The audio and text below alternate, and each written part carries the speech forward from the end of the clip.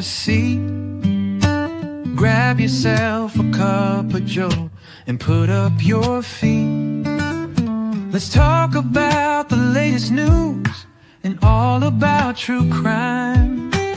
We can make a difference if we put in the time.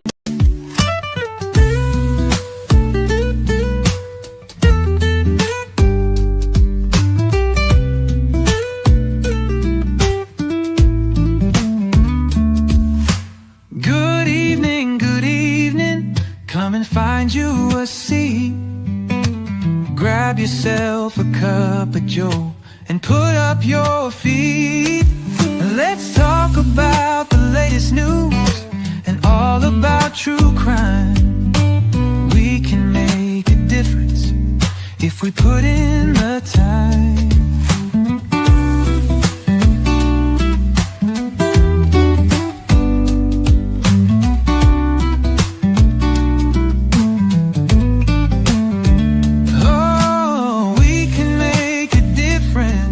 If we put in the time.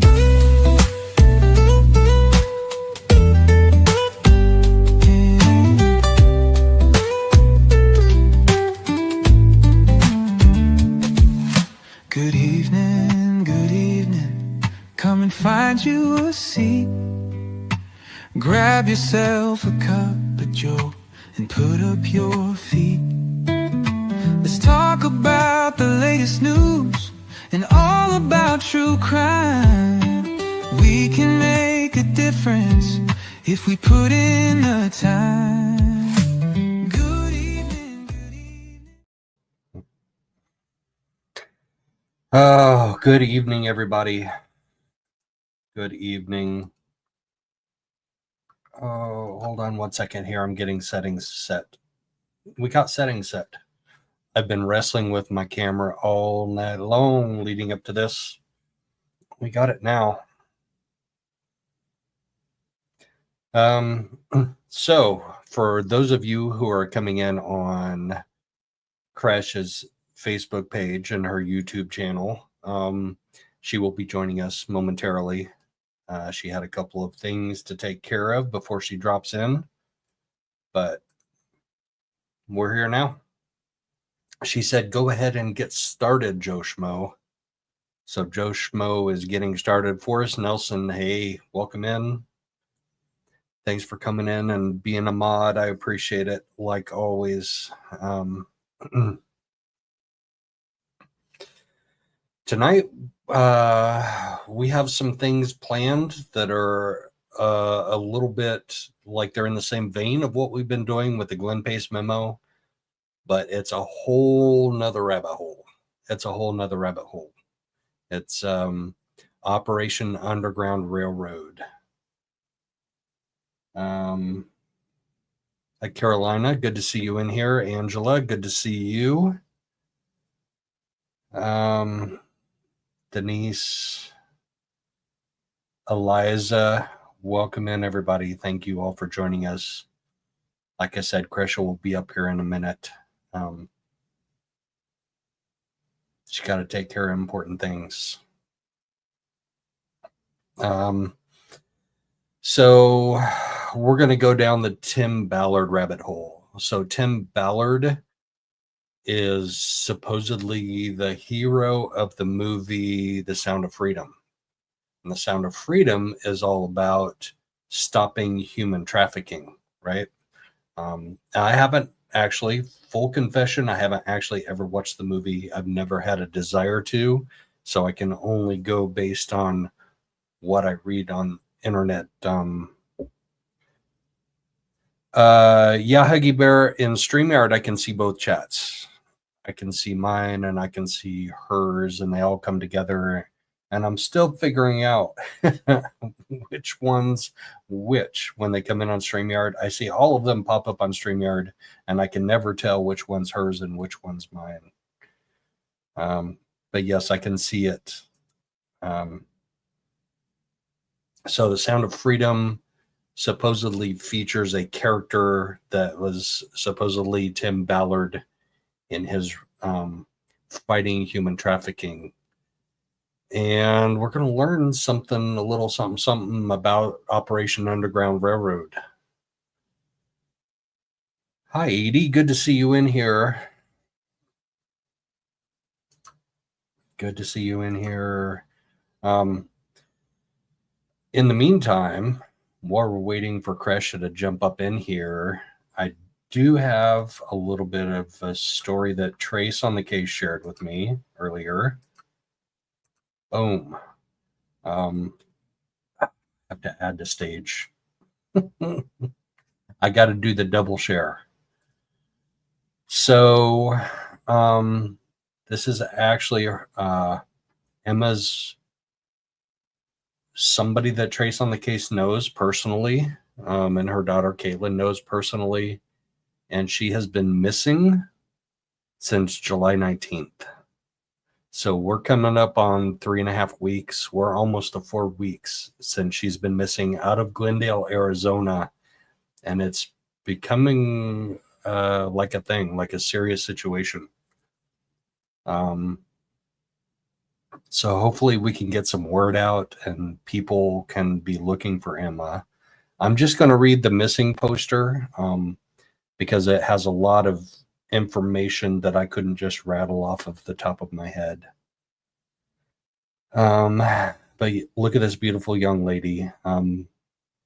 Arizona Missing Child Task Force last contact was July 19th, 2025. So 3.5-ish weeks ago.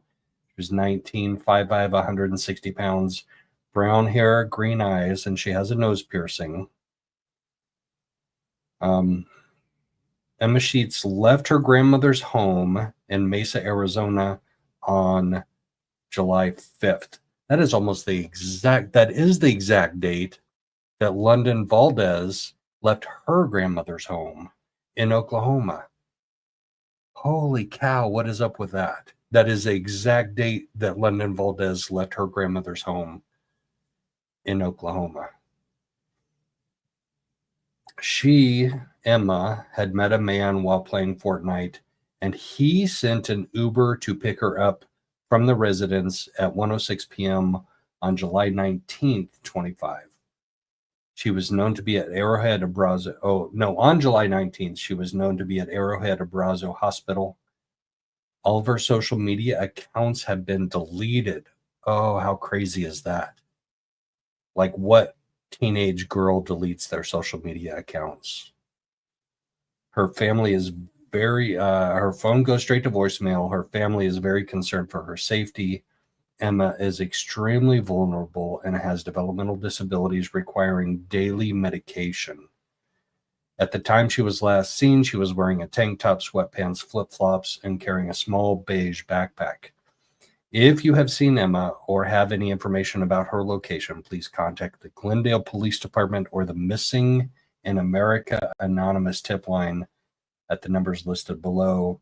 Glendale Police Department is 623-930-3000, and Missing in America tip line is 844-MIA Lost.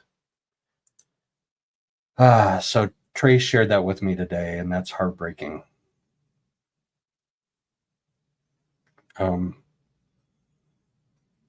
Yeah, that's just heartbreaking. Hold on, I gotta unshare that. Remove, boop. There I am. I'm back up. It's just me. Yeah, she was at the whatever Abrazo Hospital on the 19th, Trace. Trace has way more details than I do. She's like personally connected to the family members and to Emma. So if you're in Arizona, keep an eye out. And if you're not, then definitely be sending. Gosh, I hate the phrase thoughts and prayers. I don't know what else to say, though, in case like this. Like, prayers do work.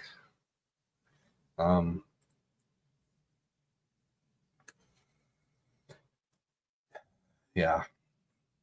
All right. Kresha, you're leaving me hanging. You're going to make me do something that's going to get me copyright struck. I'm going to play like a sports clip, and Dizzy's going to be like, don't do it, Joe. Don't do it. Don't play a sports clip.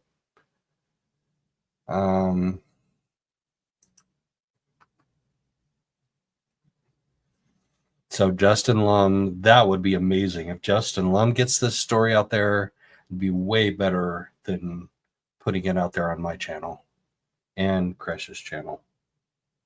So thank you, Justin Lum. If you do put out a story on this, thank you for that. Let's see.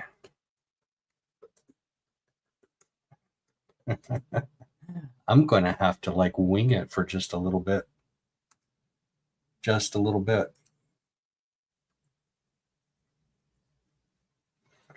Oh, wow. Okay. Here we go. So this is a picture that's on my thumbnail. Oh, yeah. We're sharing this. Kresha made up the thumbnail that I used today. And this is Tim Ballard. So let's read a little bit about Tim Ballard just on Wikipedia, just like general information. If you want to know, if you want to research what Tim Ballard is about, let's check out Wikipedia.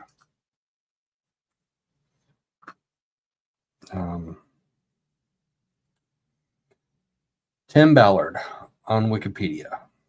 Oh, he went to BYU.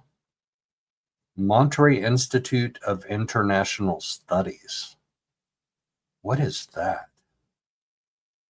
Middlebury Institute. Oh, Middlebury, Monterey. Which is it? Middlebury or Monterey? Oh, okay. Here we go. Middlebury Institute of International Studies at Monterey, formerly the Monterey Institute of International Studies, located in Monterey, California. Okay, that's up on the bay. That's near San Francisco. The Institute offers master's programs and certificates in environmental policy, international development, non-proliferation and terrorism studies, threat intelligence, language teaching and translation, language management, language localization, and language interpretation. Wow. That is a very, very unique institute. That is a very unique institute. I heard a bloop. I heard me a bloop. Boop, boop. Bloop, bloop. That thing it startles me every damn time. It does. What's up? Thank you for, look, you know what my important business was? Joe is a nice gentleman because I was like, hey, I'm going to be a few minutes late because I cooked dinner and I'm a Taurus and I'm hard-headed and I'm hungry. Okay. So I made sausage and potatoes, and potatoes hold heat. And I am hard-headed. And so I don't care how much it burns my mouth. I've got to get it down. So, and I'll be like, oh, hot. That was my first word I was told. And anyway, so I was stuffing my face and Joe made it sound like I was important. Appreciate that. You got to take care of the life skills. You got to keep that tummy fed. I always do this hungry, so maybe that's been my problem. Right. Because if you're hungry, bitchy. then you become hangry, right? Yeah, I'm hangry sometimes. Yeah. I have regrets. No regrets. Oh, no regrets. No regrets. Definitely no tattoos. Snickers, yes. Regrets, no. Anyway. Yeah. So I was reading Tim Ballard's Wikipedia page. Yeah. So we went to the so over here under his CV, he went to the Monterey Institute of International Studies. Yeah. Which is, I mean, I went there and I'm like, what the heck do they teach there? Mm-hmm. He's also claimed to be a CIA agent, but with a lot of investigative journalism, they learned, or they've actually interviewed some people and actually have called and tried to verify employment. And you can't you can call and ask, but they don't have to tell you. I mean, and if so, from what I've learned, I wouldn't trust it anyways. So it's kind of like, I don't know. But they said that he was just an intern and not really Look, one thing I have learned with all these people in and around Chad and Lori and their case, okay, is that have you ever looked at these people's resumes? They're always fluff. They're always fluffy, just jam packed full of this, all kinds of things, and BYU, I did this, I did that. I'm like, good Lord, are you sure you did all those things? Or did you just think about them maybe and just add them there? If you go look at their LinkedIn, it's crazy how, I mean, I can write anything on a page, but I don't unless it's true. I'm not saying everybody, but it just seems super sus to me.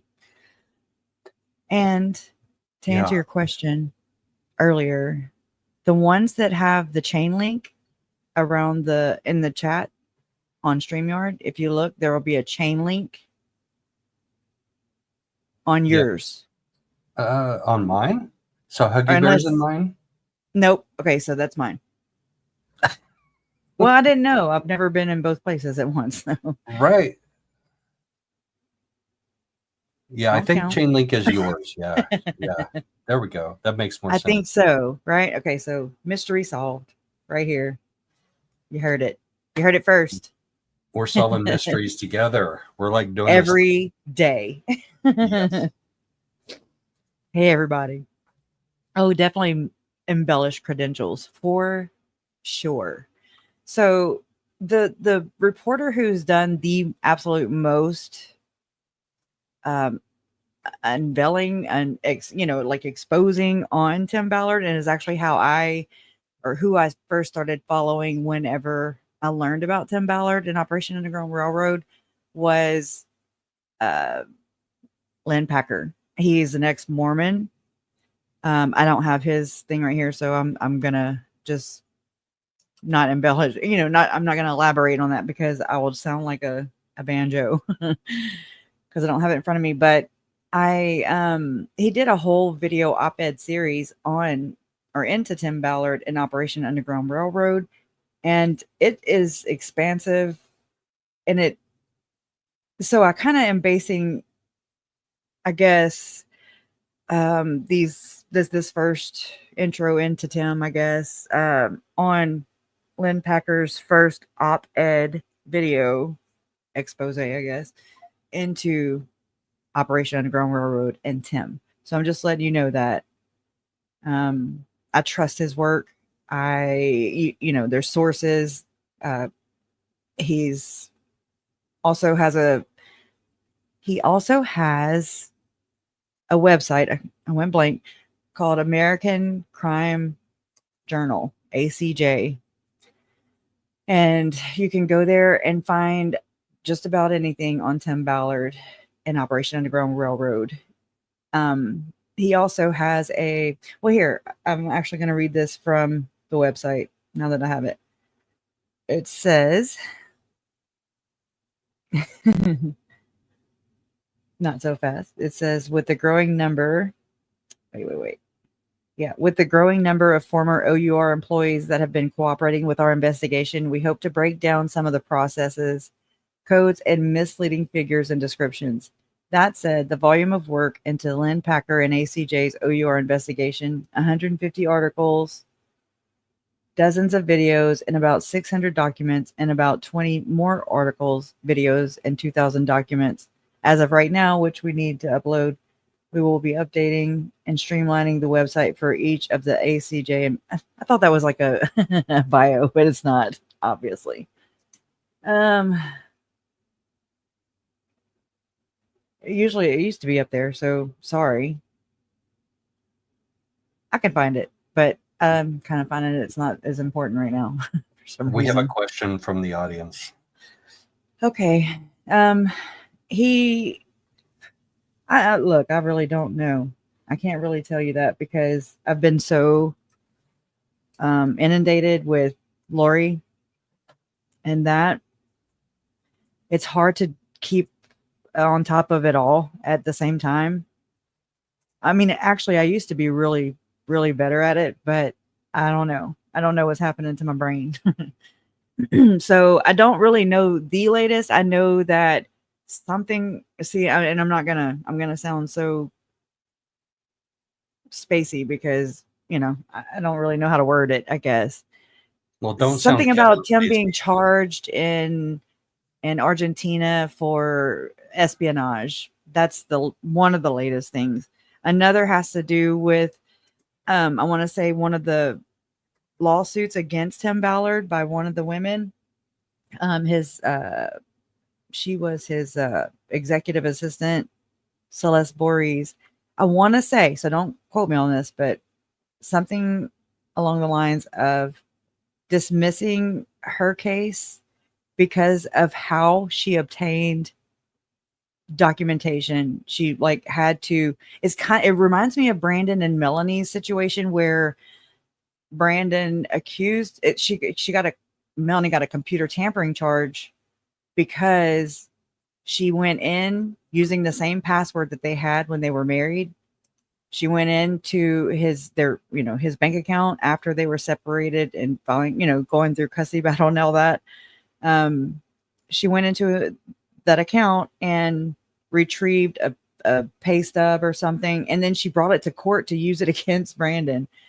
Okay, so anyways, they never went anywhere with that computer tampering charge, but it's kind of the same, from my understanding, it's kind of the same concept, where Celeste used a password that she used while employed for O.U.R and Tim Ballard, and she gained access that way, and then, I guess grab copies of the emails that were going to be used against. So, I mean, I get it. I understand. It sucks. It doesn't mean that it's not there. It doesn't mean that it's not evidence to prove her case, but it just sucks. It sucks, but I mean, again, I think her attorney should have, if I'm right, about this, from what it appears right now, is that they should have checked into that. Maybe. I really don't know. I'm not an attorney. And I'm definitely not putting anything on her. It's so crazy that Tim Ballard's history of shady stuff goes all the way down to Argentina. I'm just gonna read through this real quick. Yeah. Okay, good. It's nuts. Yay. Argentine opposition demands justice minister's resignation. So this is somebody that's in the government in Argentina who is told that they need to resign because of his relationship with Tim Ballard. Members of Argentina's opposition demanded the resignation of the justice minister after videos of him allegedly involved in influencing peddling with U.S. conservative figure. U.S. conservative figure, what does that mean? Who Timothy is that Ballard, over there? Right. Surfaced Tuesday on local media and the hidden camera footage. Ooh, somebody was recording them with hidden camera footage. He knows Mariano what that's all about. Cuneo Liberona, the Argentine. You have to say it right, or you die. Mariano Cuneo Liberona. There, how's that? Sounds perfect. That was pretty good, actually. The Argentine public official is seen with Ballard offering him meetings with judges and to get media attention to clean up his image. Ooh, Ballard, why does he want to clean up what image? What image, right? Tim? You're so perfect. All right. Anyways. He was expelled from the anti-sex trafficking organization he founded after several employees accused him of sexual misconduct. Blah, blah, blah, blah, blah. You want to hear something super creepy that I learned is that, we had Hurricane Laura and we had Hurricane Delta in the same year in 2020.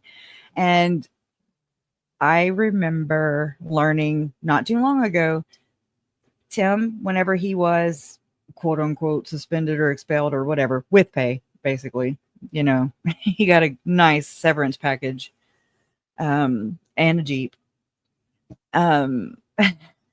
He went to, I got to think of their name. Shit. He talks about it all the time. Oh my God. He went to this other, okay, so Spear Fund was kind of created after that, or I don't know, it might have been created before that for all I know, but that was where Tim went. He went to the Spear Fund with Ken Krogh, okay, but he also went to, and that's, I'm trying to think, what's the damn name of that other it's weird. Anyways, so Oh my God. They aerial recovery is the name of it. Aerial recovery. And I learned that aerial recovery was in Lake Charles, Louisiana during cleanup, during aftermath. And I don't like that. I don't like that they were here in my town getting their grimy ass fingers on my people. Like I don't care for this man. I don't care for what he stands for.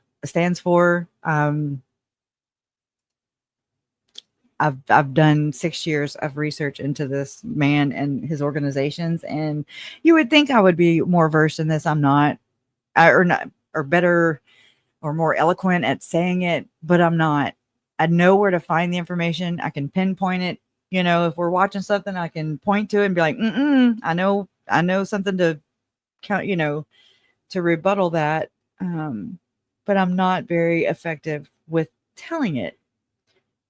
I'm much less writing about it. I want to write about it.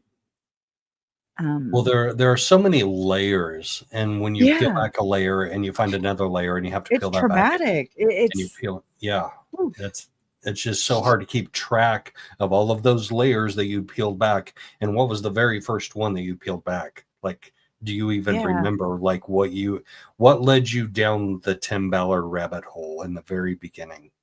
What led me down Tim Ballard was, well, first of all, I'm not trying to be woo woo, but I did have a dream. Okay. I had one dream in my whole life, and it was my uncle, and it was before the kids were found.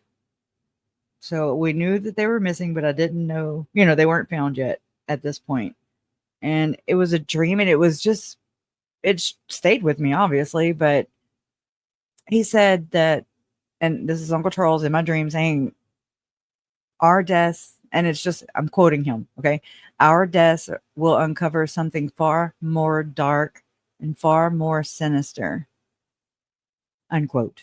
And I remember waking up and thinking, before you kind of say hi or good morning to anybody, and I'm just kind of laying there and I'm like, zombies, though, zombies. And what could be much darker than this shit? At that point, I'd only known that my uncle was murdered, but I did not know the kids had been murdered too. And I quickly realized that. So I saw the story on a Facebook group with Leanne Enderly Hicks is her name. She had a Facebook group and about the kids, finding the kids. And she had put a post on there, and it was Joe and Emma Murray, and they were standing at a finish line with their baby boy, like their baby son, and they were wearing like blue shirts. And anyways, it didn't mean anything to me then, but then that post led me to I want to say it was a Fox 13 News or a video or whatever, a news story about Operation Underground Railroad. And I didn't know what to do with that. Like you're just kind of I was gathering evidence is what I was doing. I was gathering an arsenal. I didn't know what this was. Like, I didn't know what Lori was even up to. I didn't know that she was so depraved that she would kill her own children. I mean, and my uncle and Tammy and shoot at Brandon and possibly Joe. Like, it's so it's traumatizing all over again. You're already going through trauma, and then it's just like you said, peeling back the layers. So, and then I had watched JS for Justice had done a live stream, and she had one of the moderators, or I don't know what you call them, on Facebook of True Crime Underground, which was covering Lori Vallow and Chad Daybell case. And his name was Carl Danger. He appeared on JS for Justice, and they did I want to say a 3-part series into the timeline around Lori and Chad Daybell. Well, in that, Carl Danger said, that, and so this was just, yeah, what do you call that? Rumor, I guess. And he had mentioned that the weekend that, well, I mean, he didn't know that then. So he didn't know all these words to say or all these people, you know. So I'm adding to that. But basically, the weekend that Tammy was murdered and Lori was in Hawaii, Melanie was there too. Melanie Boudreaux-Pawlowski. So was Audrey Where? Baratero. They In were in Hawaii? Hawaii. Mm-hmm. With Chad and Lori. No, Chad was at home. He was going to be murdering Tammy that Okay. weekend. And Alex stayed behind with Chad. Right. So they're in Rexburg. In Rexburg, Idaho. Oh my and gosh. then the ladies are over there in Kauai, you know. So what Carl said was that it was rumored that Melanie Boudreaux-Pawlowski had donated around $6,000 to Operation Underground Railroad. And I was just like, what the fuck does that mean? But what does that even mean? Like, I don't even know. Like, she was getting a lot of money at that time from her and Brandon's divorce settlement, and, you know, splitting the businesses and everything, writing her out, you know, so she can't come back and, you know, she would. I'm just saying that's what it appears to me as. But so that was one leg of it. And I didn't quite know that first post that I had seen on Tim or it was actually just Operation Underground Railroad that I remember on that Facebook post, and it had Emma and Joe Murray photoed at a finish line at somewhere. I mean, I don't know. And it had a few comments going back and forth. It was like somebody asking, "Where do I donate?" or something like that. And it was a screenshot of Joe Murray saying, I don't know. He was speaking as if he were a representative of Operation Underground Railroad. And Joe Murray is Chad and Tammy's son-in-law. He's married to Emma Daybell. Emma Daybell Murray. So this really, I wasn't able to do anything with that particular information on either side until Chad's trial. And whenever Joe Murray testified, he testified for Chad, you know, and they slammed Tammy, every one of them. Emma, Garth, and Joe. Not really Joe, but their two kids, their two oldest children were very shitty to their mother, and it's disgraceful and it's disgusting because they were covering for their dad, in my opinion. And I mean, we were all pretty. So were they defense witnesses? I don't remember. Yes, that's what it was. I didn't know what to say. I didn't know what to call it. Oh my gosh, for real. For reals. Yeah. Oh yeah. So you're putting, you have this big bowl of ingredients. You're putting in eggs, flour, sugar, vanilla, grass, right? Dirt, and you don't know what to make out of it just yet. So how does that develop? So I just kind of worked in an orbit. I always call it an orbit because I go in like a circle. And I'm not turning in circles doing insanity, you know, it does feel insane a lot of times, but I'm steadily collecting evidence and information from these 3 different cases, which I'm about to tell you what the third one is. But there's Chad and Lori that broke loose. Okay. That's direct. That is, my mom was in danger too, you know, like not only my nephew JJ and not only my uncle Charles and not only Tylee, my step cousin, but also my mom was on the hit list. They were going to start working on her, and they gave her a zombie name. Even, I mean, we didn't know that then. But I'm just saying, Larry probably wasn't far behind either, right? And I mean, if according to him, he believes that Lori actually poisoned him in 2017. So, and I mean, that is when Lori claims to have had her first visit with Jesus. So I remember my uncle Charles saying in the body cam footage that it had been going on for a few years now. So I wonder if it started in 2017. I do. Yeah. I wonder. Yep. And that's right. She was like hitting, like a midlife crisis type situation, you know, where Colby was getting married, having a baby, and then she depended on him to protect her. You know, she didn't protect her children. She expected them to protect her, which is backwards already. Anyways, so it just makes me wonder I don't know. I just wonder all kinds of things. That's what I do all day is wonder. I am Wonder Woman, turns out. I didn't just own the pantalones when I was, or, you know, the little consoles or whatever you call them when I was a kid. So it's been very overwhelming.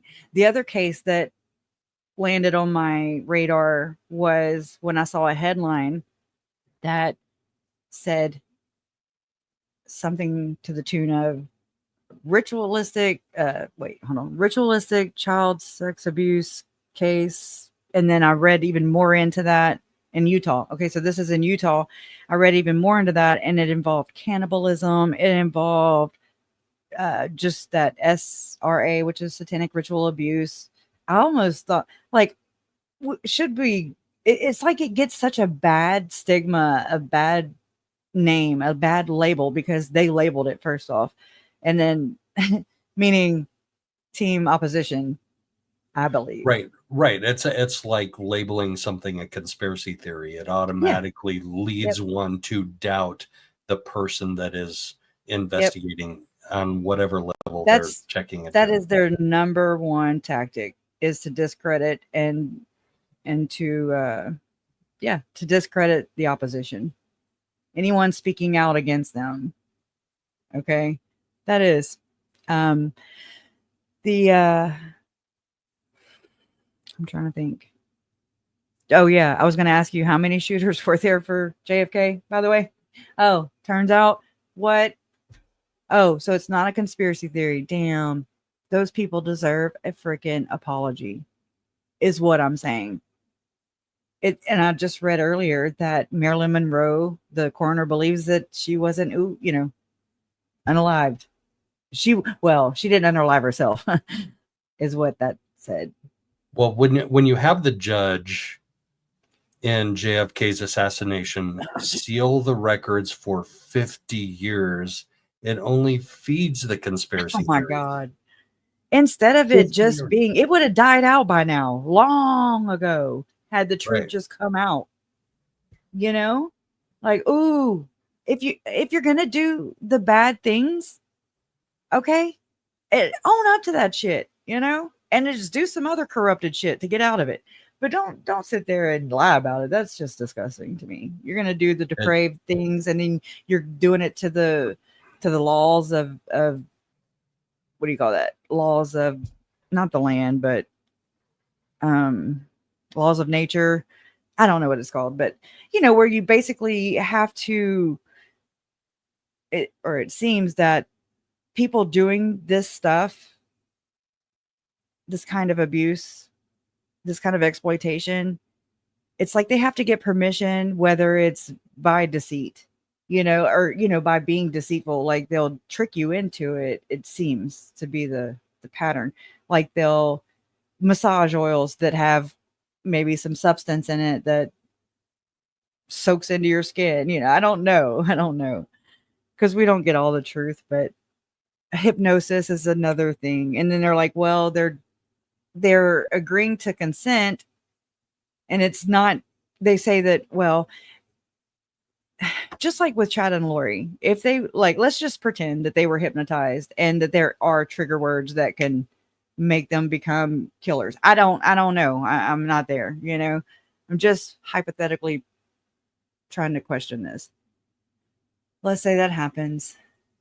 Isn't it still the intent of their heart to do what they did?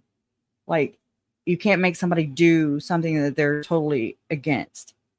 And I think that's like that, isn't that? So I'm not a hypnotist and I'm not a hypnotic expert, but isn't that like one of the fundamental theories of being hypnotized, is that you cannot be hypnotized to do something that's against your basic nature? like the that's, laws of would that be the laws of nature, y'all?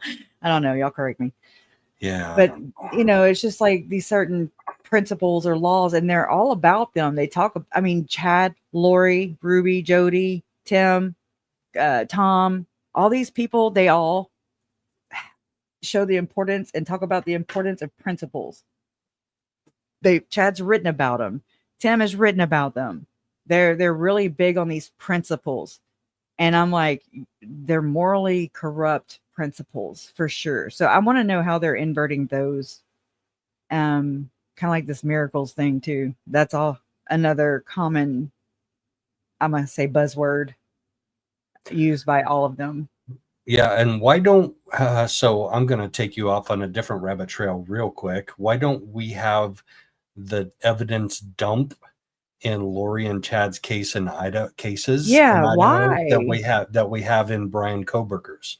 Why did Moscow PD and the state PD release and Washington release all these things, and we don't have those things released in Lori and Chad's cases yet? Which was adjudicated all the way completely in Idaho by the end of Chad's trial, which was in 2024. But then I was like, well, maybe they're not releasing the FOIA requests because of the Arizona trials. I don't know. I'm not a cop, never done this before. Not a true crimer, I'm just saying, like, it's kind of weird. Yeah, Lieutenant and Hermosillo. I didn't know if you knew. Let's have Lieutenant Hermosillo on here to explain it. That would be awesome. Wouldn't that be Is great? he? I was like, what? No, he's not here. Damn, boy. He's not here. He probably won't ever be here on my channel. I did ask him when he was on It's a Crime. Yeah, I asked him while he was on with Linda with It's a Crime, if he would come on, and he was like, sure. But I just really, I need to start doing interviews. It's not my thing, like I'm not one of those go-getters, I'll just sit here and figure it out. You go do an interview with somebody else and I'll break it down. It goes against my nature too. Like, I'm a total introvert. Interviewing people is a very, very hard thing for me to do. But guess who I'm interviewing in 2 days, 2 nights? The one. Oh, where did he disappeared? You left too. Damn. You're doing the elevator thing again. There we go. I cannot wait. I cannot wait, Joe. Oh my God. I cannot wait. Thursday I've got to night. get my questions ready. Yeah, that's Thursday night. Oh my gosh. I can't wait either. It's going to be awesome. His book is fascinating. Like, I can't put it down. What is the name of it? I'm going to type it. Story Hustler. Oh, it's long too, huh? Story Hustler. No, it's not that long. Well, I remember 300 pages. No, I meant the title. Isn't it Story Hustler or something? Murder, Mayhem, PTSD is the subtitle. Mike Watkins. He was there at most of Lori's trials, and he's just so approachable. And I was like, do you mind coming on my channel? He's like, you bet, especially if I can talk about my book in my channel. I'm like, yes, you can all night long. But his book is a fascinating read. Like, he wrote it in like everyday speak. Like, he didn't write it like some type of an author that's just like talking third person. He wrote it first person, and it is fascinating. I haven't been able to put it down, and I hope I get through it before I interview him in 2 nights. But that's going to be awesome.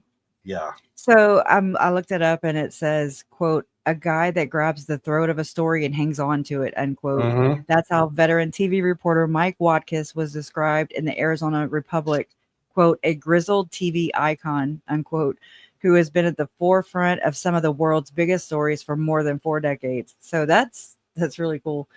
I just love that. And I watched both of his interviews with one with Hidden True Crime and one with Nate Eaton. I watched both, which the one on East Idaho News was first. And then he seemed to open up more on Hidden True Crime. And I appreciated that. And maybe that's because of the Mormon factor. That does take a play. You do have to cater to your audience, right? I mean, you have to, I've had to adjust myself and what I share according to what my audience is expecting, like people. So the ones of you who are here steadily, constantly over all these years, that's why I say y'all must be gluttons for punishment, because I just toss all my theories out there for the most part. I have a few hidden ones, but because it's embarrassing to even talk about their depravities. Like, it's so gross.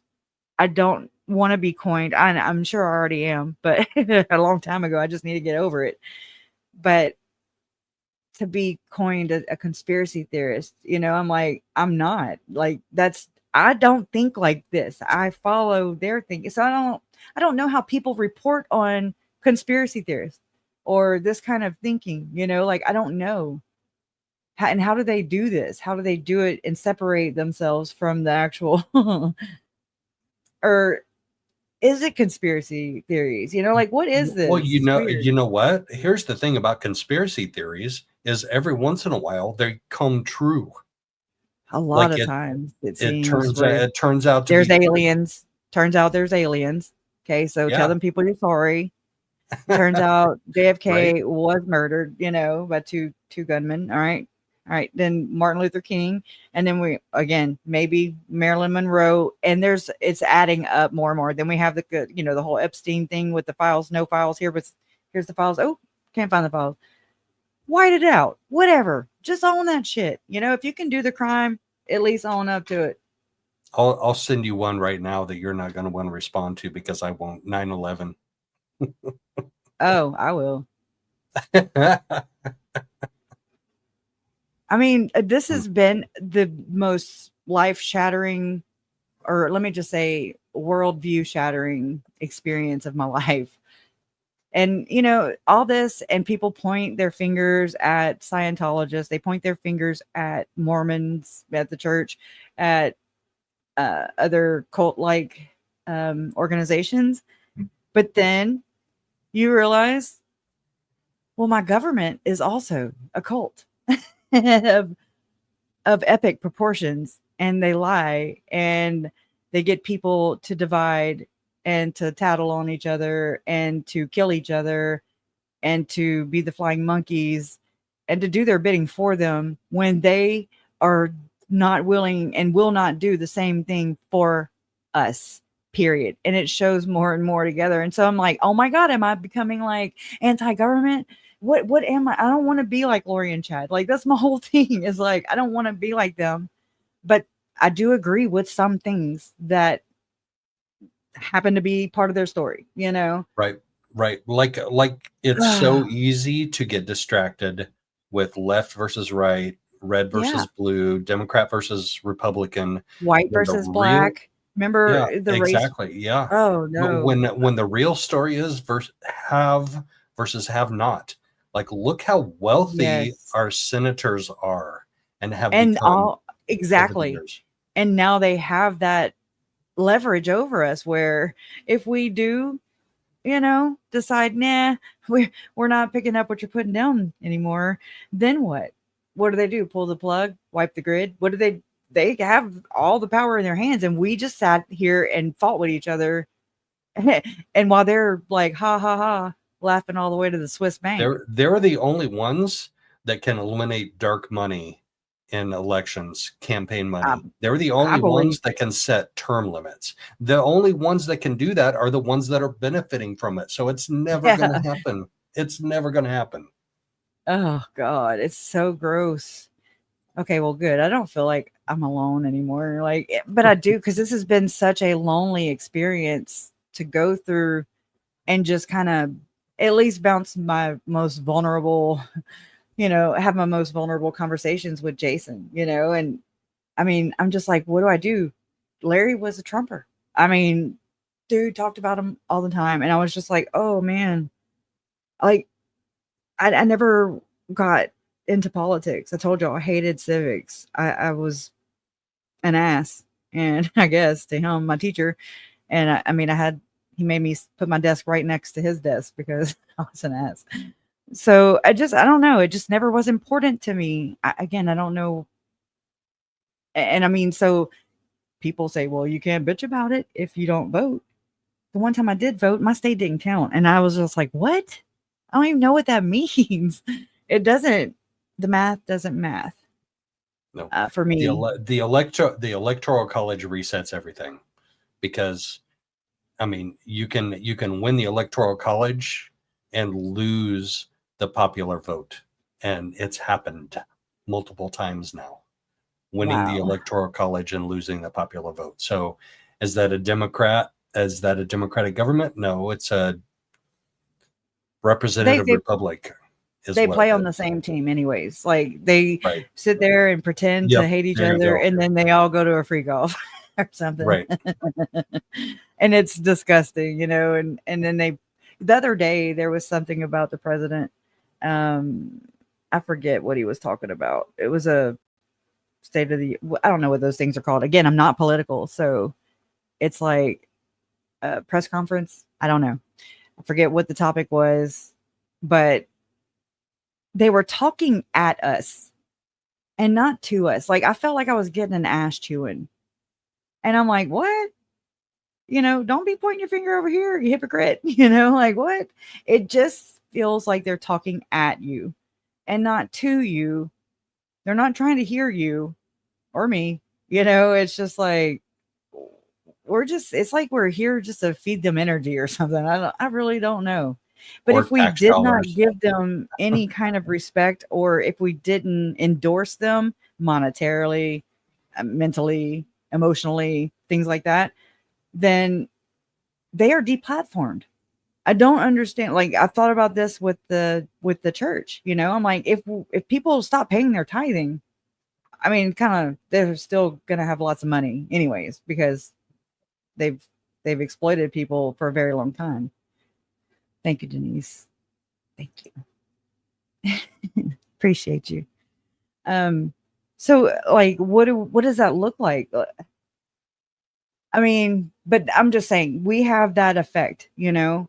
We can choose where we put our support, whether it be a YouTuber, somebody on another platform, on Facebook, whatever you can follow, give them, that's today's monetary value system, you know. It's what it seems to be graded on.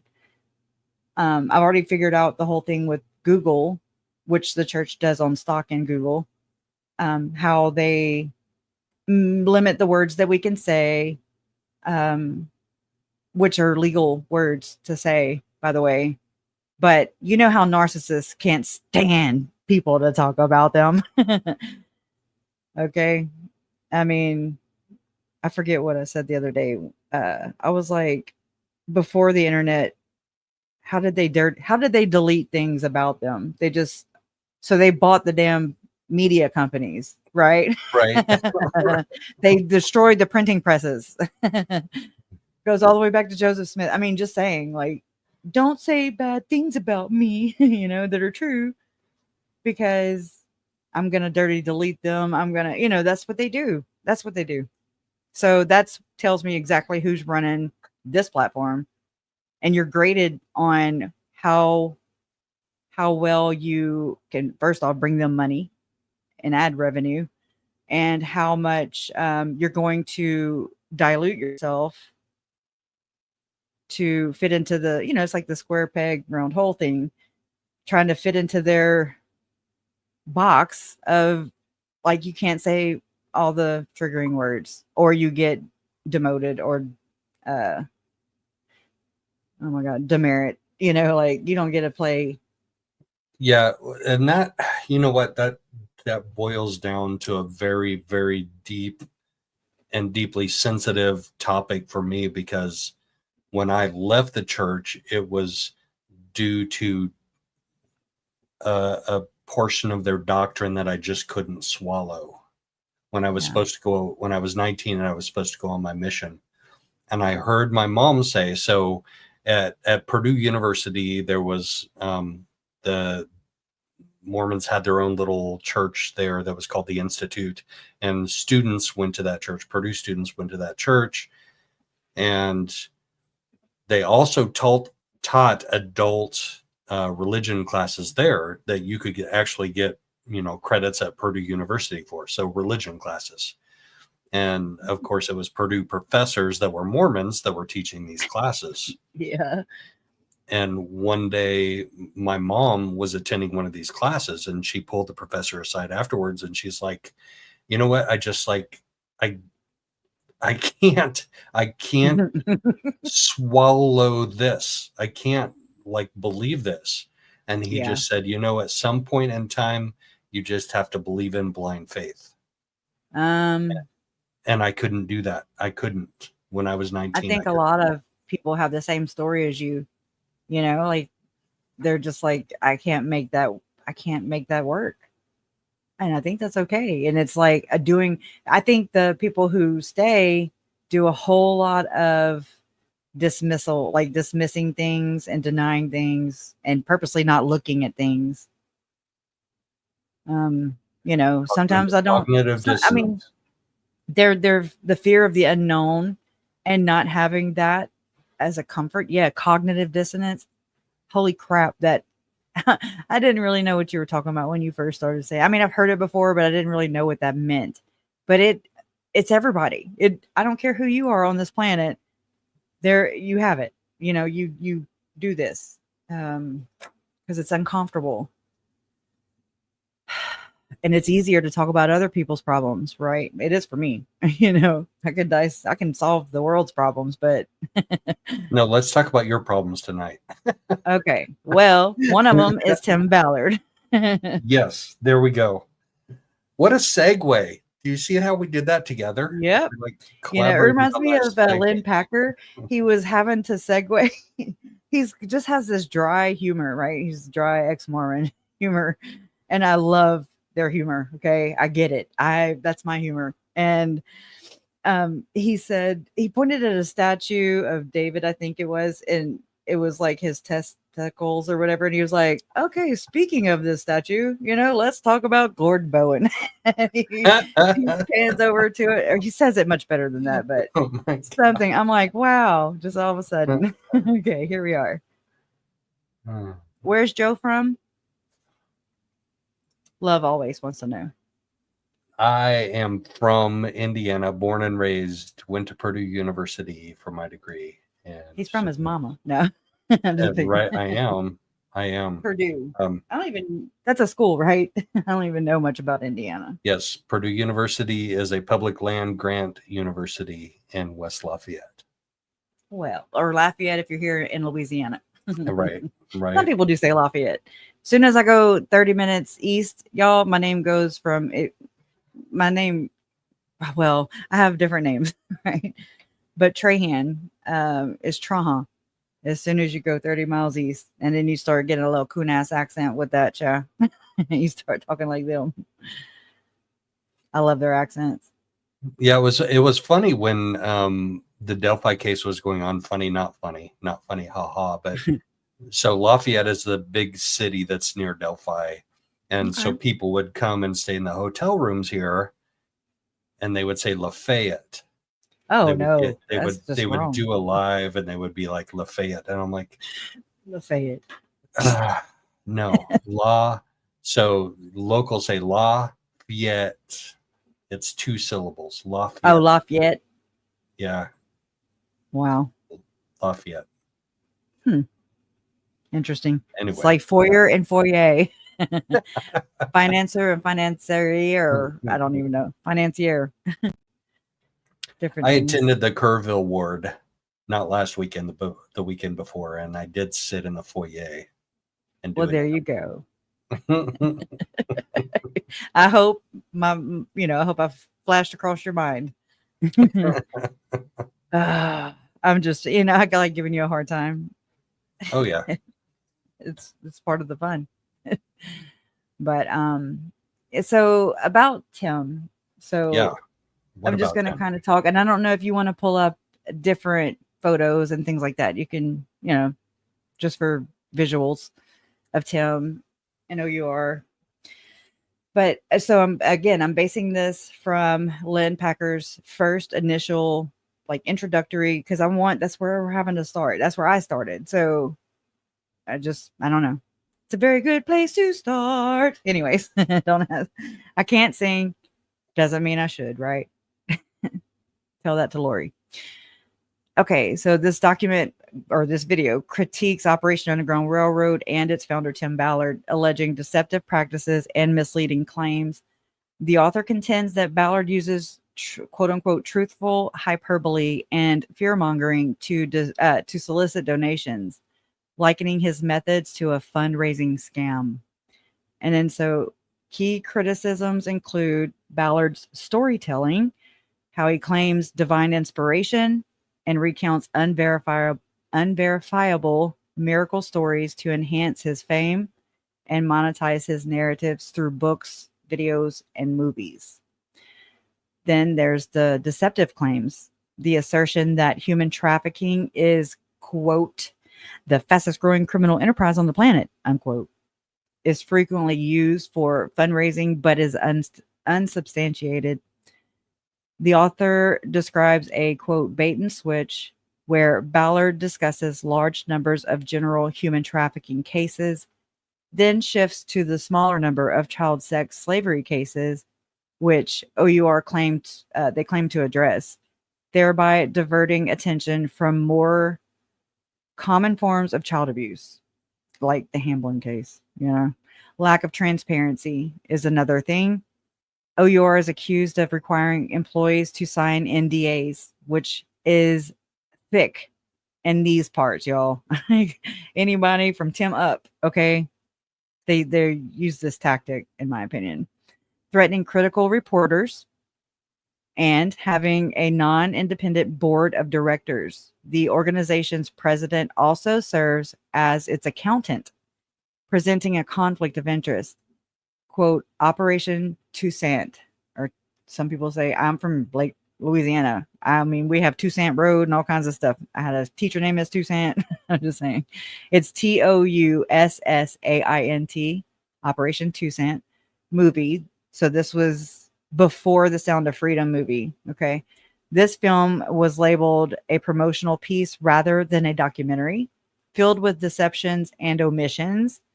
For example, it praises a Haitian attorney general who was later accused of corruption, and it fails to disclose that the primary kidnapping suspect in the central rescue narrative was a fellow Mormon, suggesting the motive might have been an illegal adoption scheme rather than sex slavery. And then it says the author views the movie as propaganda designed to elicit emotional responses and donations, opening up your purse strings, loosening them suckers. Sexual misconduct allegations are the last thing. And it says the document mentions claims of spiritual manipulation and sexual harassment against Tim Ballard by several women. I thought that was written wrong. So that's basically what this first op-ed we'll talk about. How you doing? Okay, I just came over to see. Chuck A's granddaughter says, I had thought that Tim Ballard was a good guy. I was in some chat and the lady said everything. Okay, hold on. I was in some chat and one lady said everything about him. I was shocked at first, then I got angry. I never watched his movie. But do your own research, like you just reminded me to say this. Do your own research. It is so empowering. They don't like it. Because you do find the truth. You don't find my way of presenting it. We all have a lean, some kind of bias. And we like that kind of proves right there that the cognitive dissonance thing, at first it does make you, or like you're duped, in a way, because he does make it sound so good. Then he has so many people like in the comment sections calling him a hero. And then if you say otherwise, trust me, if you say otherwise, if you speak out in criticism or in to scrutinize the operation, the organization or Tim or anybody in and around this thing, people come at you. So that's probably one of my base benchmarks for my channel is if I'm ever afraid of anybody criticizing me, then it's time to hang it up. Exactly. Exactly. I welcome all criticism, and I welcome all oppositional thoughts and ideas, and let's respectfully have a conversation about the facts and about the receipts, but I should never ever be afraid of someone being critical of me. Yeah. That just, Retaliation is another thing, though. oh my gosh, yeah. There are some with some retaliatory behavior. I mean, look at Lori Hill. She, to me, it seems like revenge kill, because Lori, for some reason, thought my mom changed the insurance policy, which is stupid, right? To even say that when Charles actually said he did it and all the documentation. I'm just saying, like, anyways, it's not how that works, but she blames my mom, saying, she probably changed it after they killed Ned. Which again makes no sense. But I mean, it just became as Yeah, I don't know. There's a conspiracy theory gone wrong right there. Yeah. I'll just say that. There's a conspiracy theory gone wrong. It just makes me question, like, how do you put this? Okay, how do you put this into? How do you frame this? Are Chad and Lori believers in that people can be zombies, or are they the zombie makers? Ooh. Oh, wow. Yeah. That's a deep question. I mean, I think they're zombie makers, knowing damn good and well they're not possessed. Right. I hope. Ned. Because the other one sounds... Ned, for real? Like, where does Ned come from? I think Chad was practicing in the dark arts. I mean, just by the quote or whatever that was on his wall in that red shop that, when Nate did the walkthrough. Yep. When I Googled that, it brought me straight to something called Agrippa, Agrippa. And I mean, I don't know what all these philosophies are, y'all. I'm not world renowned, like well versed in all things. I'm learning as I go. And so some people are like, they practice, they're Wiccans or whatever, and nobody wants to claim them. And I understand, like, I get it. People can pervert anything. So just know that. I'm not ever saying, oh, they're one of you. But that's exactly the same response we're getting from Mormons who say, well, obviously they're not playing or practicing the same arts as you. That just should be one of those indicators, that's like, but are there some of you that are practicing those arts? That's for people to do the self-examination, like to internally reflect, self-awareness, like if she's and be honest with yourself. If she's going to the temple every single day, and if she claims that Moroni bestowed upon her a higher priesthood than the Melchizedek priesthood, what's wrong with that picture? Like, Joe, so right there, what if I told you, or what if I question it like this? What if that's just a code phrase that Lori used for something that took place in the temple? Then what? Right. It's not a mental illness. It's a shot caller. But what is what is the separation then from that act, that behavior, that ritualistic behavior? Because she was going there every day. I think it wouldn't be a stretch to label that ritualistic behavior. Where is the separation from that behavior from the church, from the LDS church? And that's what people come into our chat every once in a while and will say, like, the LDS church had nothing to do with Chad and Lori. And I'm like, well, not the physical church. I guess we can agree on that. The physical. No, they were in the physical temple. They were in the physical temple. They were. I know, but the actual building did not go and do anything. So I guess I just thought about that. Semantics. Okay. I'm just saying, I try to think of different ways to rebuttal these things, to get maybe some people to think a little further than what they're saying, or maybe think about what they're saying, period. Because I did it before all this happened. When I asked Larry if my cult was that like Charles Manson, he didn't kill anybody, that whole comment. And I read the room, so to speak, because I saw how Larry looked at me crazy. Like, what? you know, and I mean, and I did. I went and researched that. So I think I'm glad I have that. I'm glad that I was able to pick up on that.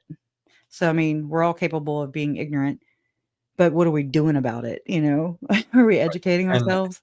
and what do we do when we recognize that we're ignorant about something? Do we just Right. close our eyes and keep going down the same path? Or do we explore it just a little bit and say, hey, maybe I have something that I can learn about this? Yeah. I mean, if it's anything, because I mean, I've never belonged to a church that I felt total 100% loyal to. I've never felt loyal to anybody, period. You know, not like to that degree. Somebody who claims to hold my spiritual well-being in their hands, okay? Something you cannot see, something that's like it reminds me of storage in the cloud that I get charged for when there's space galore, okay? I'm like, what space does it take up exactly? Like, I'm trying to justify that in my mind when I'm paying that bill every damn month, that subscription for all the 5 storage clouds I have, you know. So it's like, what does that look like? Why do they get to hold that over you? Your spiritual, you know, like where you go after this life when nobody knows. Oh, they Nobody know. knows it. Oh, they know. They know. They know for sure that I'm going to outer darkness. I'm going to Oh, yeah. spend all of time and How many eternity in outer darkness. They know. how many else in this chat, how many of y'all are going to outer darkness? And would y'all like to do a meetup when we get there? I Oh, just wanna yeah. know. Yeah. Who's going to make the green chili chicken enchiladas? Yeah. It's Let's not watch that. her, because she's not even going to outer darkness, because she Oh, I still know. She's going espouses to the faith. She's going to the celestial kingdom, for which 1,000 is, years, and then yeah, she'll level up and start ministering to other right. kingdoms. Y'all Do, do, think I'm do, shitting do, you? do, I'm do. not. It was Nintendo. sad to see, to realize what happened in there. When I mean, just in these different blogs, there were you know, Mormons, active Mormons talking about afterlife. They were already micromanaging and pre-planning their afterlife. Who was going to minister to who was going to what kingdom, and for like just planning that, like you're planning a vacation. And I cried because I was just like, whoa, this is so bad. What's People shouldn't be doing that. You know, they're already doing that in their own lives and their children's lives. Everything. Why do you think we have control freaks like Lori, like Ruby, like Jody? Why? That's part of this problem. They cannot control the fact that, or accept the fact that they're going to die. And I mean, that's another big thing. So then it's like they embrace the opposite of that,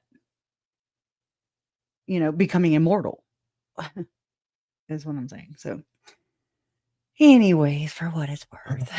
Anyways, Yeah.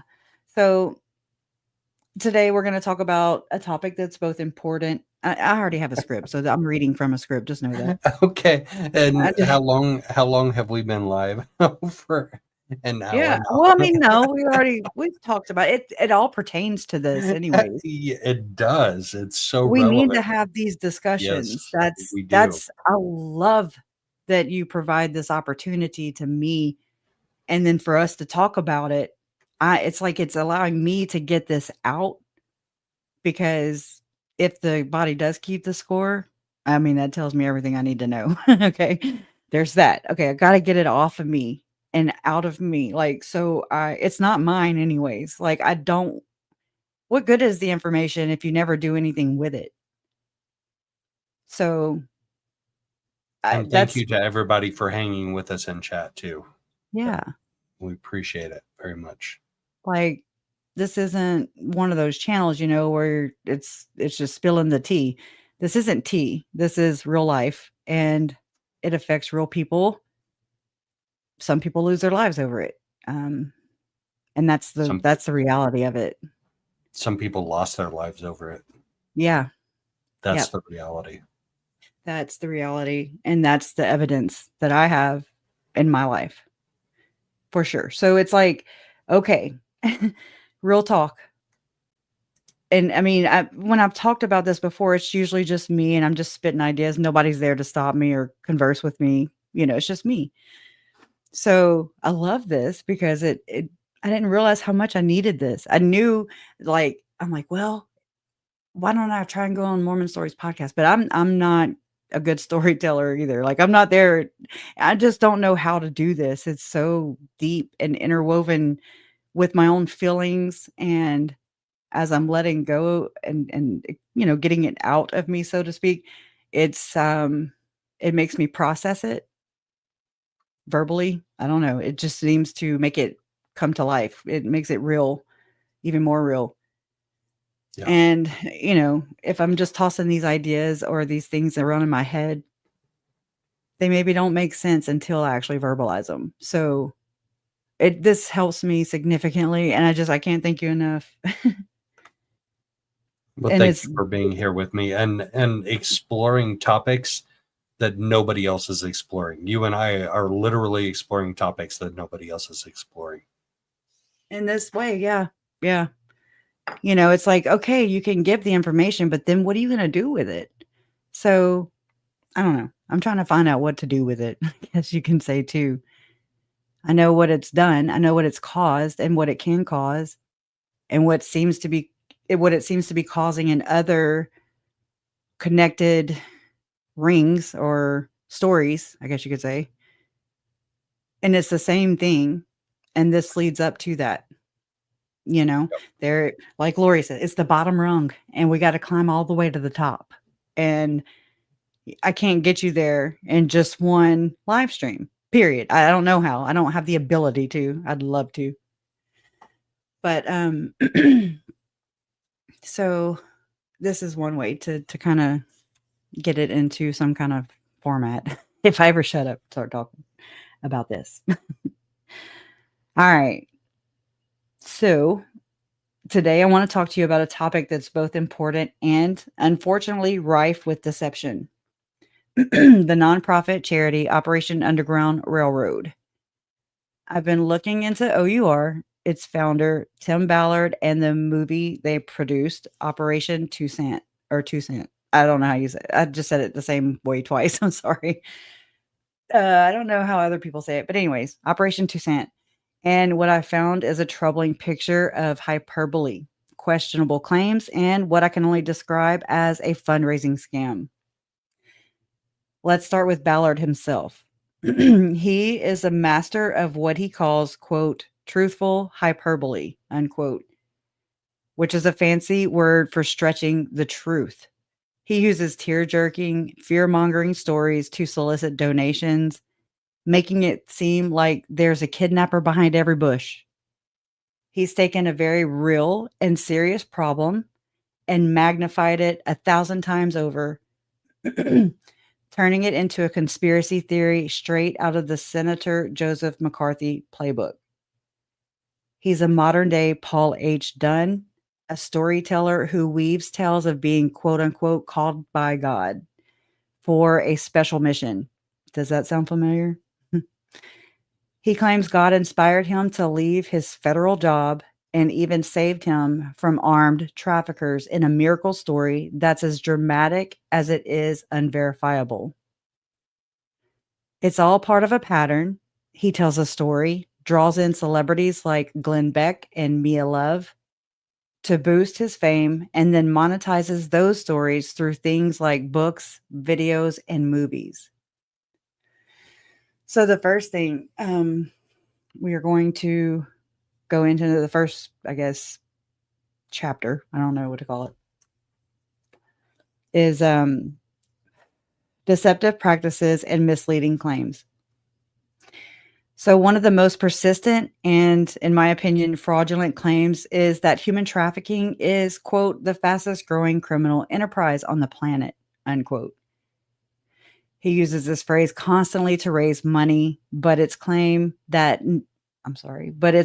that's never been substantiated. It's a key part of what I believe is a scheme to defraud donors. And so what I did was I pulled up this interview Let me pull it up, and then I'll go over there and share my screen. And it is of Joe Murray at BYU Radio. There it is. Okay. And this was the weekend that Tylee Ryan was murdered. This was actually September 2nd. I'm sorry. Let's see.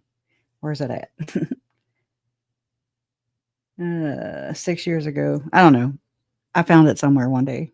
But this was like either September 2nd or September 4th of 2019. And Tylee was murdered on the 8th or 9th of September. Same weekend.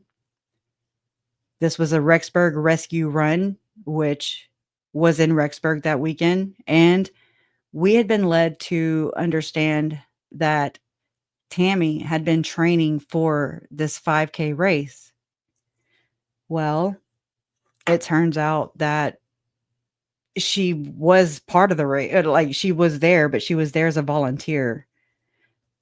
I'm gonna start playing this, and then I'm gonna go find her at the finish line so I can prove to you that there is evidence of her working the race.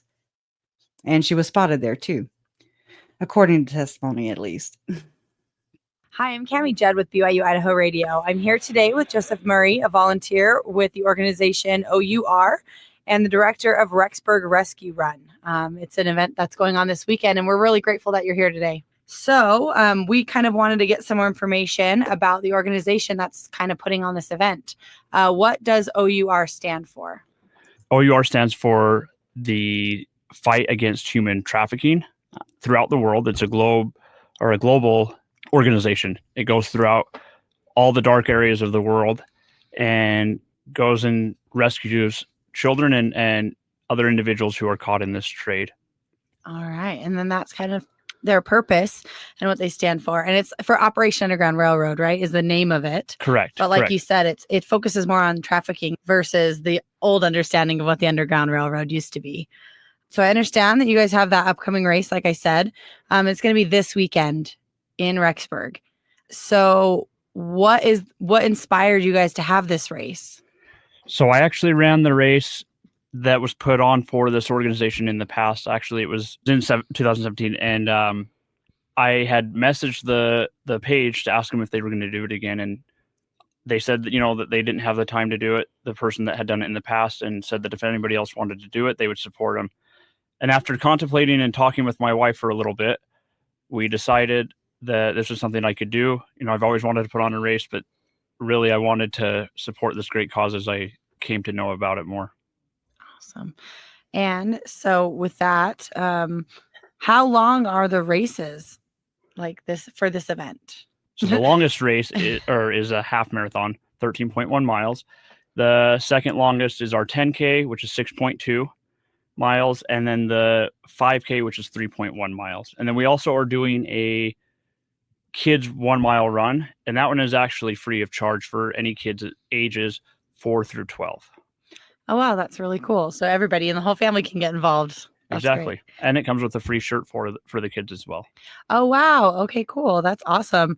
And so I know it's in Rexburg, but where is the race route running through or around for those? Maybe they're not running, but they want to be aware of where it's at so they can kind of deal with the traffic, I guess.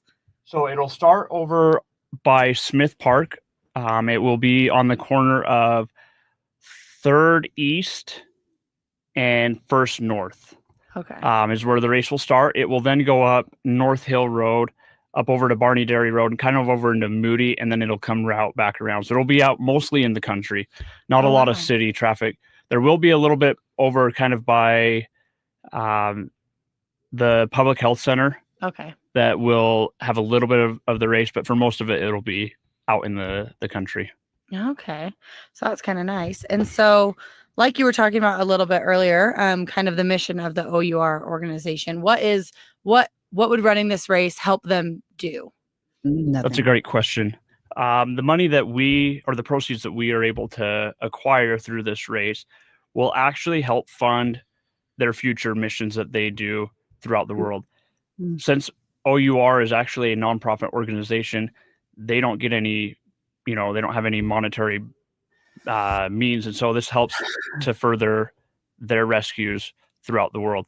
And not only does O.U.R go out and rescue, they also are able to give the aftercare to these individuals that need it. For example, if they need some psychological help, some counseling, they're able to help them with that. They're able to, in fact, there was a lady who was rescued and needed some orthodontic care. O.U.R was able to fundraise money to help. Orthodontic has nothing to do with human trafficking. To be able to get the care that she needed. Right. What the heck? I understand. But I don't know. I don't know the particular situation, but I want to see proof. And missions throughout the world, for real? Can you? Well, they go to Haiti. They go to these third world countries that are vulnerable. Think about that.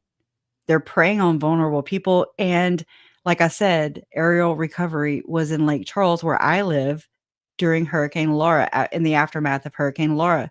Jason Mao has gone to Hurricane Katrina after the fact. You have to wonder why they're preying on people in their most vulnerable fucking positions and places in life. You have to wonder. Please tell me you will. Because it's very alarming, the pattern of these people. I mean, it's documented, it's just like, wow, they go in, you look at Gathering Humanity, the nonprofit organization tied to Lori and Chad. They were 2 of the 7 gatherers. Okay. Nicole Earl, Preparing the people, like preparing the people. That all sounds like noble, right? Like that's a noble cause. Yep. So and how much they also have Tim Ballard had a for-profit LLC called Slave Stealers. Think about what's really being said there. Slave Stealers LLC. It's for-profit. Yeah, you just reminded me of what else I need to show you after this interview. It's very important. I got to go dig it up. Okay, great. And so how much does it cost to enter the race? So for our 5K, it is $20. Our 10K is $25. And then our half marathon is $35. And again, the kids' 1 mile is free. Okay, awesome. And so where can people go to sign up for the race if they want to join the fight? So they can go to, it's raceentry.com is where our races sign up is at. Or if they are having a hard time finding it, the registration link is on our Facebook page at Rexburg Rescue Run. All right, great. Yeah, because I know, like you mentioned, it's been called other things in the past. So I want to very clearly say like the name where they can find it now, because getting the information is really important. And so what time does the race begin? And it's on Saturday, correct? It is Saturday. Yep. It begins at 8:00 a.m. Okay. And are you guys going to start the half, or everybody starts at 7? So at 8 a.m. the half will start, and then 8:30 will be the 10K. 9 o'clock will be the 5K, and then the kids' 1 mile will be at 9:45. Oh, okay, great. So every half hour except for the kids. Okay. So that way their parents, if they want to be able to see them come in, they're able to be there for it. So perfect. And so if you've never run a 5K or an event like this, what should you expect as a runner if you decide to sign up? That you aren't required to run the whole way. This race luckily isn't just about competition. It's about supporting a great cause. So if you want to walk the 5K, you're more than welcome to walk the 5K. In fact, my parents are doing the 5K walking, and then there is a O.U.R volunteer. Her name is Robin Freeman. She's also doing the walking of the 5K. So you don't have to be a runner to join. That's awesome. And so the weather's looking really good for this weekend. So hopefully it holds and all that kind of stuff. So that's perfect. And then like you said, they can go online to sign up. And then what if people don't necessarily like to run, but they want to get involved with the cause as far as O.U.R is concerned? That's a great question. O.U.R is always looking for volunteers. And especially this run, we're looking for any volunteer help that anybody might want to donate to the cause. They don't have to run or even walk. O.U.R is always looking for volunteers. Time if they would like. To donate to the cause. Isn't that what he just said?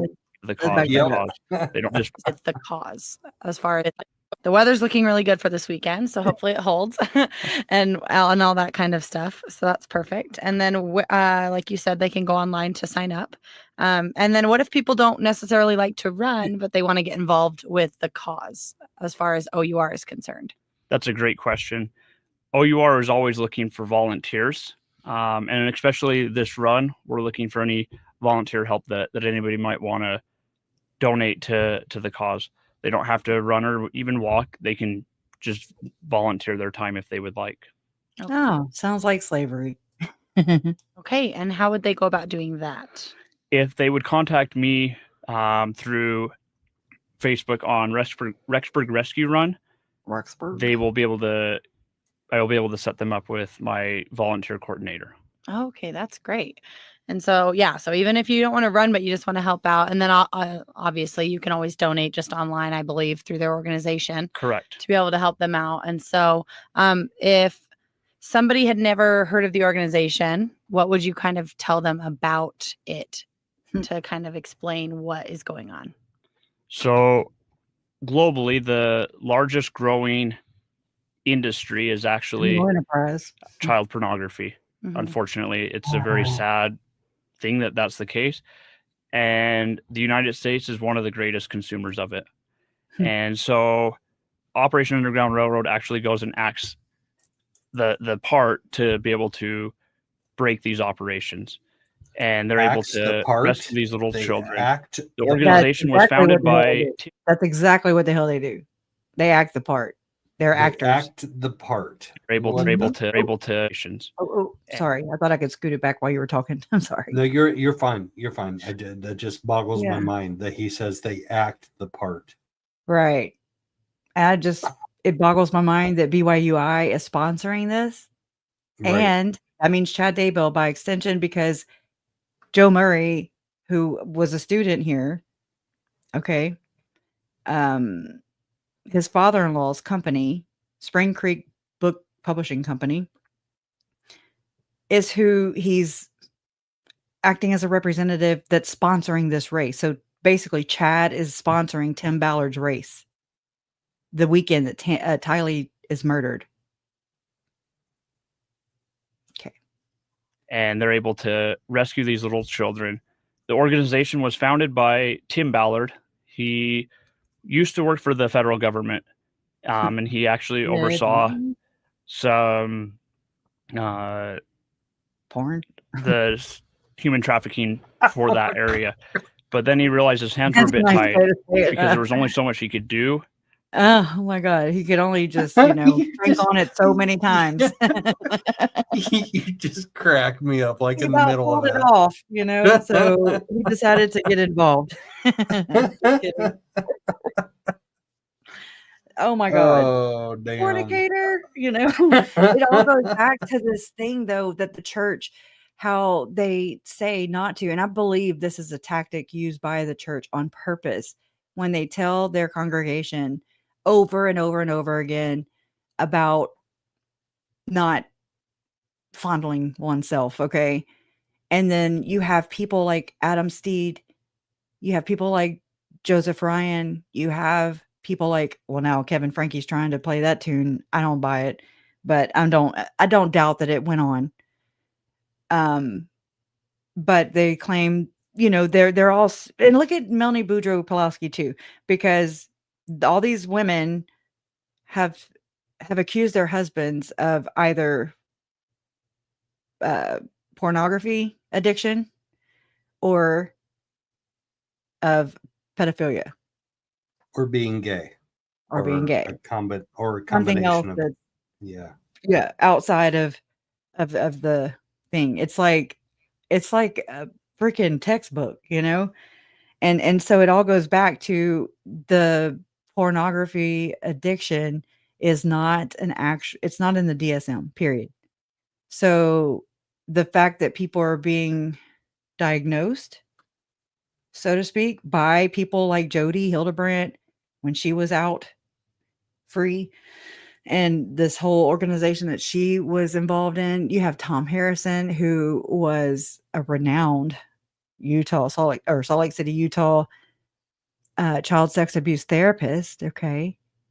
I mean, you start kind of factoring all these people and why, what they're doing, or what they're said to be doing, like what it appears to be Right. going on. But was Lori feeding it to Melanie? Or is And it just it's ingrained in her? right. I mean, have still, I don't put anything that Melanie has said and accused Brandon of on anybody else but Melanie.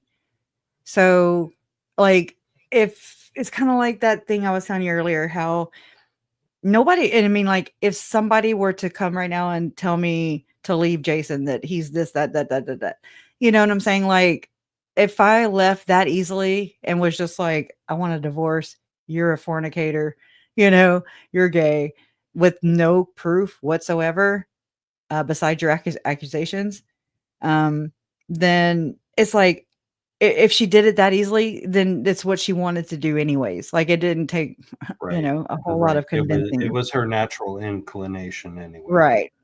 Yeah. Right. So tell Jason he's safe.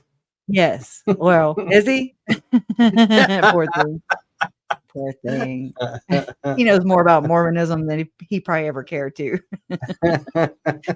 I mean, that's bad when we're just laying in bed and he's like, oh yeah, Joseph Smith, da, da, da, da. And I'm like, what is happening? What did I do to you?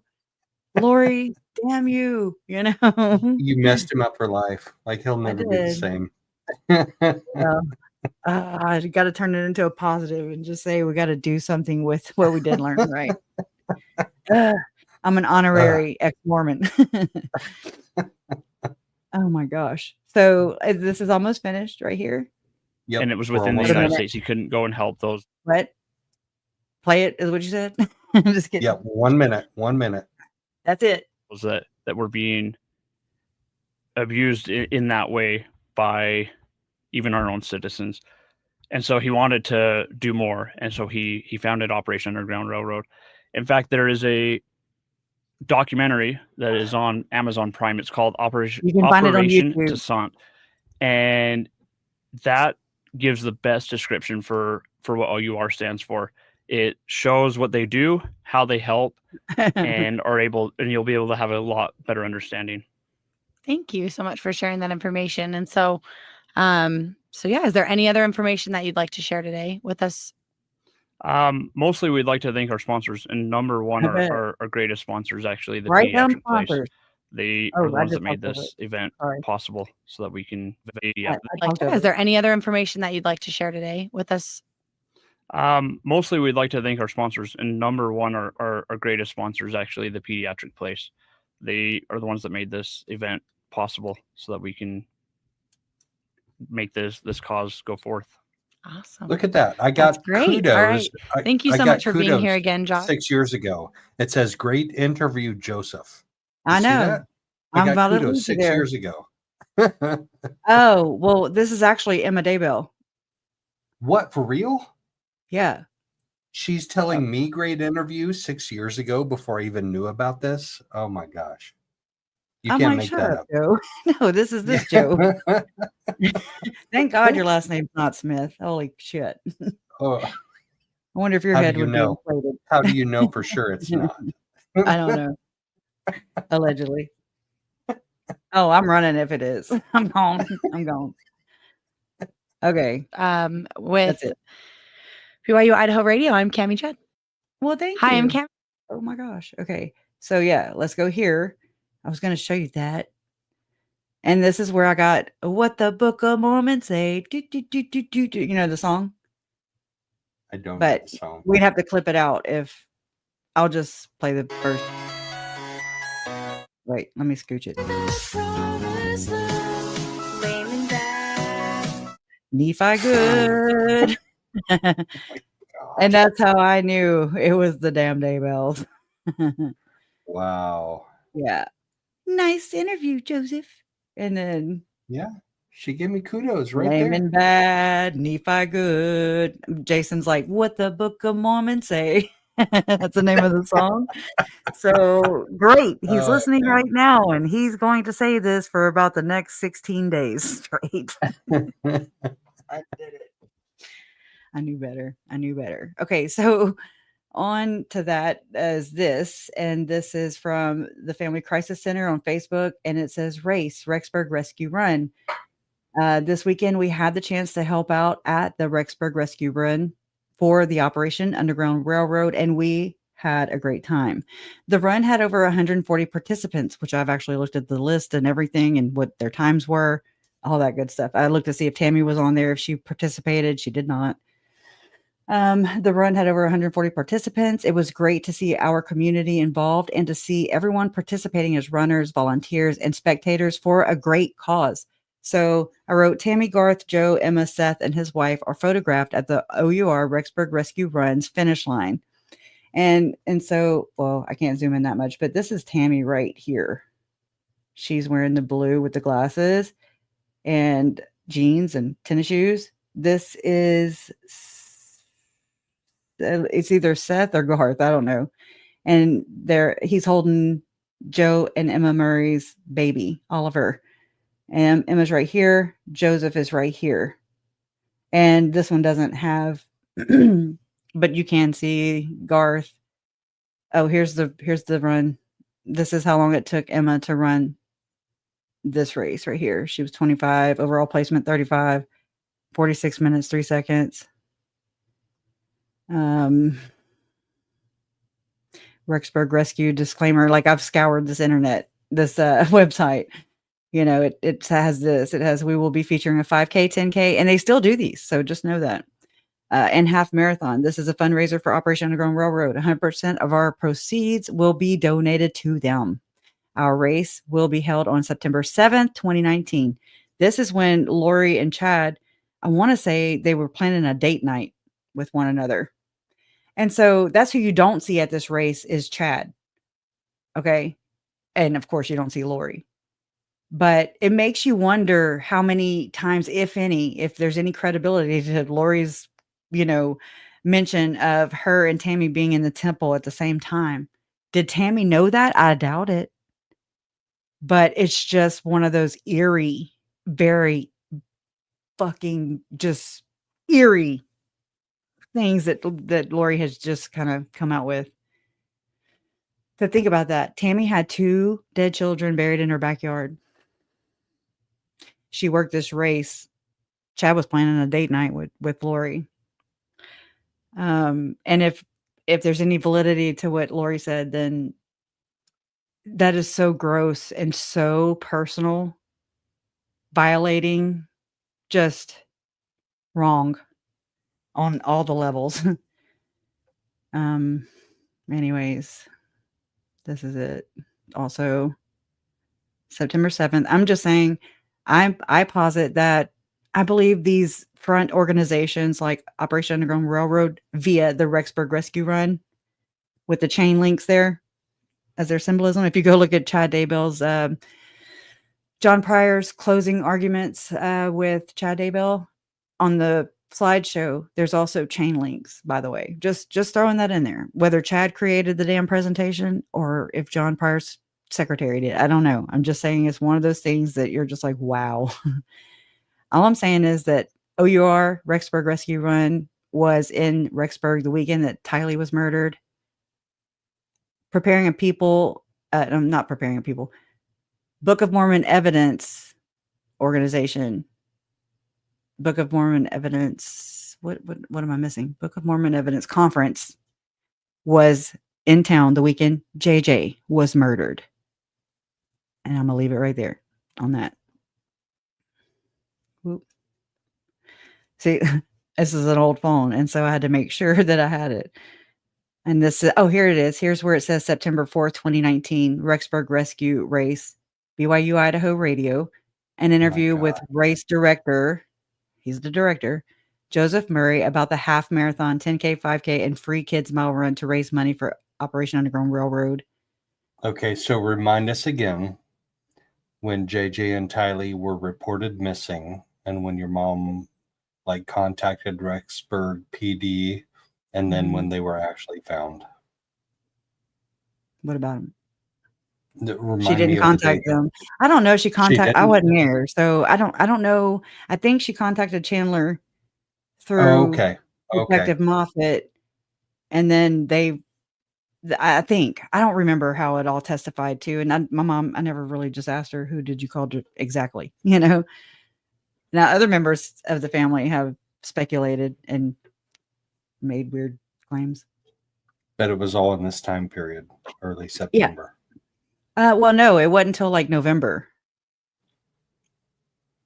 And then We didn't know where they were. We didn't know where they were. Right. I thought your mom called for like a wellness check of some kind. She did. Like it just wasn't exactly right when they were murdered and right when they moved. We didn't know. Right. Why would you? Right. Right. I know it's so weird how the timeline of this case is too, because of that kind of stuff. You know, it feels like it's real time, but it's also not. We're just like 2 months behind them, if that makes sense.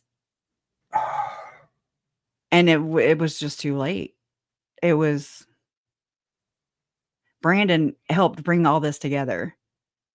Him communicating with Mom and Larry, and then them hiring the same PI as Brandon, and then Brandon contacting the police, you know, Gilbert police for sure, saying, "Oh my God, I found this obituary for Tammy Daybell." And then they reach out also to Fremont County Sheriff's Office, you know, who handled her death. And I mean, it just spiraled. It was just, it's crazy. You know how that all. Right. I got chills. So this was September 4th, and Brandon's shooting was October 2nd. So like almost exactly 4 weeks later, 4 weeks after this. Yeah. But Alex tried to shoot him and missed. Yep. So hold on just 1 second, or you know, if you want to talk for a little bit, I gotta look for the testimony real quick. Hold on loosely. I think that's a 30A special song. Hold on loosely. Hold on loosely. But don't let go. All right. I found it. So here we go. So here is Joe Murray testifying in his father-in-law's death penalty triple homicide case trial. This is Chad Daybell's son or son-in-law? Son-in-law. Okay. And this was May 21st, 2024. What are the 2 points of access from the long driveway? Here we go with the kitty corner. Directly from the long driveway heading north, there's 2 cattle gates that open like this. And then to the east, there's another set of cattle gates. So it would not be impossible for a vehicle off of the long driveway to drive back into the pasture. Is that correct? That is correct. Are you aware of where the bodies of J.J. Vallow and Tylee Ryan were found? Yes. Where were they found? Mike. One was in the JJ was found in the back part of the property closer to the pond. And then Tylee was found to the south of that. Okay. And would access be available through that gate off of the long driveway? Oh my God, I those backed it up too locations? far. Yes. And if someone were to use that back gate and drive down the long driveway, are they necessarily visible from the main road, Salem Highway? Yeah. While driving Pryor's Cross. Someone were parked on front of the house on Salem. Well, Highway. no, this is his direct, I guess. Yeah. Because that's Chad's. What are they trying to prove or he's trying to call it a pasture instead of a backyard, basically.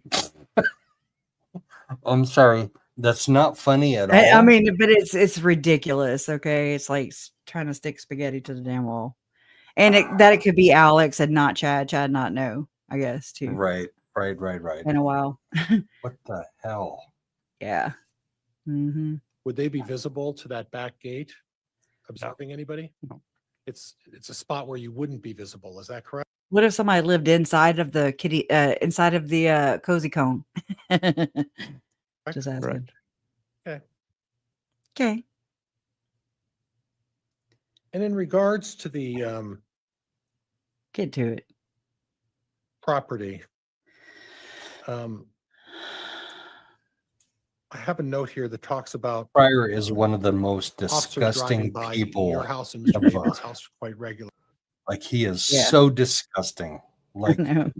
the fact that he agreed to take ownership of the house in exchange for his defense attorney bills is I mean, one if of you're the most- looking at it as at a business aspect, and then how Judge Boyce ordered him to remain Chad Daybell's attorney, he got his karma, is what I'm saying. So he had to do it at the end, but he still, yes. I mean, if you look at it from a business perspective, he wasn't, in my opinion, it doesn't, and I'm a family member, so I don't feel like he exploited that. I feel like he was just trying to collect, so No, it wasn't everybody earns a exploitation. living. It wasn't exploitation. It was just gross. It It is was gross. It is disgusting. gross. But I Like- mean, he also, I mean, it all goes back to when Chad Daybell reached out to him or Mark Means, and then somehow, why did he accept that? You know what I'm saying? Like, I don't get it. Yeah, Like, I wouldn't right. be able to be a good defense attorney Nope. because of that kind of shit. Like, I'm not going to sit Disgusting. there and do these stupid ass. Talk about conspiracy theorists. Okay. It's these attorneys. I'm like, Right. what? They really turn one, Literally, do you recall that? Yes. Leading up to and even after Chad was arrested, I Y'all would moving into it was frequently see weird. Detective Hermosillo in his detective vehicle driving up and down our property. I mean, not our property, but up and down the 200 North. I have to say, from my own experience, when I traveled to Rexburg, I had actually, it was Boise where I went, but Jen and her wife, Michelle, came pick me up. Actually, Jen came pick me up from Boise for the weekend, and I went and stayed in Salt Lake City. And then, oh, wait, whoa. I'm mixing two different times up. Hold on. I went to Rexburg, and Jen came up to see me, Jen and Michelle. And so we went to the property where the kids were, and because Jen had made a wreath. And so we went to hang it and everything. And Joe Murray came outside. Again, they had moved the memorial fence, okay, that was actually on Chad's property. But because he still owned it, and because of all the controversy and everything, and with the trial coming up, the neighbors across the street, the Prices, actually allowed the memorial fence to take place over there. So it was like on the side of Chad Daybell's house. So I could see the backyard, basically. We could see the side of the house and like the side of the Cozy Cone and the side of all the buildings on that side. And we're hanging it. And Joe Murray comes outside and he starts pointing his camera, like his phone or camera phone or whatever, at us. And I'm just like, fuck you, like what? Like nobody is even like we're good, like we're being legal. But it's just they're so freaking paranoid, and I think it's because they're practicing Satanists. But that's just my opinion. So there's that. Allegedly. In my opinion, yeah. What you said and what I said. Road And when you say frequently, what would you describe as frequently? several times a week. See, he's paranoid about Ray Hermosillo driving up and down his road. Now, I want to talk to you about Here we go. a sponsored 5K race. And that was in September of 2019. Do you recall that? Yes, I do. Okay, Ooh, what do you you got it. recall about that? What was the purpose in the sponsorship? So I had put on a race for an organization called Operation Underground Railroad. And I was the lead organizer of it. And it was to help children who were being trafficked to be able to be rescued. Okay. And at that point, you put on this 5K event, is that correct? Correct. And were you responsible for reviewing and maintaining the list of people who signed up to run the race? I was. Okay. And your mother-in-law at the time, Tammy Daybell, was involved to some extent, is that correct?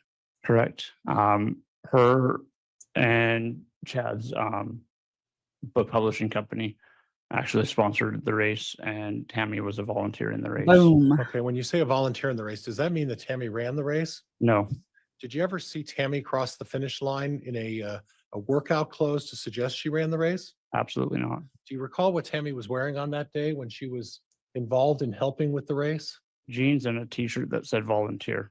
Okay. And you had a list also of who all the volunteers were, correct? Yes, And you were overseeing and supervising that race, is that correct? that is correct.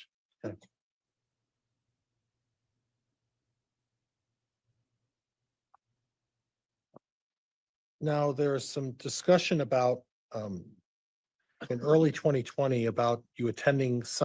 Okay, so hold on. Let me switch it to here.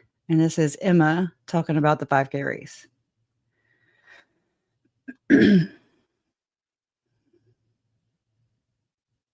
Oh, it's muted. And then there's another house on the opposite. There's side. another house. I don't know those people though. Okay. So you were across the street and kitty corner from your father. Would that be fair? Yes. Relatively close. Oh, shit. Yes. Okay. Now, there's been some discussion about your mother training for a 5K race. Do you have any information about that? I was training for a 5K race, but she was not. Okay, and why do you say she was not? I invited her to run with me and she told me no and that she never would. Okay. And I never will. Now, there was some discussion about your husband in September sponsoring a 5K race. Do you recall that, of 2019? Yes, he wanted to fundraise for an organization called Operation Underground Railroad, and he organized a 5K race. A similar one had been put on in the community before, and he wanted it to happen again. And so he organized it. My mother helped. Okay. Well, in helping, did your mother participate in that 5K race? She did not. There was a discussion about some previous testimony about someone observing her. I believe it was a principal observing her crossing the finish line. Do you have any personal observations about what you saw that day? I hate how he gets loud. My mother may have walked across the finish line while helping with the race administration. She was not entered as a participant and she did not go the entire distance. There were some people at the end of the race who were going very slowly, and a group of people walked with them to encourage them to finish. And she may have been with that group, although I don't remember seeing her. Okay.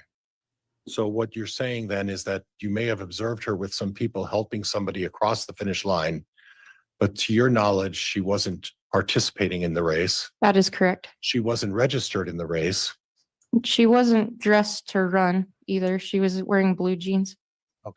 Pryor is just icky. Remember Like, that? he's November of icky. 2019? Hmm.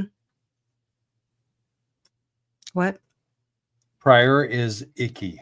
Like he Yeah. just like his tone of voice, his mannerisms, they Yeah, strike me. he's They strike me as LDS. Like I would not be surprised if not. he was LDS, right? But he says the doctrine of the covenants.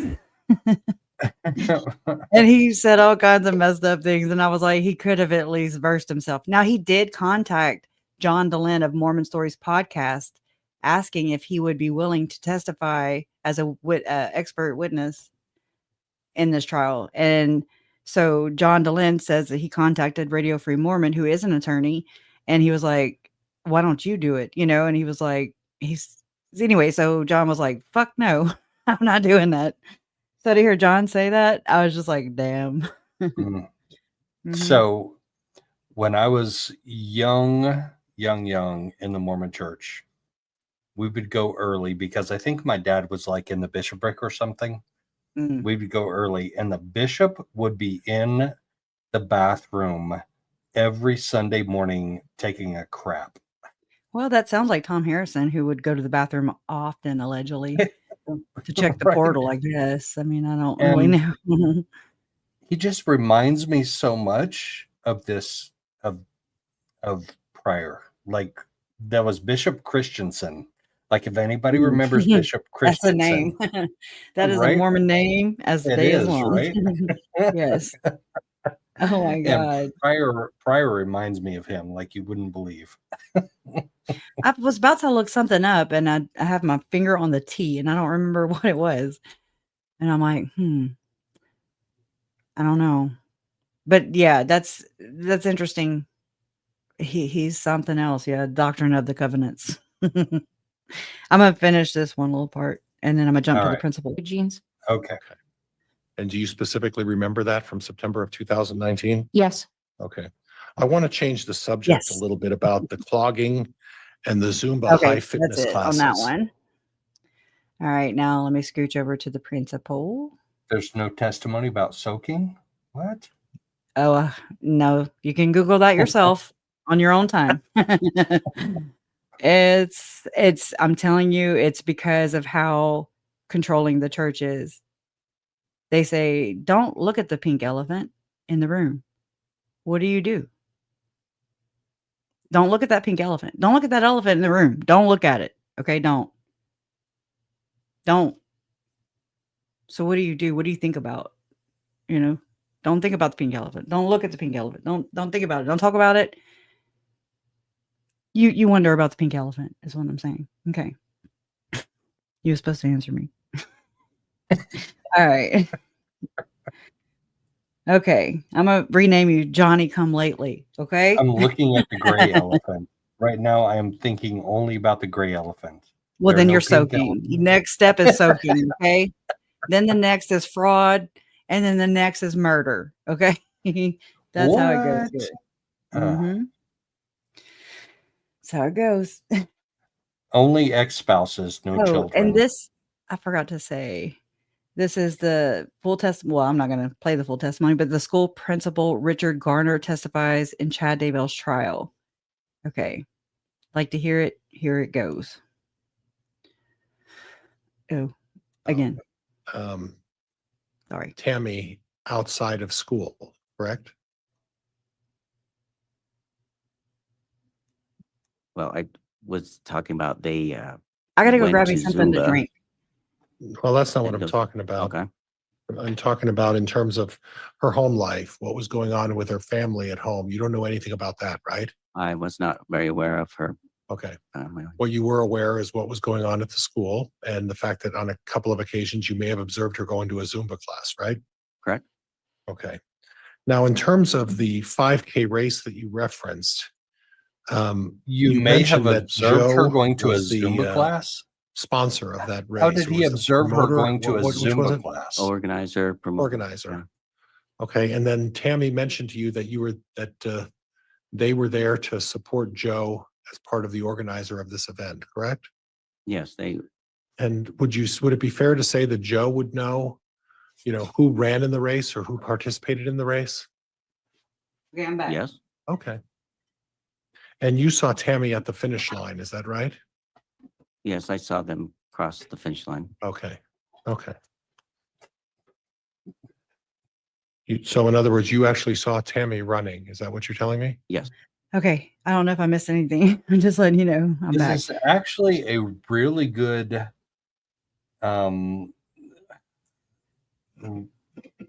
base level instruction in circumstantial evidence, because you see somebody start a race and you see somebody cross the finish line at the end of the race does not mean they ran the entire race. That's true. Like, exactly. that is the definition of circumstantial evidence. So I don't think he's lying, and I don't think they're lying for once, because it's proven. It's not pulled together. That's my thing. So it's just the fact that they testified in behalf of Chad,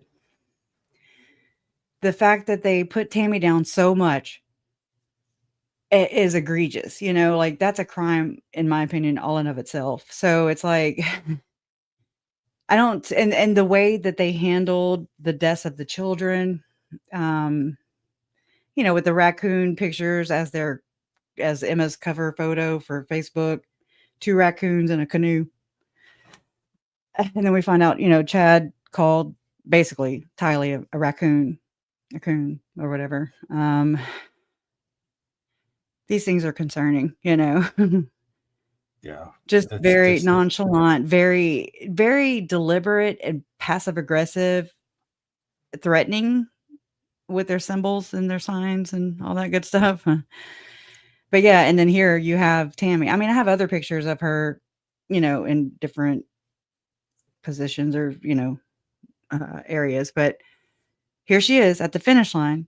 Okay. wearing a volunteer shirt on the back. And I mean, I didn't hear what he said because I had to go. Oh, wait, did I even show y'all? Probably not. Oh, I did. Okay. So I couldn't even hear, I couldn't refresh myself on what he said because I had to go run and grab me something to drink. But just to say, you know, that here we have the testimony, but it's like, I've not heard anybody else talk about this, which is frustrating because this is the only thing we have besides geolocations and stuff like that. Of the weekend, Tylee was murdered. So to me, this filled in a lot of, I did not expect for Operation Underground Railroad to enter chat here. Right. I was waiting and looking more for Melanie Boudreaux-Pawlowski connector. You know what I'm Right. saying? And so when this entered, this was so significant. Even the kids, even Chad and Tammy's kids, like, give me something more than this, and there's nothing. Yeah. That's because I believe they're of the same belief system. Right. Exactly. I mean, there's testimony to that. So it was BYU sponsored, or, you know, propped up, promoted. And it was Chad Daybell. He wrote about how he would go and talk to somebody, I forget who, if he even mentioned it, somebody at BYU, about the coming calamities and the protection and yada yada. But if you do extensive research like I have, it appears to be that with all the gobbledygook, all the woo-woo that they talked about and texted about, that I'm sure they didn't know exactly would end up, you know, being part of trial testimony of a case file, and that we'd be reading it. You know what I'm saying? But they're hovering over, they're trying to cause earthquakes. They're talking about storms and inner tornadoes and things like that. And Julie Rose, like, coining the whole Wasatch wake up and causing people to panic, and everybody's just listening and following her. And Chad's part of that. So is Tom Harrison. So is Tim.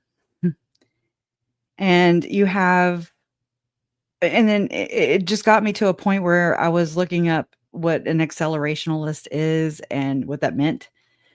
And it dawned on me one day, and I was like, oh my God, all the things that Lori said to my uncle about being a leader of the 144,000 and ushering in the second coming of Jesus Christ and New Jerusalem and blah, blah, blah, blah, blah. And she was a god,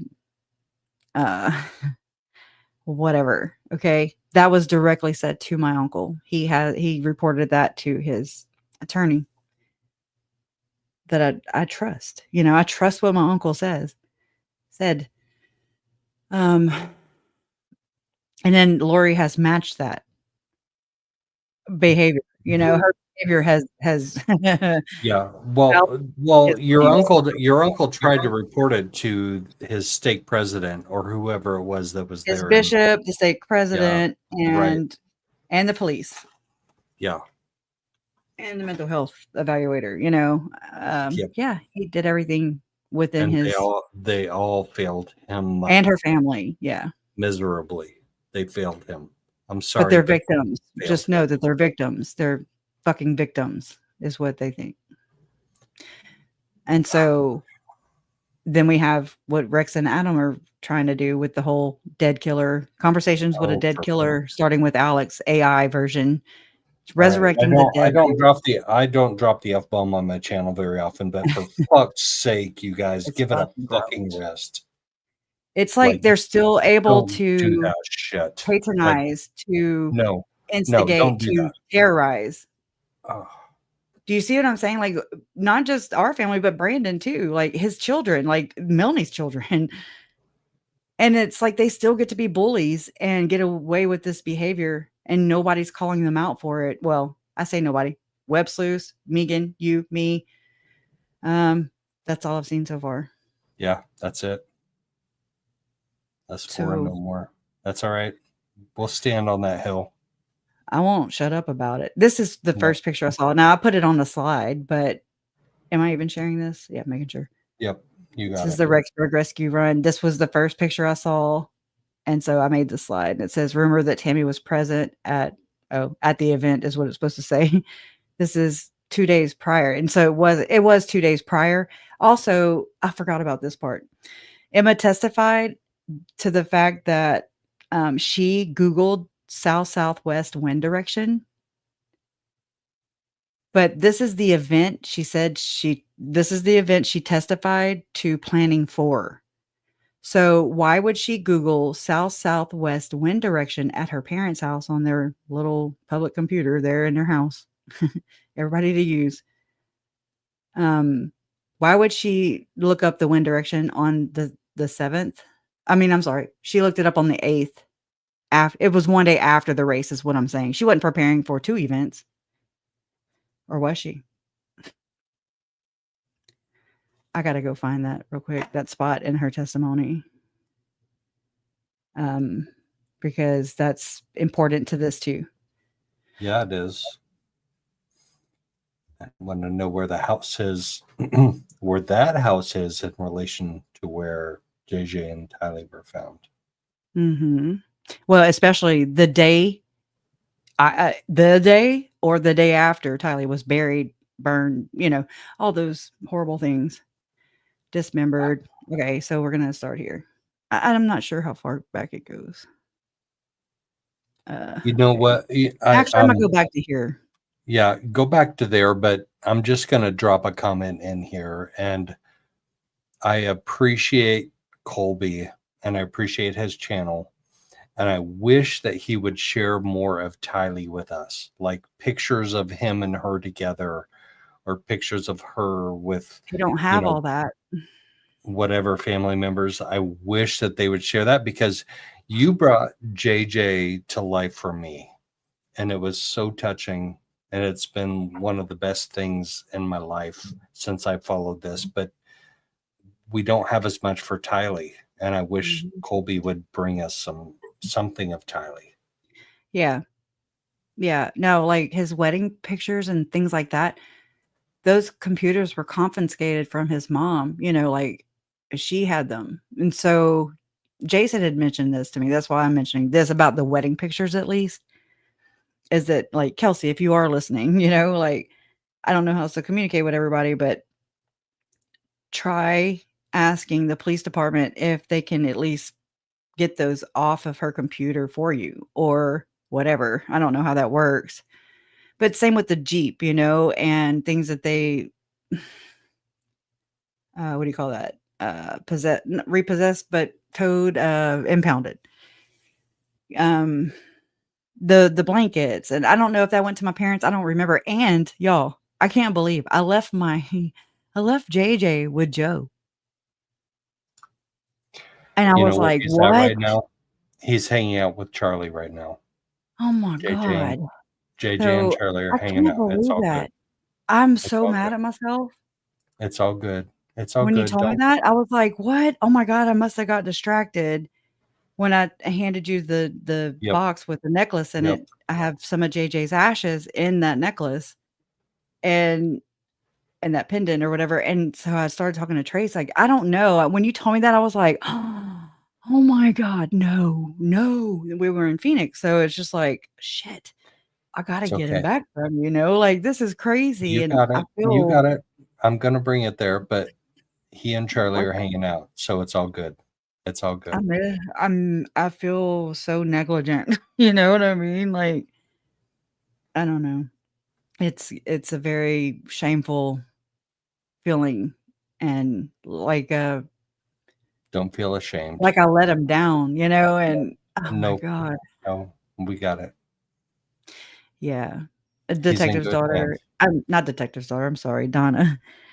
Colby says he does not have any wedding photos. They were on Lori's computer. So yeah, I think that would be one way, is if he hasn't already, to ask the police if they can retrieve that for him before they go selling things. And I mean, it's just the kind of, they either can say yeah or no, and maybe the Chandler police too. So I don't know what they have. Or maybe her private investigator or whatever the hell his name is. Jeff White. Yeah. Oh, She, good Lord. Jeff well, White. she is in some of the pictures, but she's not in the like the ones they posed for, like the professional pictures. Yeah, I know. It's weird and disgusting. And Lori, I don't put it past Lori for that anyways. Thank you, Jermaine. It's, you know what I'm saying though? I know I'm talking about 3 different things right now, but with JJ leaving that pendant with him in it. And then, but I'm glad you have him, like, I'm just like, oh my God. I don't even know. I had a broken bra and a broken brain, I guess. And it was so damn hot there. And I just was so happy to be in the same room with you guys just to talk. I just had the broken bra. I didn't have a broken brain. So we're good. Oh my gosh. This is nuts. My bra. I mean, it was I try to get pinching my boob. My broken quit bra going was to pinching my Victoria boob. damn secret. Oh, quit funding the traffickers. I know. I told, it's like, it's hard to do that. It is. It's hard to be like, I like Victoria's Secret bras, I already am old. I'm just saying. When you find something that works, thank you. New bra fund. Thank you, little brands. Or can you say that, Joe, so I can learn how? Libby Duba Bad Day. Libby Do Bad Day. Oh, that's it. Libby Do Bad Day. Oh, I don't Libby Bad Day. I don't know.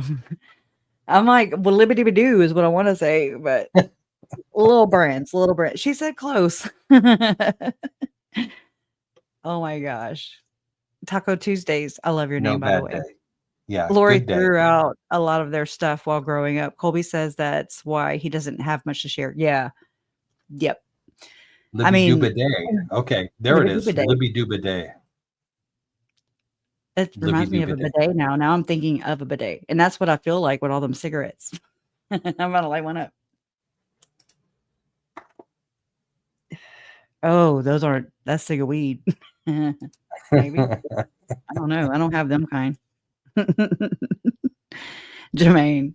Oh my gosh. Yeah. Michelle Gallego says Colby addressed this on one of his lives and how difficult Lori was to Kelsey about their wedding and how Lori purposely made sure Tylee was late to the wedding.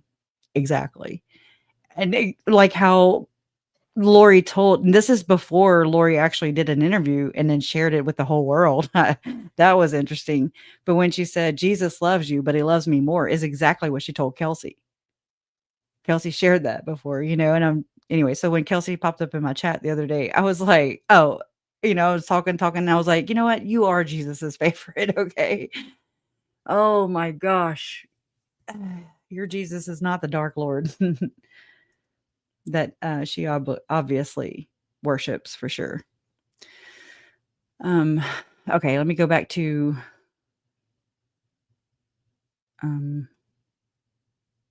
I pulled that part up where Emma is going to talk about south-southwest wind direction. And so why would she be Googling it if the event was actually September 7th? Why would Emma be looking on September 8th? So let me switch it back to here. And you ready? Oh, God dang it, Kresha. All right. And go. On her lack of foundation and calls for speculation. And morals. Did you ever observe your mother engage in any sort of physical activity where she practiced fending off any assailants? She had to pick up all Chad's damn chins and after all her kids. So that's all I'm saying. Can they get off her back? I swear. Okay, I'll shut up. I'm sorry. That was just random triggered. There's a game on the Wii, a video game system called Exerbeat, and there's a kickboxing portion where you can practice punching. Okay. Your dad. I want to talk a little bit about life insurance. And I want to mention the name Taylor Ballard. Do you know that name? I backed it up to life Yes, insurance. Okay. the Ballard Insurance Group offers insurance for our school district. I just want to talk a little bit about life insurance. Not a lot, just a little Yeah. bit. Just the $435,000 he had collected off your mother's murder, blood money, that was actually captured by Nate Eaton, who, I mean, I say captured by, but Nate Eaton had ran up on Chad and Lori. Hold on, I'm typing it in Kauai. Because it all plays hand in hand, you know. It's like, how can you paint the picture and here it is, you know. It's like, here's the picture. Hold on. Let me share this real quick. Oh, god dang. Wait, what? Wait, he's wearing a black t-shirt In like, Hawaii. It's in January. Okay, but it's a black t-shirt to an interview. Like, he was on the move. This is how Nate Eaton plopped into my life. Okay. That's how that's how he dressed at the trials too. Like, not every day. Like, he wore like polo shirts. I would and too. Button-up shirts, but he wore a black t-shirt to this interview. Come on, Nate. You can do better. I'm just saying. Come on. It wasn't me, Nate. Not this time. This is whenever he would basically not hijack, but catch the attention of most of the people following the story. He commandeered people's attention. Yep. Landed him on the map. Oh, law enforcement officers from eastern Idaho, along with federal agents and the Kauai Police Department, pulled Lori and Chad over. They were driving a black SUV. They pulled into this resort where I am standing. They put Chad into one vehicle, Lori into another. That's when their vehicle was seized and they had no way to get home. We had a chance to ask them so many questions that need answers. Lori, Nate Eaton, East Idaho News. Can you tell me where your kids are? Go, Nate. Go, Nate. Where are your kids? No comment. No comment? They've been missing for 4 months. You have nothing to say? You're over here in Hawaii? Where are your children? Yeah, why don't you just give us a comment? Just tell us where they are. Chad, where are Lori's kids? What happened to Tammy, Chad? Can you tell us what happened to Tammy? Why have you guys been in Hawaii for so long? Listen, just tell people what's happening. There's people around the country praying for your children, praying for you guys. Why don't you give us answers? That's great. That's great. That's great that they're praying for you, praying for your kids. What? You have nothing to say? Dumb hooker. Did you do something to your children? Are your children still alive? That's a simple question. I've got 3 kids of my own. I can tell you every minute where my kids are at. Where are your children? The look on her What do you guys face plan to when do he now? Are you said, gonna- "Did you have do 5 days?" something to your children?" I know. The look I on actually her did. face. The I did look a on live- her face. Oh my gosh. I did a live stream right before the Arizona trials, I want to say, and we slowed it down and we just watched it. And it was like every microaggression. Yeah. Her Holy throat shit. gets big whenever he Yes. says your Yep. mother-in-law Yep. Kay is worried about you. Her like throat looks like it doubled or something. I don't know. You could just tell. When he says, "Did you do something to your children?" her face has a visible reaction. And did you notice also whenever hold on. Chad, had a surprised look whenever he asked about Tammy. Hold on. That's a simple question. I've got 3. It looks like they're possessed, man. Listen, just tell people what's happening. There's people around the country praying for your children, praying. Oh, you saw him? He acts surprised is what it looked like. Hold on. Let me do some workarounds here. Let me turn that down so I ain't got to hear that shit in slow motion. So it make me scared. Right about here somewhere. That I'm a little late, but Whoa, look at their looks on their faces right there. No, back up Hold to on. that look on their faces. I don't know if They're It'll both be like, right. "Oh shit." They are both like, "Oh shit." There it You is. see that? That's "oh shit" for both of them. Yeah, Look at his She look. looks like, yep. Look at her look. That is, Dude, oh that's, shit. I'm gonna capture it real quick. Hold on. Let me copy it. I'm gonna go paste it over here. Because that's interesting to capture that. Oh, That is, shit. oh shit. And they both have their lips jammed tight. Like they And look it gets intentional. her look gets a little bit better in like 2 seconds. So run it slow for like Hold the on. next 3, 4, 5 seconds. Okay, okay, it's uploaded. Holy shit. Let me go back. She's never wearing sunglasses like that again ever in her life. Nope. Let me bring this down a little bit. All right. Right there. Right there. Oh yeah, her eyebrows. I saw. Look at them. They were up. Yep. He's like, oh fuck. She's like, oh fuck. They're But both you like, also notice how, like, I don't know about you, but the way I am, let's say I pull up to Walmart, I park, me and my kids get out. I walk with them on the inside of me, like where they're by the park cars and where I'm by the traffic. And I mean, he is on the inside, like when they turn here, and like he's on the inside, she's on the outside. She's closest to Nate. She's closest to the quote unquote threat. He is not. That to me shows that. Plus, she drives everywhere too. She's a control freak. and You he's a know, pussy. everybody protect me. And he's a pussy. She's the boss. Oh, She's pardon the my language. fucking boss. Pardon my language. She's the poontang. Yeah. She's the hooker. That's for sure. I wish I'd have remembered y'all to use hooker in my victim impact statement. I forgot. Like my brain just said, "Meh." It just evades me. I swear. When I need my brain the most, it's like, yeah, out to lunch. I should have said hooker.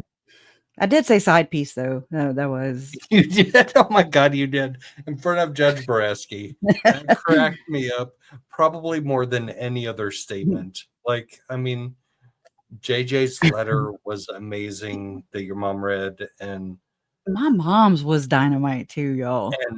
and Todd's was dynamite too. Yes. What? Because he's a man of few words.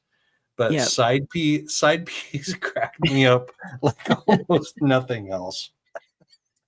I mean, it's like we all know who I'm talking about. You know, she's his concubine, and she's his hooker, and he is her side piece. Yeah. Oh Lord, look his hair coming off his neck. mercy. She didn't save him there. That's all I'm saying. But just know that he was on the Lily diet plan, whatever it's called. She shaped him up, you know. She does good hair. It's about it. It's about all she's given to this society, you know. Yeah, she can do hair for All the Laza girls. Opsos. Orange is the new black. So, I mean, I thought it was so funny whenever Jason had talked to Larry and Jason said, yeah, Larry told me that they did transfer Lori to Perryville prison, women's, I don't know the name of it, but it's the one Perryville. And I'm like, what? Why? And he was like, because she was already convicted, you know, like she's not becoming part of the DOC. She is part of the DOC. So all that prison advocacy she was talking about, he sent her to to what she calls the nation's worst or the world's worst prison, you know. I'm just saying that's where she went to await Idaho to come pick her ass up. So that's hilarious. So that tells me, like, don't piss off the judge before your sentence. I don't know if he had anything to do with it, but I'm just saying, I don't blame him if he did. Are you there? Am I there? Am I here? Can you hear me now?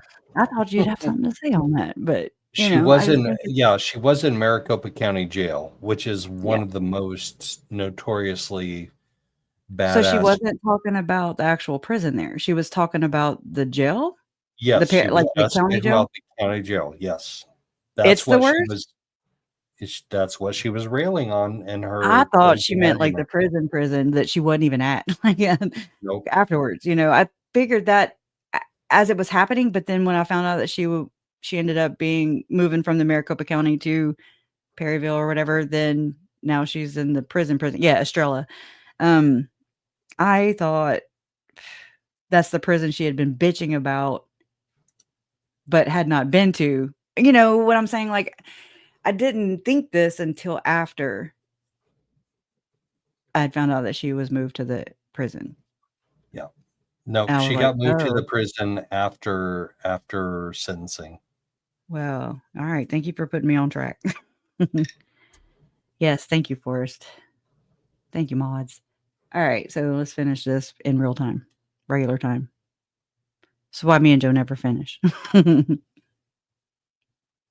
Answers. That's great. That's great. That's great that they're praying for you, praying for your kids. What? You have nothing to say? Did you do something to your children? Are your children still alive? That's a simple question. I've got 3 kids of my own. I can tell you every minute where my kids are at. Where are your children?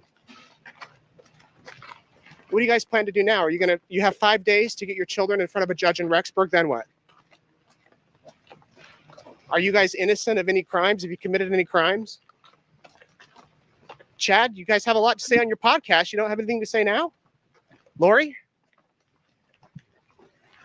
Do you believe that you were instructed by God or others to do something for your children?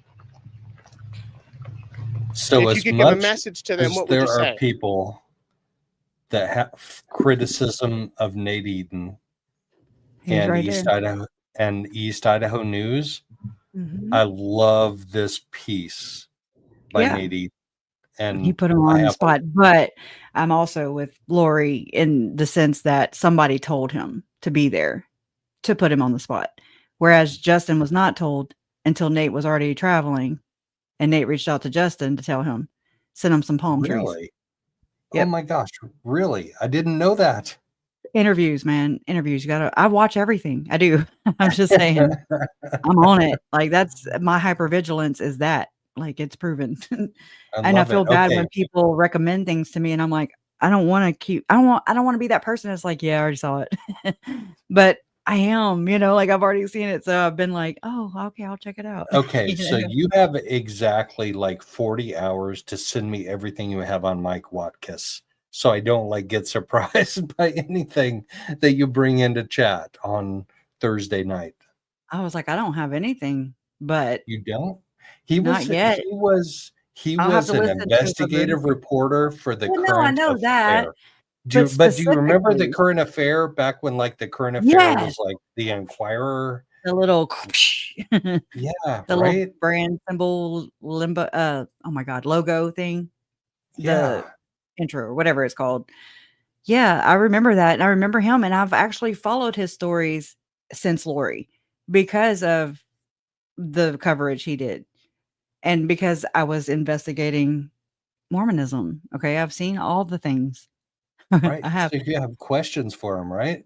So now tonight, I'm gonna go and rewatch between now and then. I'm gonna rewatch Nate and Lauren's interviews with Watkins, and I also want to. I want to talk to him. Like, I want to talk to him, because the way he explained it on Lauren's channel was exactly what this is with Lori and Chad. So it's like, why was he at Lori's Arizona trials? So he obviously feels some kind of connection there too, or since, Absolutely, knows of he one. does. Right. Yes. So Yeah. it's like, what? Okay. So there's a lot of the same things going on. And I remember even not long ago, I looked on Scribed website, and you can type up different things, so like when I'm looking up satanic ritual abuse cases and things like that, it's just a nice little area where I can kind of pull different court cases, with the same kind of undertones.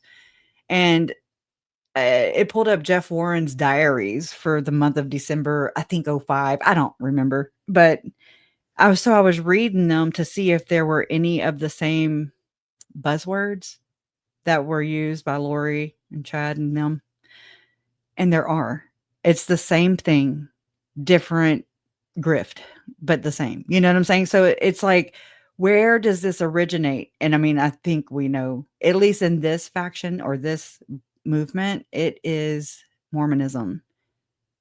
Joseph Smith, So it's there. do you have your number one question that you want to ask him? No, ready to go? I haven't. No? I have You not need been some able to be research, alone right? with my thoughts. I can't sit there and think of anything while I'm talking All right. unless somebody else is talking and I'm allowed to think. You and I have 2 days. We have 2 days to Yeah. figure out our best questions, and we're I'm gonna on get it. it. Yep. I'm on it. Okay. But he does do a lot of talking too, which I mean, I don't want him to shut up, So His I don't know. book is so fascinating. Like he I'm gonna writes buy it. it. Yeah, he writes it in first person, like real Like I was man on the there. street. Yes, exactly. See, There's I no don't know third how to person. write mine, like I don't know how to pose that for myself because I'm not an author, first off. I'm not a writer. I'm not any of those things. Look, I'm putting his link in the chat for his book. I've been doing that earlier too. But It's a good book. It's a I do really, want to really, know. really I good just book. don't have the patience to wait for it to come in the mail. So I usually buy the Kindle version or something. He doesn't have an electronic version though. He doesn't have an ebook. Well, then I guess he's gonna fix me, huh? Damn it. Yeah. Okay. I'm excited Moving about on it. with I really Lori and am. chat. Yeah, me too. But yeah, Listen, if I you just just wanna talk show to us, y'all we'll leave you alone. the money that Nate pointed out. Tammy's family's very worried. Tammy's Okay. family's very worried. Another Lori, thing there. your mother, Kay, came out. Kay and Larry, they're offering a $20,000 reward for your children, Look, I'm sure the fuck they did. and you're over here on the beach. This is your chance to tell your story. Both of them, like his Nothing you lips wanna are say? sealed shut. And that tells me like they're purposely not opening their mouths, like they want to say something or I don't know. I don't know the behavioral stuff behind that, but I thought I heard that before that they want to talk. They're just having to physically keep them shut, And since they seal everything else, I think it's appropriate. One last chance right here. Anything Right you want on to say to the brand. people in Idaho? Saw that? Yeah. Right there. Lori, you have a lot of cash there in your baggie. Right there. Were you guys planning to leave? Oh my God, did you see her face? Hold on, we're gonna slow that down right there. Guess that's awesome. Oh damn. How is it still? What?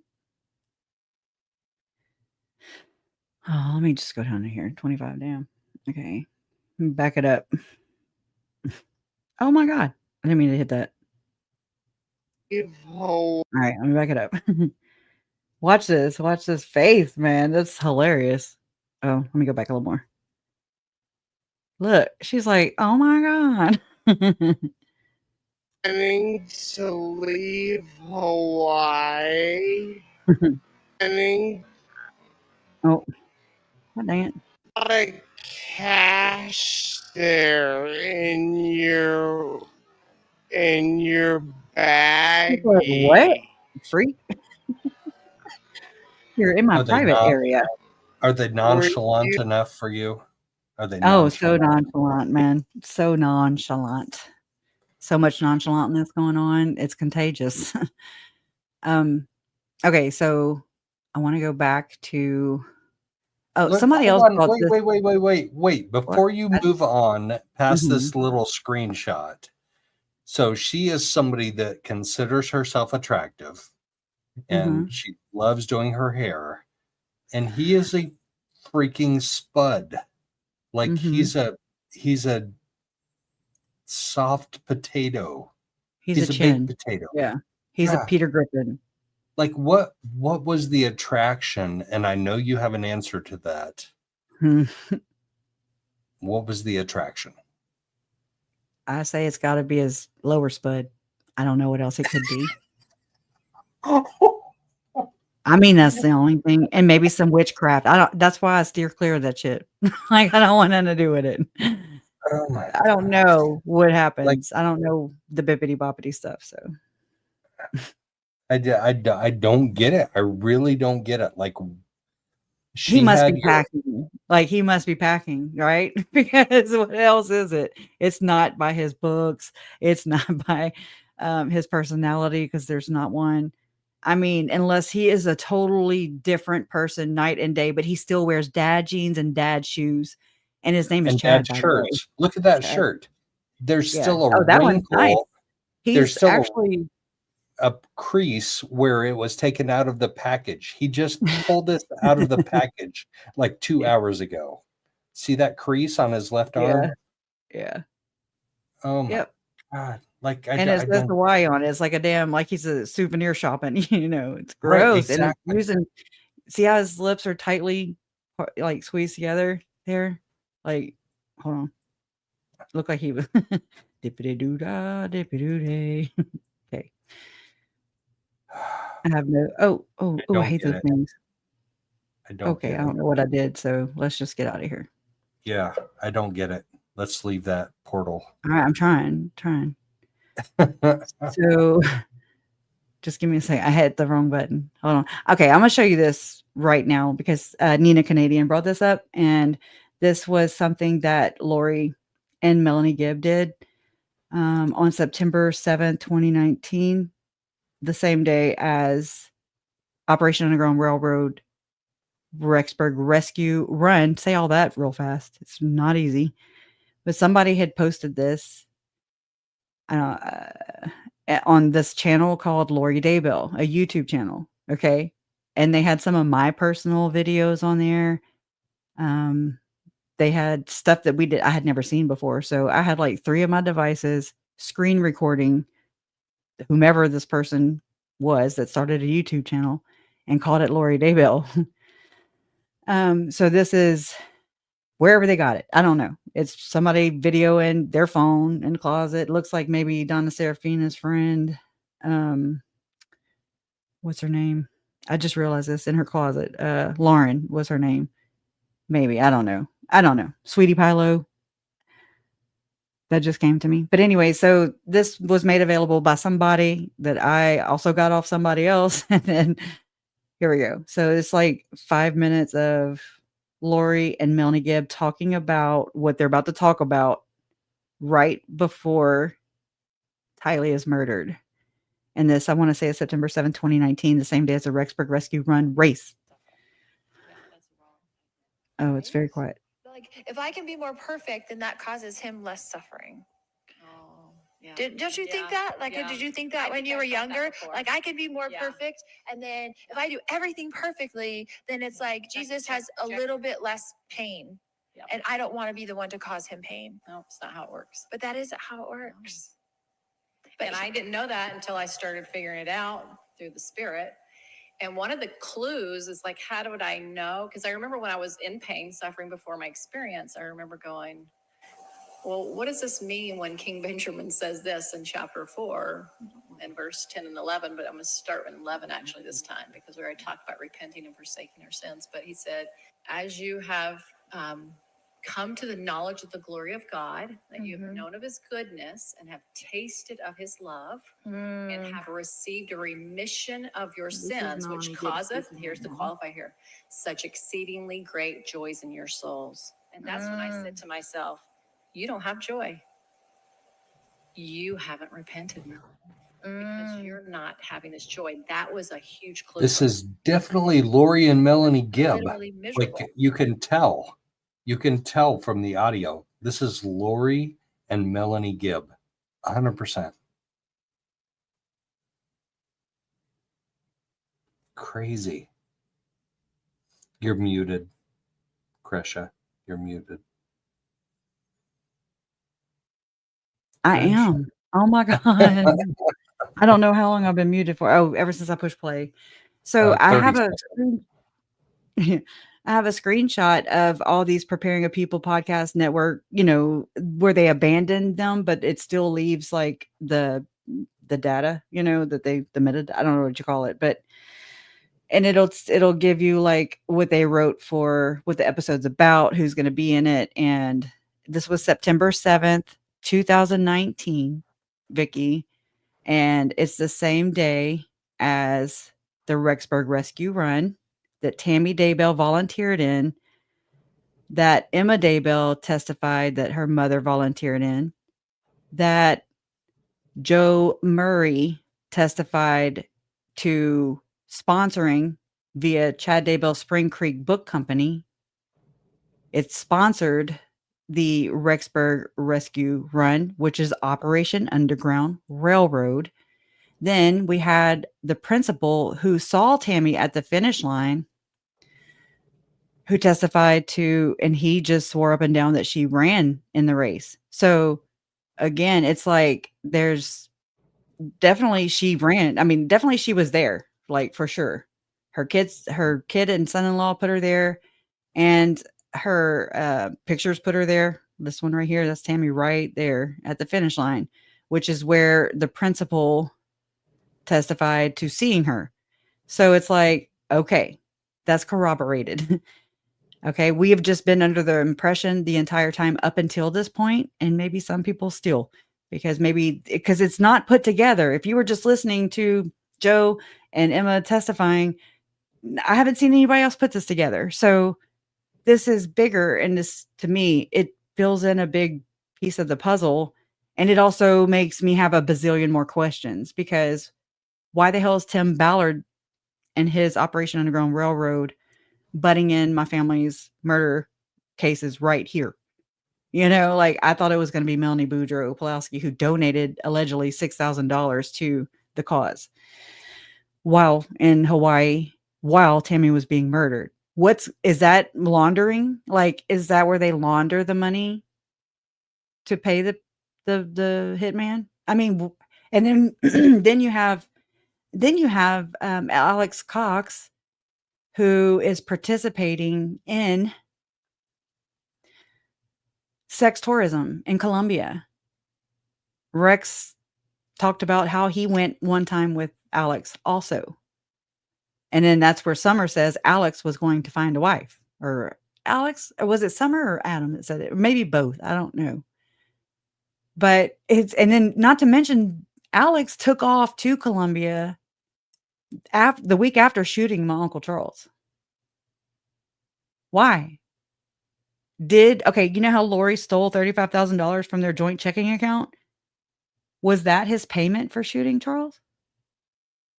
You know, like that's never been talked about, asked about. It wasn't part of the trial. We don't know where that money went. That's a lot of money. That's a lot of South American hookers. Yeah. Yeah. Barry Cox Jr. Mm-hmm. So anyways, I don't know if this paints a better picture for people. I don't know if it's just me overreacting or if this is concerning to people. Okay. Like, so I'm very confused by this. Like, I don't know. The reactions the reaction that I have is not the same as the world around me. So it's very confusing, because I'm like, what am I overreacting about, or what are people not getting? You know, it's like, what is going on? So, hello. Well, when the church dismisses it outright, yeah, as just being, this isn't what Mormons do, then they're dismissing the underlying problem. Yeah. Everything. Yep. Wow. That's heartbreaking. And it's so dehumanizing, like Lori and Chad did to their victims. It's like they weren't people to them. They're just an annoyance and an unwanted attention for their failures, you know? Is that why they keep changing their name? I mean, I'm asking relevant questions. They're like, okay, now we got the damn Vallows and Daybells adjudicated. All right, damn. I don't tag them on purpose because I don't want them in my business. It's bad enough that, people that don't pay for premium YouTube service, they have reported back to me in screenshots even that, uh, what are they called? Life coaches. They get life coach ads. They get ads for crystal bracelets and stuff like that. And I'm like, what the hell? And we know. And this is something I suspected a long time ago, that the church, especially Elder Ballard, who was behind like trying to get people interested in converting to Mormonism. That was his arm of it, was to proselytize, to get people to join the church. I mean, is it not a far stretch to think that they would use Google platforms and YouTube platforms to reach out to creators like Ruby Frankie? I'm just saying, to proselytize and monetize is what I'm saying. That So came what's straight the from connection Kanye West. between M. Russell Ballard and Tim Ballard? Oh, that's not Tim Ballard's grandpa. You don't want me to talk about this because that's where I go to. I'm like, they do hide bloodlines, and they do. I'm not blood. Well, they do hide genealogy records. I promise you, they do. Okay, so that you can't make these connections. But I follow people who do, and who really, really spend a lot of their time in their life, learning and finding out the truth. And so I'm just waiting. I'm waiting for that conspiracy theory of mine to be confirmed, that to be validated, that Tim Ballard is probably, in my opinion, related to Elder Ballard. It's also weird or questionable that Tim Ballard, Mitt Romney, and Gordon Bowen are all like Elder Ballard mentored to all three. But yet Tim doesn't get along with Mitt, doesn't get along with Gordon. But Gordon is who sent an email to Vice News when all that shit came out about Tim in September of 2023. Just follow along with me for right now. Gordon Bowen sent on a letterhead, on the church letterhead, using the right credentials, nothing questionable about where the email came from. It came from the church, and the spokesperson was Gordon Bowen, who said, oh, I always forget what the hell he said. Immorally, hold on.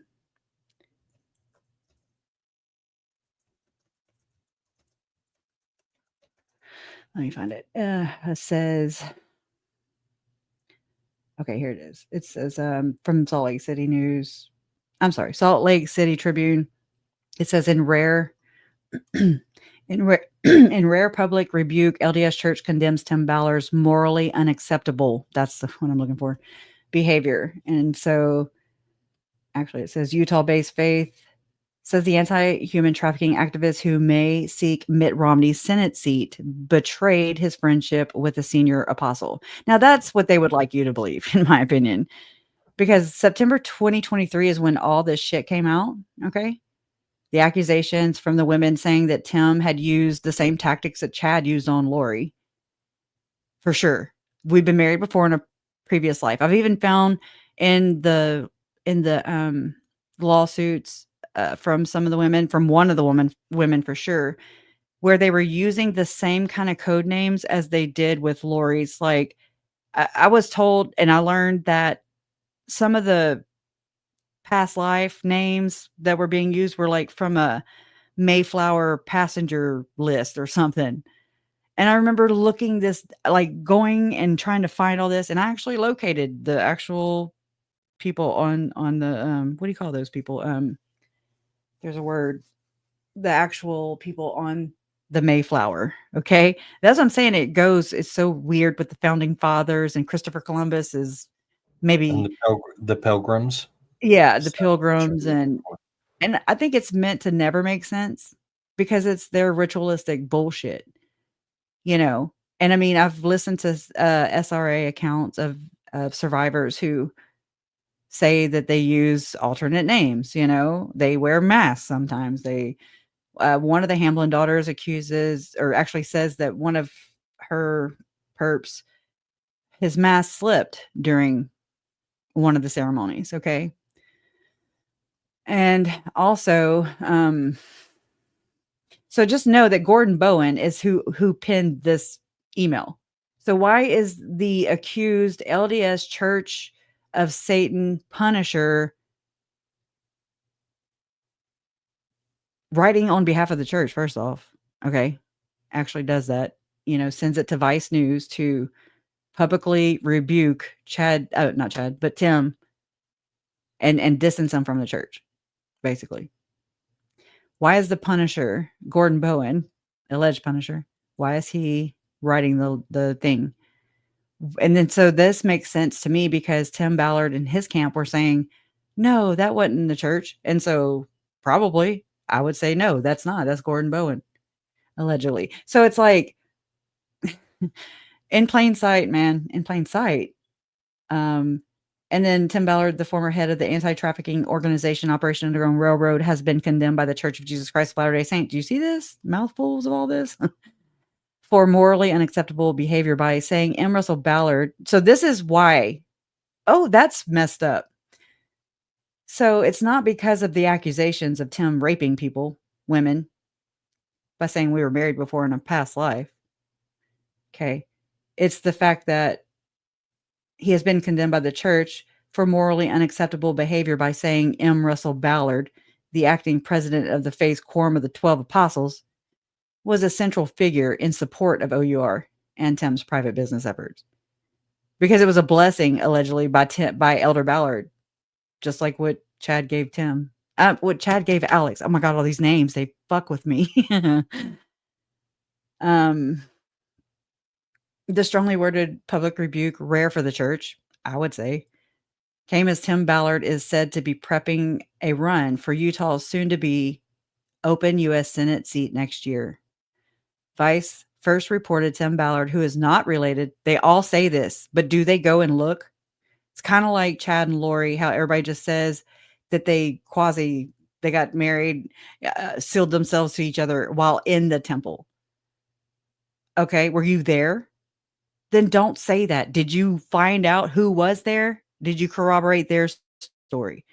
Okay, because I have the James and Elena story by Chad. And I have Nicole Heidemann. She's a analyst for the FBI. She had records from the church that put them in the temple November 16, 2018, just like I had suspected. When they, I believe, got this special anointing, okay, that dubbed her a queen, a goddess, and a prophetess, okay, and exalted her. They said she was exalted. So what happens when you tell somebody like Lori Vallow that she's fucking exalted? Okay. And that they're still dedicated to the church. Y'all have seen that. If y'all have listened and watched Nate Eaton, you know, her interview with him, she says, oh, I didn't know. She was like, whatever. They still sustain Prophet Nelson, you know? So it's, anyways, I feel like I lost you because you're not talking.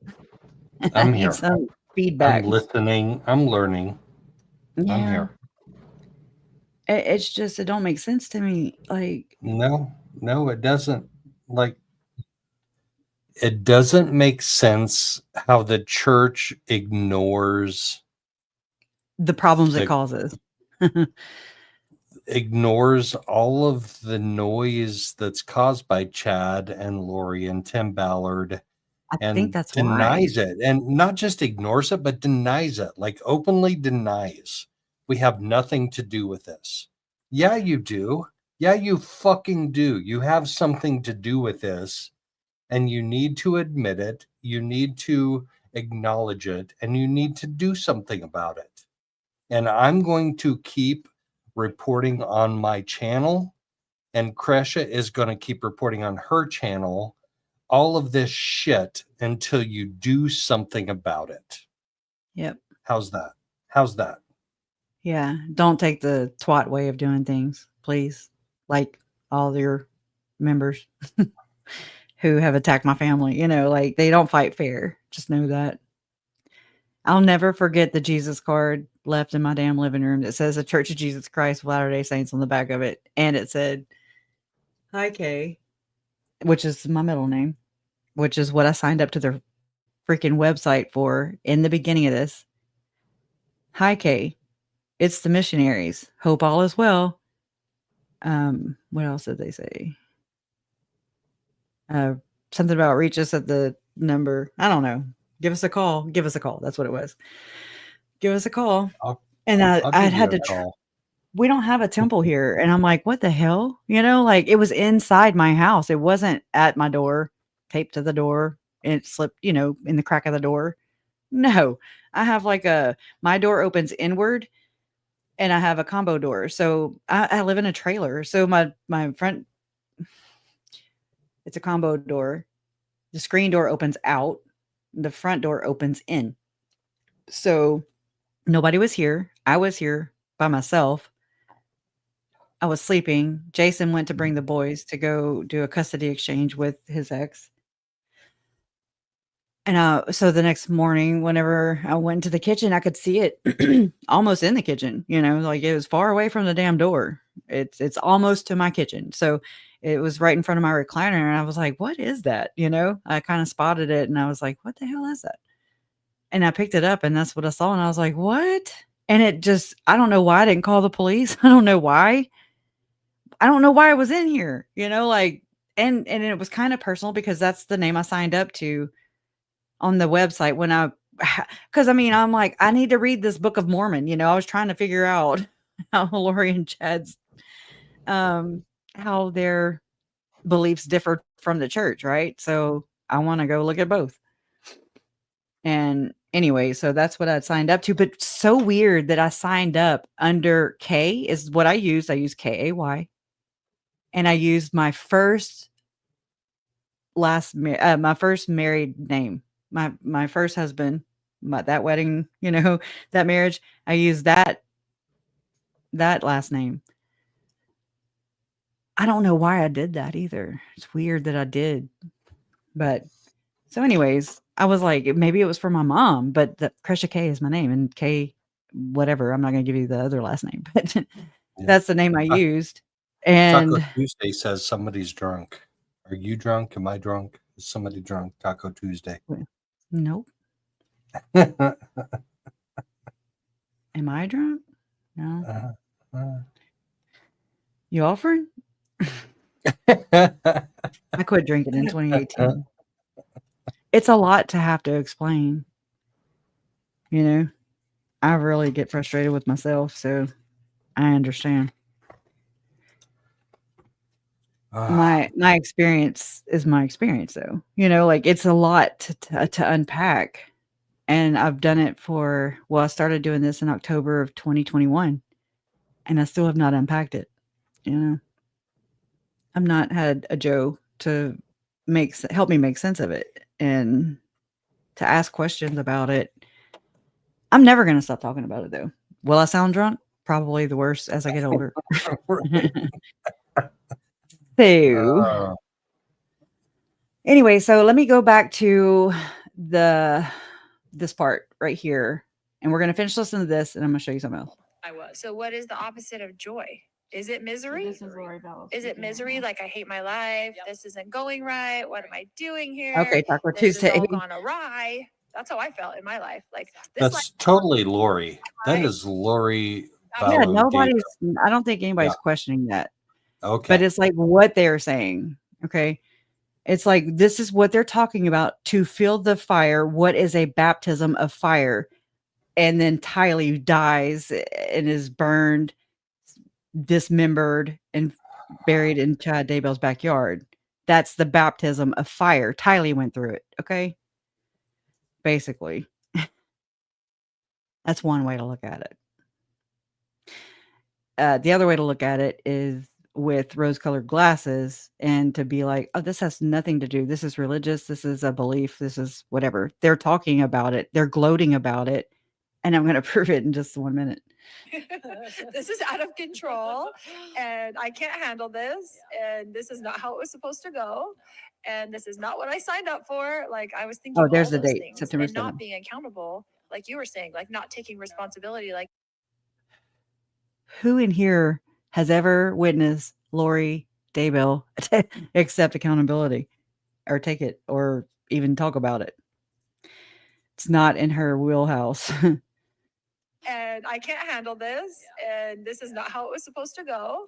And this is not what I signed up for. Like I was thinking all those things and not being accountable, like you were saying, like not taking responsibility. Like, you know what? I made this choice and this was actually a consequence of this, but it was part of what I designed before I came to this life so that I could learn. Which is another life, Mormons. Okay. That's more than one. Okay. And I Then you have almost an after one, and that's another one. So that's 3 right there that I can count them up. That's multiple mortal probations. and I can't listen to this with her rationalization about how she couldn't handle whatever was difficult in her life because she chose to invite JJ into her life. She chose that. She chose to keep Tylee away from her dad. She Yes. chose to do all kinds. She is the cause. She is the tragedy. She is the tragedy. Makes Colby me said so it. mad. We've said it. She is the tragedy pimp. She causes it just like she causes zombies to appear. That's where I'm at right now. Yeah. It's disgusting, man. And so I've listened to Mike Stroud's podcast. I've listened to all these people, all the Julie Rose podcasts, and because I'm trying to find the nuggets, and I have. They talk all their crimes through spiritual speak. They sing like a bird. It's crazy. And they apply it to their lives and whomever they need it to fit the narrative, like that's where I'm at. Those kinds of valuable lessons. So I tend to be now more like when something goes wrong, because things still go wrong, right? And I tend to be like, what do I need to learn from this? What's this experience about? What do I need to learn from this so that I can overcome it quicker instead of taking 10 years? Like I do that with being humble. I'm like, oh Lord, let me hurry and get to what I need to know. But it's like, I don't know. I don't justify murder. I don't justify using my whatever to my spiritual belief or whatever to justify doing really immoral things that are against humanity, especially my own children. Not just against humanity, against God. No, against JJ and Tylee. Right. Her own like children. that's what I'm like. That's what infuriates me the most because they're innocent. They have done nothing wrong. And you did what you did to them. And here you are on a podcast, like excusing it. I can't with it. It's like the justifications they're just not normal, and we know she uses these things to justify things. She said it in her testimony about that Melanie Gibb recorded. If he comes at you once, if he comes at you twice, if he comes at you 3 times, see, it says it right here in the scriptures. I did not have a murderous heart. I only wanted to stop the bleeding and stop the pain. So, and then the FBI was looking into some podcasts that she was doing early on in the case where she says that you have to go through suffering. So Kit with WordWise is really onto something, and she wants to do she actually wrote me an email, a very nice email, after the victim impact statements in Arizona. And just, it was nice, and she was like, if you ever want to do anything together, you know, just let me know. And she was like, maybe like a documentary or something. I was like, I don't even know what to do. Like, I would just tell you everything. You like, she would have to like organize it because I'm not. I would love to. I would love to if Colby would want to, but I just don't know how to make that happen. You know, he would actually have to want to do that. You know. Anyways, just media as far as that's the way he's wanting to go, and I don't trust all people either with the information, you know, because it usually doesn't get published. It usually is clipped to fit whatever narrative they're trying to sell, and it's owned by all the big dogs. So those kind of media companies, I can't tell it to Brandon. I mean, I would, but I mean, it would clash with his belief system. Or not his belief system, but it would clash with his membership to the church, probably. No, it would cause cognitive dissonance. It would. Yeah. I would share it with Rex and Adam, you know, but I don't want to be exploited either, you know. Like I could. Like no, it's like different people are at different levels in their grief, and I'm not shaming anybody. Okay, I'm not. But it's just, and again, Megan, I've really appreciated her presence. You know, it's like at first I was like, who is this? Who the hell is this? Lori's family. Like it threw me, you know, and my mom had sent me the link of an interview that Justin Lum did of Megan while I was in Boise by myself. I mean, my parents were there, but we weren't in the same hotel. I didn't have a vehicle. Detective's daughter was there, and I was so thankful for her and her husband opening up their home to me. But anyways, it was a very lonely place because mom sent me that link, and it was Megan's interview, and she was like, she's saying all the same things that you've been saying. And I'm like that's when I was like, well, who the hell is this? Where'd she come from? And then after I've watched it, you know, I was just like, oh my God, she's saying it the way it needs to be said, you know, like I felt handicapped, crippled the way I talk about these things because I'm not it's trauma. Okay. Mine comes out like some damn trauma, and I need somebody to tell it effectively the way it needs to be interpreted. And so it just gives you not as many options to share. I want to. And that's one good thing about no. That's wrong. That's one huge thing that the church does also is it keeps the outsiders out and the insiders in. And even when the insiders do go out, they still have to it's like they rally around with other now outsiders who were in, who speak the same speak as them, because nobody gets it like somebody else who's been in, you know. But I mean, I get it. I've never experienced it, but I get it as much as I can, you know. I try to. And that's what I've shared with Megan before, is that they kind of form. No, it's like no matter what, I've never been acknowledged by any of these people, like John DeLynn, or Radio Free Mormon and Bill Real. And I didn't know if they were believing Mormons. I mean, not for a while, you know. I didn't know. I just knew they were talking about Joseph Smith and Moroni and things that you don't hear anywhere else unless you're on a Mormon or ex-Mormon channel. And so it's like I've been trying to figure out. I'm like, oh well, I wonder if they believe in it or no, or you know, you're just trying to figure it out. And being a foreigner, you know, it's like what? Just trying to make sense of this world of Mormonism. And it's very effective with doing what I just said about keeping people out and keeping insiders in. Yeah, it's a whole different world. It really And is. like getting the Uncle Charles language help or is not. different. Like the terminology is different. Like everything is Culture. different. Yeah, The culture.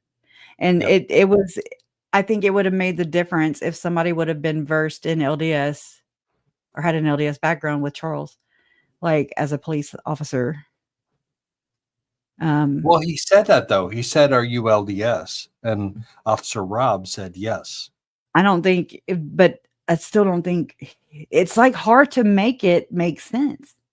I've been trying, and I've often pictured my uncle and what he went through, and when those body cam footage, the cameras came out or whatever footage, I could see it in his face, and I could just everything is just he's so frustrated Yeah, and and he's a just convert. defeated. So Yeah, there's a difference between being a convert and and being stop. somebody who is raised in the church. Mormon And royalty.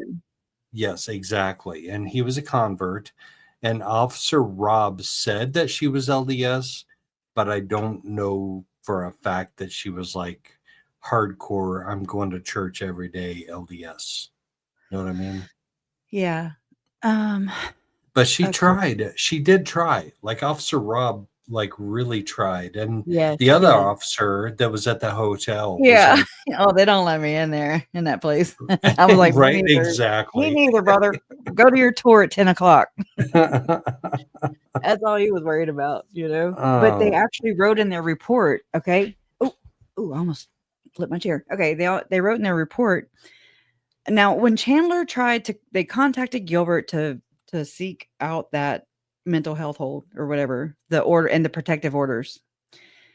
When they did, in that report, I saw that Gilbert police was like, well, Charles was more worried about the money than anything else. And I'm like, what? And you could tell, like, I guess through the writing of the report, the reporting investigator in Chandler, he was kind of frustrated too. It seemed that way to me, at least. Because they couldn't find the protective order. They couldn't find the mental health hold, and they're the ones that advised Charles to do all those things. He did all those things. Then they were like, well, I don't know if they never checked, but they're just making all these baseless assumptions instead of actually checking and following their own procedure. That's problematic. That's like not even following your own guidelines, your process, your job duties to me. So anyways, that was a big disconnect for me that I saw. A lot of the Chandler cops get lumped in with Gilbert PD. Gilbert is who failed Charles and the children and Tammy, ultimately, and Brandon. Okay, because they were the ones that advised Charles to do all those things. He did all those things. They didn't follow their own process. So they let him down. He got shot, murdered, whatever. That's where Chandler picked up and did the investigation. So, I mean, could they have done more of a expedious, or whatever? I don't know what to call it. Yes. But it's like the two together was deadly. So, anyways. All right, let me finish this. And have joy. How can I learn from this so that I can move on and have joy all the time? What you're learning is to trust in your journey. That's what I felt as you started to trust.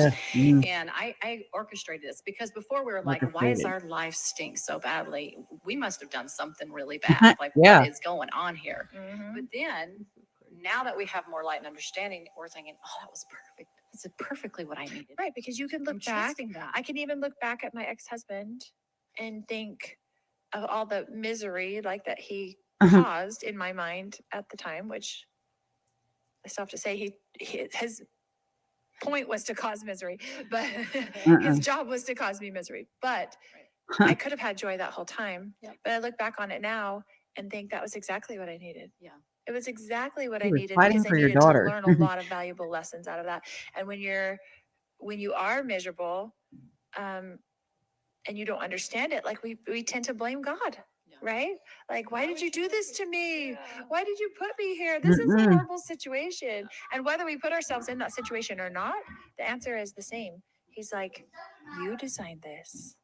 You chose these challenges. You chose these trials because you know what you needed to become successful. And you know what you needed to overcome in this life so that you could move on and have eternal progression. Exactly. And he wants us to learn that you can do this with me. And then he wants us, I like what you said, to feel Wait, successful. eternal because anytime we progression? were obedient, Eternal so- progression? That's what it's Eternal about. progression. Yeah. Yep. Holy shit. Yeah. And oh, look, she's saying it right here too. Something about being obedient. Okay. That is a huge thing for her. Okay, hold on. Back it up. And you know what you needed to overcome in this life so that you could move on and have eternal progression. Exactly. And he So there's that. Now listen. wants us to He learn that wants you us to can do this learn with me.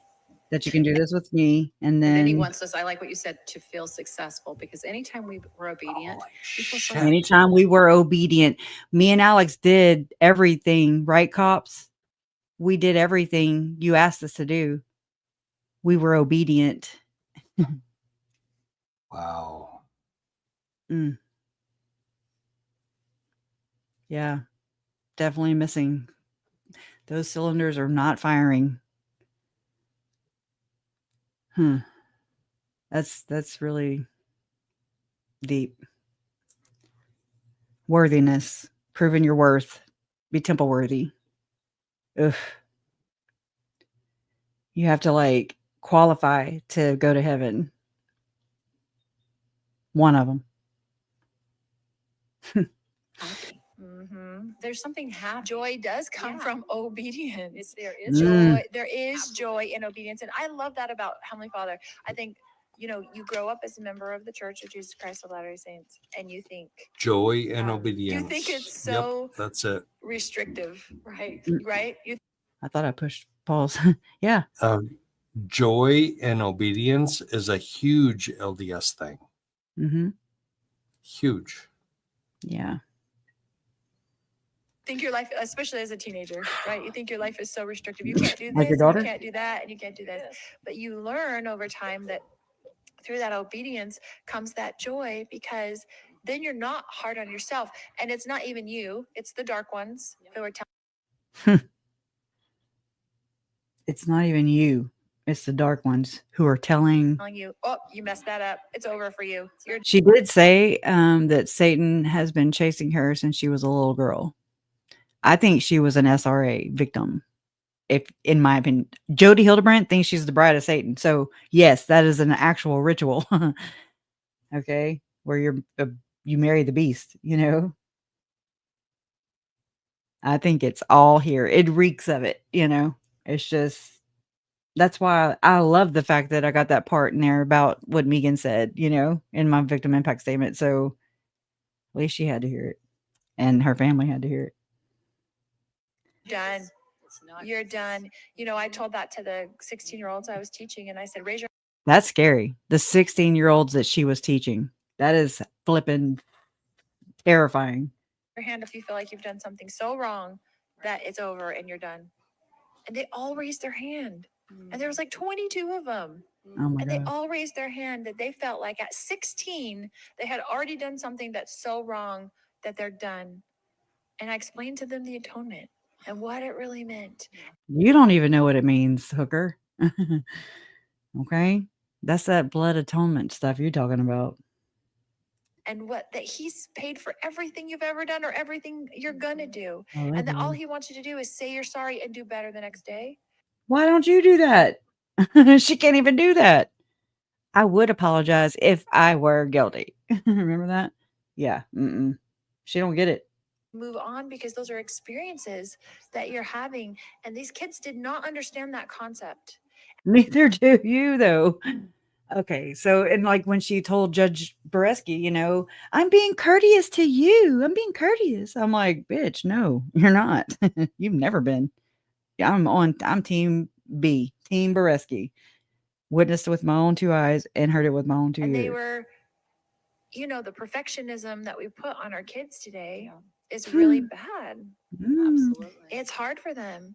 And so we thought it was restrictive, but really, if you are obedient to those commandments, and you're able to be obedient to those commandments, then you feel more joy. And then the adversary cannot use those little things against you. Oh, I didn't mean to do that. So, hold on, jumping windows here. I'm going to run it back to Tim Ballard real quick, because this is where I figured out that, well, Tim told through this presentation right here that Tom Harrison, he mentioned Tom Harrison. So here. Times that I served, times that others served me. And all of a sudden, as I just thought about those moments in my life, I was filled with something that I recognized. It was the same thing I recognized when I had gotten off on the freeway, off the off-ramp, to go visit this little boy. I felt optimism. I mean, I was in tears. I was just like floating. I felt like I wanted to go run a marathon from his house. I was like, what is this? I felt optimism. I felt courage, unity, these amazing things. I said, what is this? He says, Tim, it's a chemical reaction. It's a chemical. When you give, when you serve, your brain actually releases these amazing chemicals, oxytocin,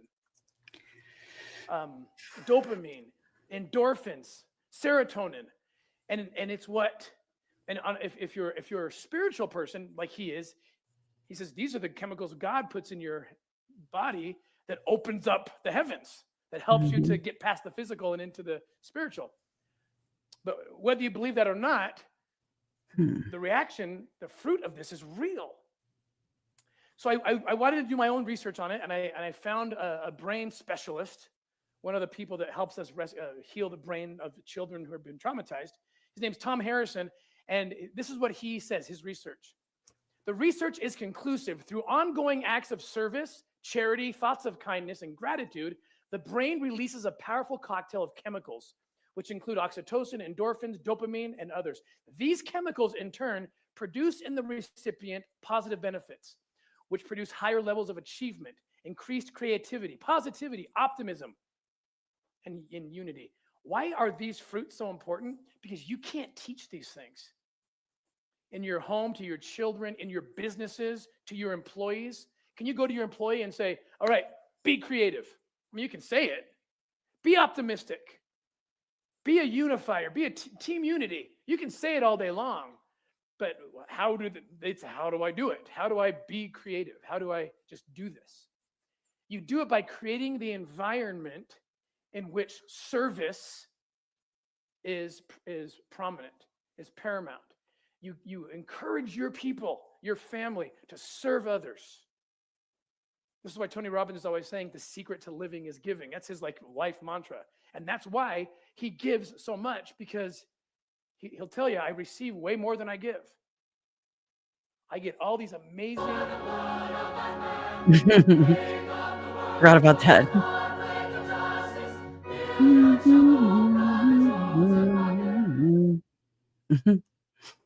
You're welcome.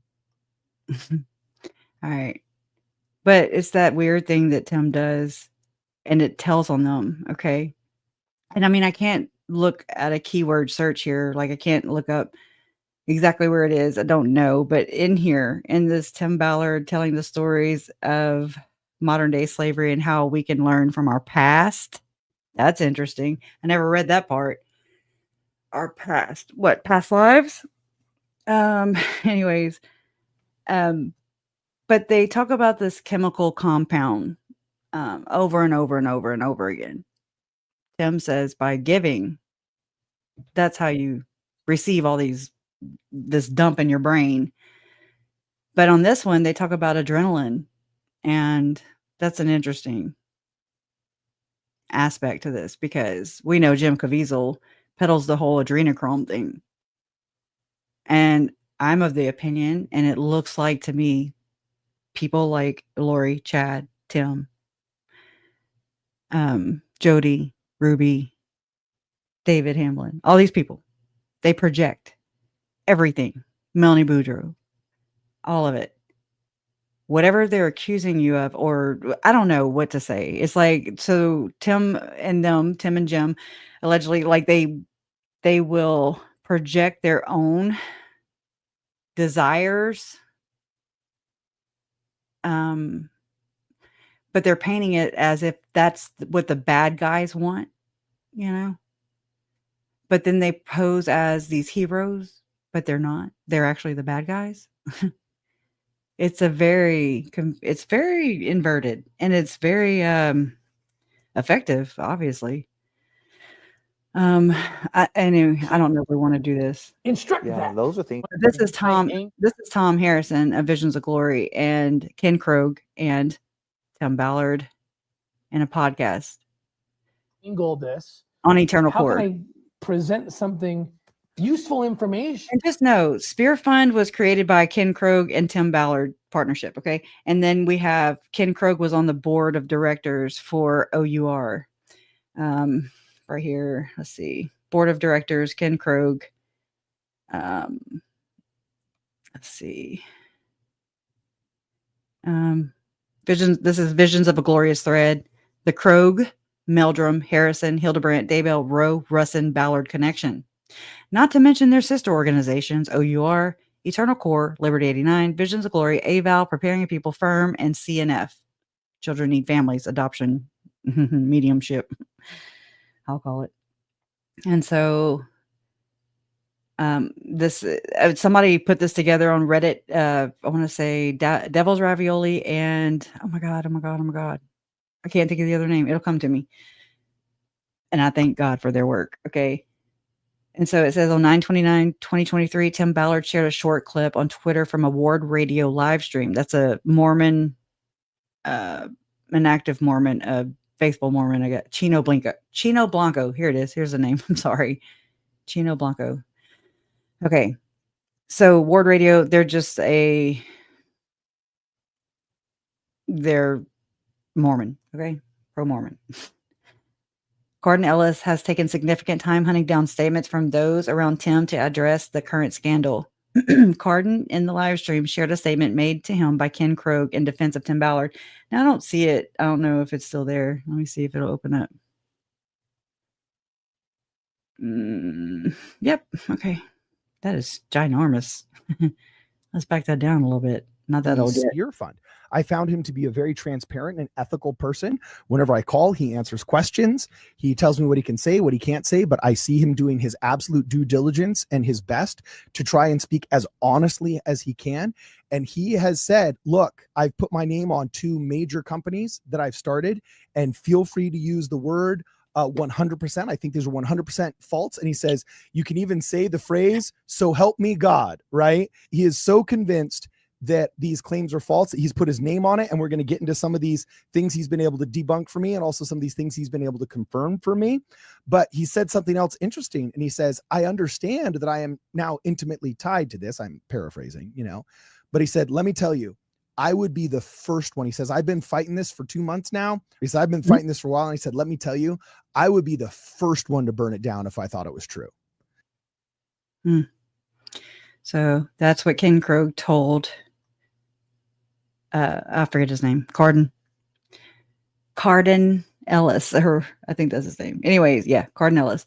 So then it says Ken Krogh. Ken is the current president CMO of the Spear Fund and has a long and fascinating history of business ventures. He is probably most well known as the founder of InsideSales.com and his consulting entrepreneurship.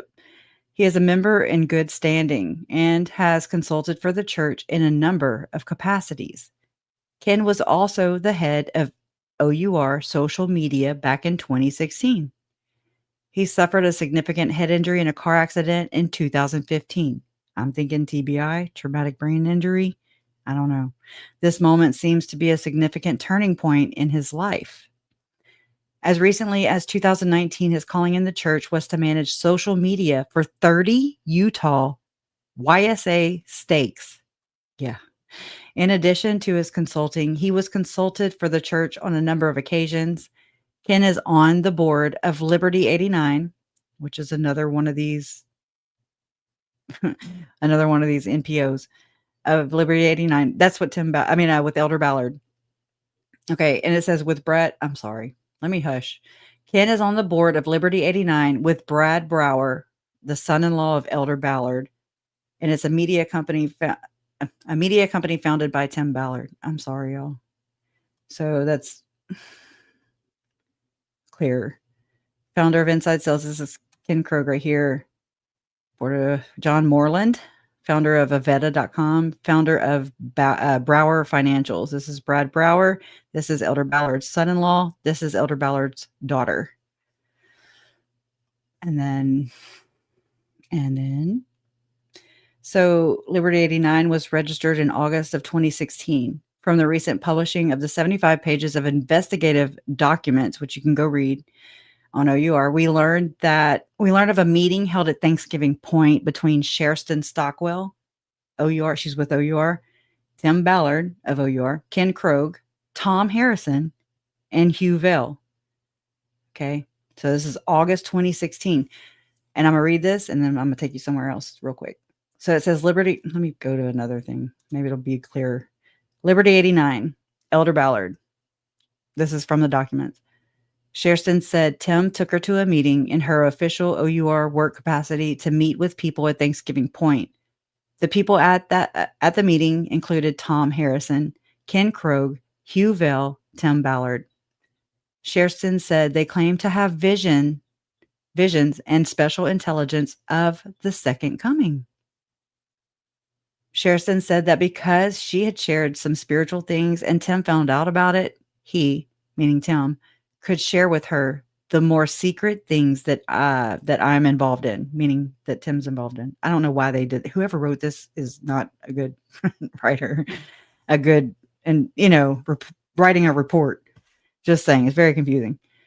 Secret things that I'm involved in. Sherston said during this meeting, they spoke about Liberty 89, America being a fallen nation, and how it was Tim's calling to do these things with O.U.R and restoring America to the covenant. Sherston said restoring America to the covenant was a big mission of his, and he was called of God to do this. Sherston said Tim was very verbal about Elder Ballard's involvement and behind it. But Sherston said she didn't know if she believed that. Sherston said, Tim would say that M. Russell Ballard is a part of Liberty 89. Tim would tell us that, but Hugh was there and Hugh was an employee, so it would be more employees than just me. Anyways. All right. Now hold your pearls for a second. I got to go look something up real quick.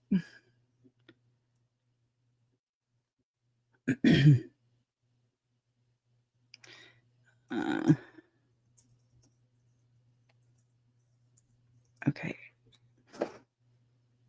All right. So this is from my channel. Now Lynn Packer reported on a 2019 infamous whiteboard meeting, a secret meeting. And that's all we knew about. But then I have somebody who they forwarded me another video that was made in 2016. And so that means it came before the 2019 whiteboard meeting. That's what FBI they were interested in this meeting. Okay. So I'm going to show you the 2016 one that I have. And that way it's kind of a precursor to what happened, I'm sure, with the 2019 infamous whiteboard meeting. So let me hush and get there. Oh, wait. Let's tell you that story real fast. I told you, but it illustrates. Sorry. Well, actually, just know this was audio obtained by Sherston. I'm not Sherston. Celeste Borges. That's one of the women who is who filed a lawsuit, federal lawsuit too, against Chad. Against him. I need to stop. So Ken's background is he built a multi-billion-dollar company On this stuff. Inside Sales, like huge office, and so that's why. And I met him through Elder Ballard, because Elder Ballard and the churches used him to use the same kind of tools and technologies for the missionary program and everything like that. And Elder Ballard actually looked him in the eye, and poor Elder Ballard can't even affirm this right now. But he said Tim will be 10 years ago. He said Tim will be a household name. Yes. And I was just like, what are you saying? Like no one knew who I was at the time. And he said, if we don't do it in 10 years, we'll all be slaves. That's right. Whoa. He took to Ken. He said, Ken, you need to guide that process when it happened. You know what happened the next 2 nights? I had dreams all night long about what to do. And I even saw Tony Robbins. And we went up there to that whiteboard, crazy.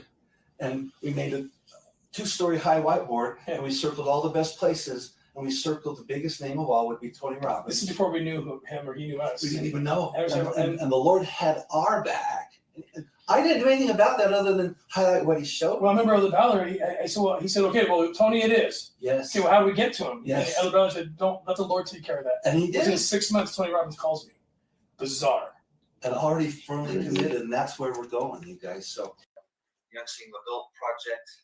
This is actually part of the meeting. I took the meeting that I had and I corroborated areas of that statement that was released on that audio is what happened. So like some of the audio, I mean, some of the video that I just saw, some of the visuals, like corroborating that was a 2-story high whiteboard. 2-story high whiteboard, and we circled all the best places.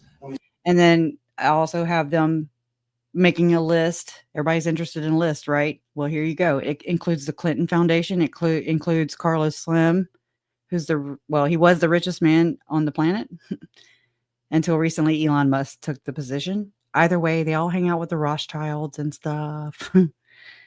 Anyways, them kind of people. We're talking the higher ups. This goes higher than the Epstein connection.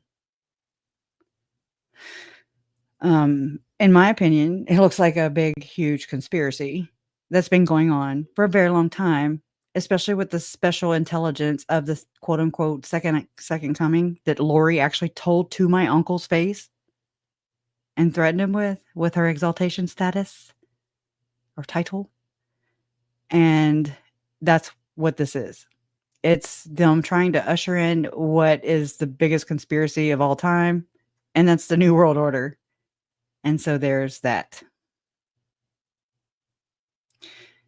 And I know that they're inverted. So that is inverted, like that's what they're doing, in my opinion.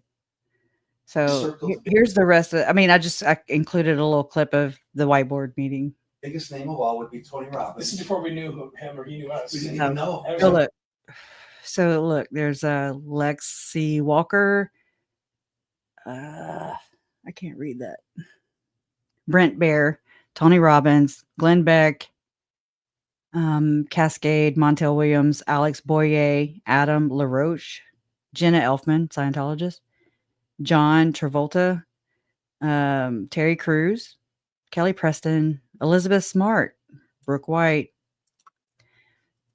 and the Clinton Foundation is on it. This isn't the full list, but I'm just saying. And the Lord had our back. I didn't do anything about that other than highlight what he showed. Well, I remember Elder Ballard, he said, okay, well, Tony it is. Yes. Okay, well, how do we get to him? Yes. And Elder Ballard said, don't let the Lord take care of that. And he did. Within 6 months, Tony Robbins calls me. Bizarre. And already firmly committed, and that's where we're going, you guys. So Young Single Adult Project, all that stuff, but I'll hit on that later. But what we do is we mimic the traditional model, and the traditional model is you've got PR, which rolls to marketing, which rolls to sales, which rolls to customer support, typically the life of a lead.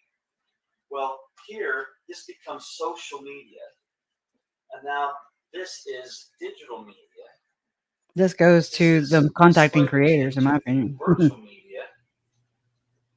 And then anyways, let me all right. Hold on just 1 second. And I don't know where the video is. Hold on.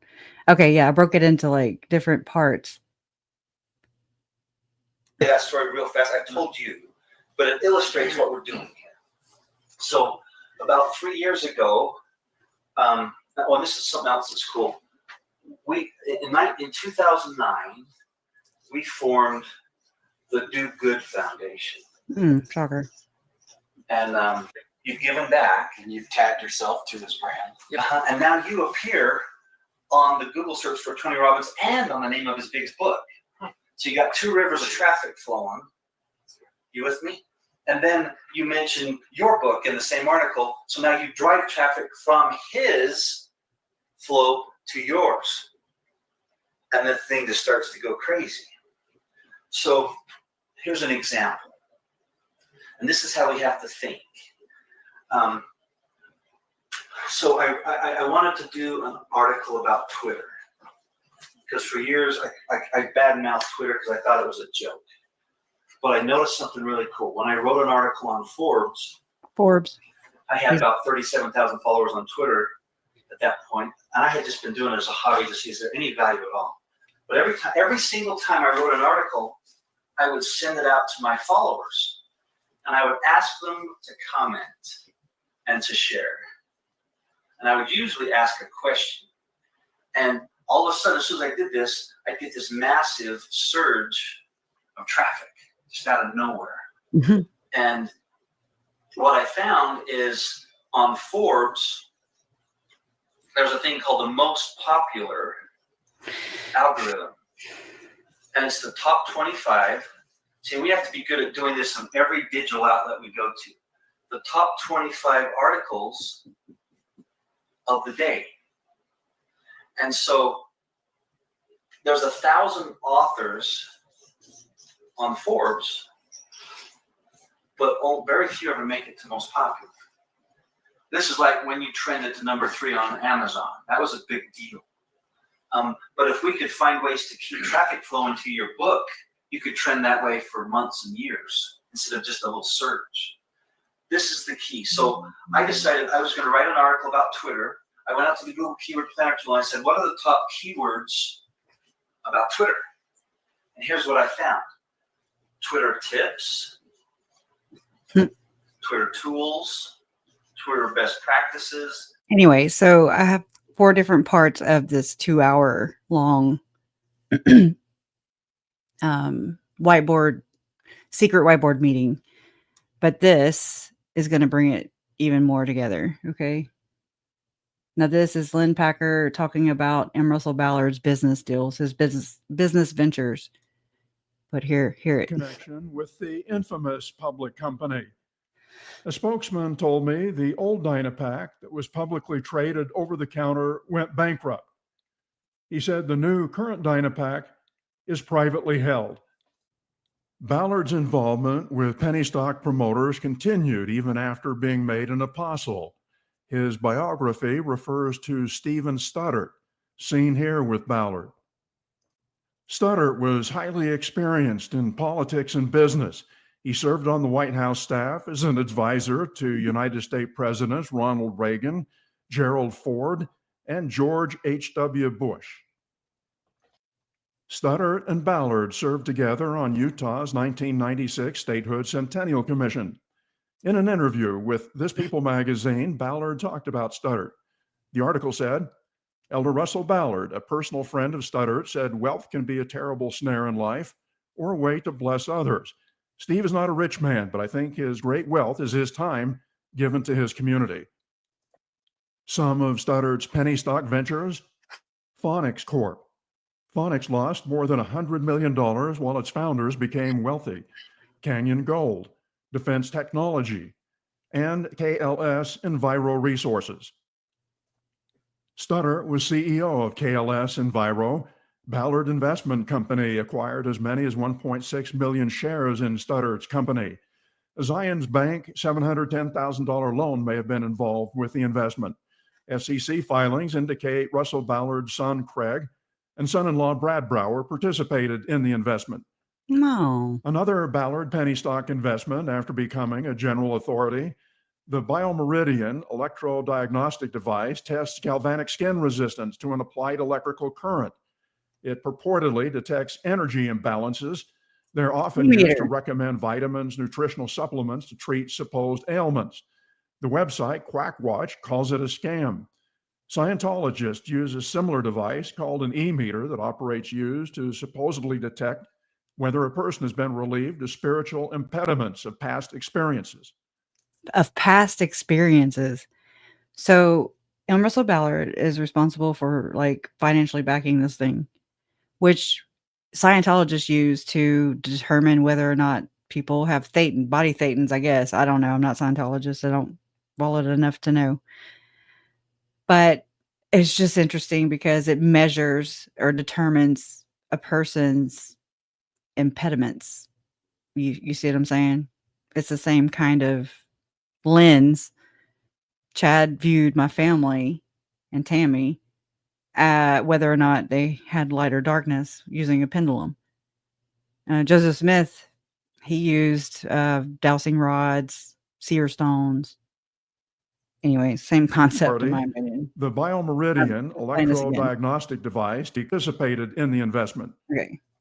Another Ballard penny stock investment after becoming a general authority, the biomeridian electrodiagnostic device tests galvanic skin resistance to an applied electrical current. It purportedly detects energy imbalances.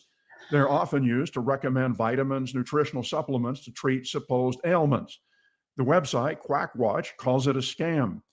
Scientologists use a similar device called an e-meter that operators use to supposedly detect whether a person has been relieved of spiritual impediments of past experiences.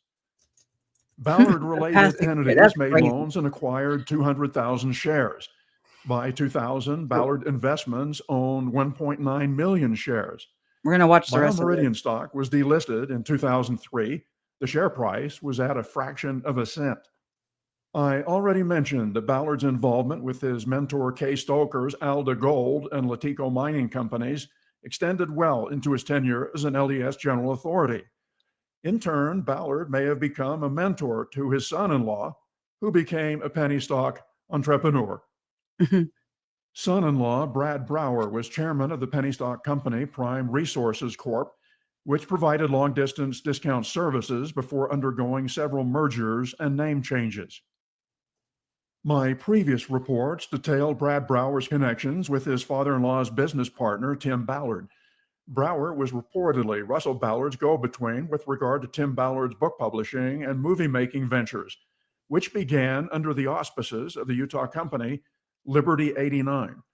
Liberty 89's website showed Brad Brower with his wife, Russell Ballard's daughter, as a board member, along with former O.U.R. president John Moreland and Ken Krogh.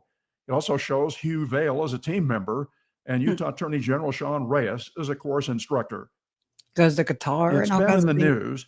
news. Sherston Stockwell, once Operation Underground Railroad's development director, told criminal investigators about a meeting she attended with Tim Ballard at Thanksgiving Point.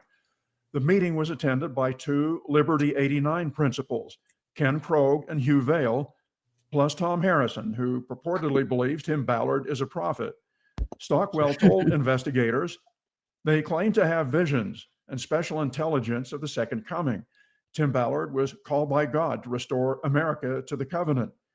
Tim was very verbal about Elder Russell Ballard's involvement behind it.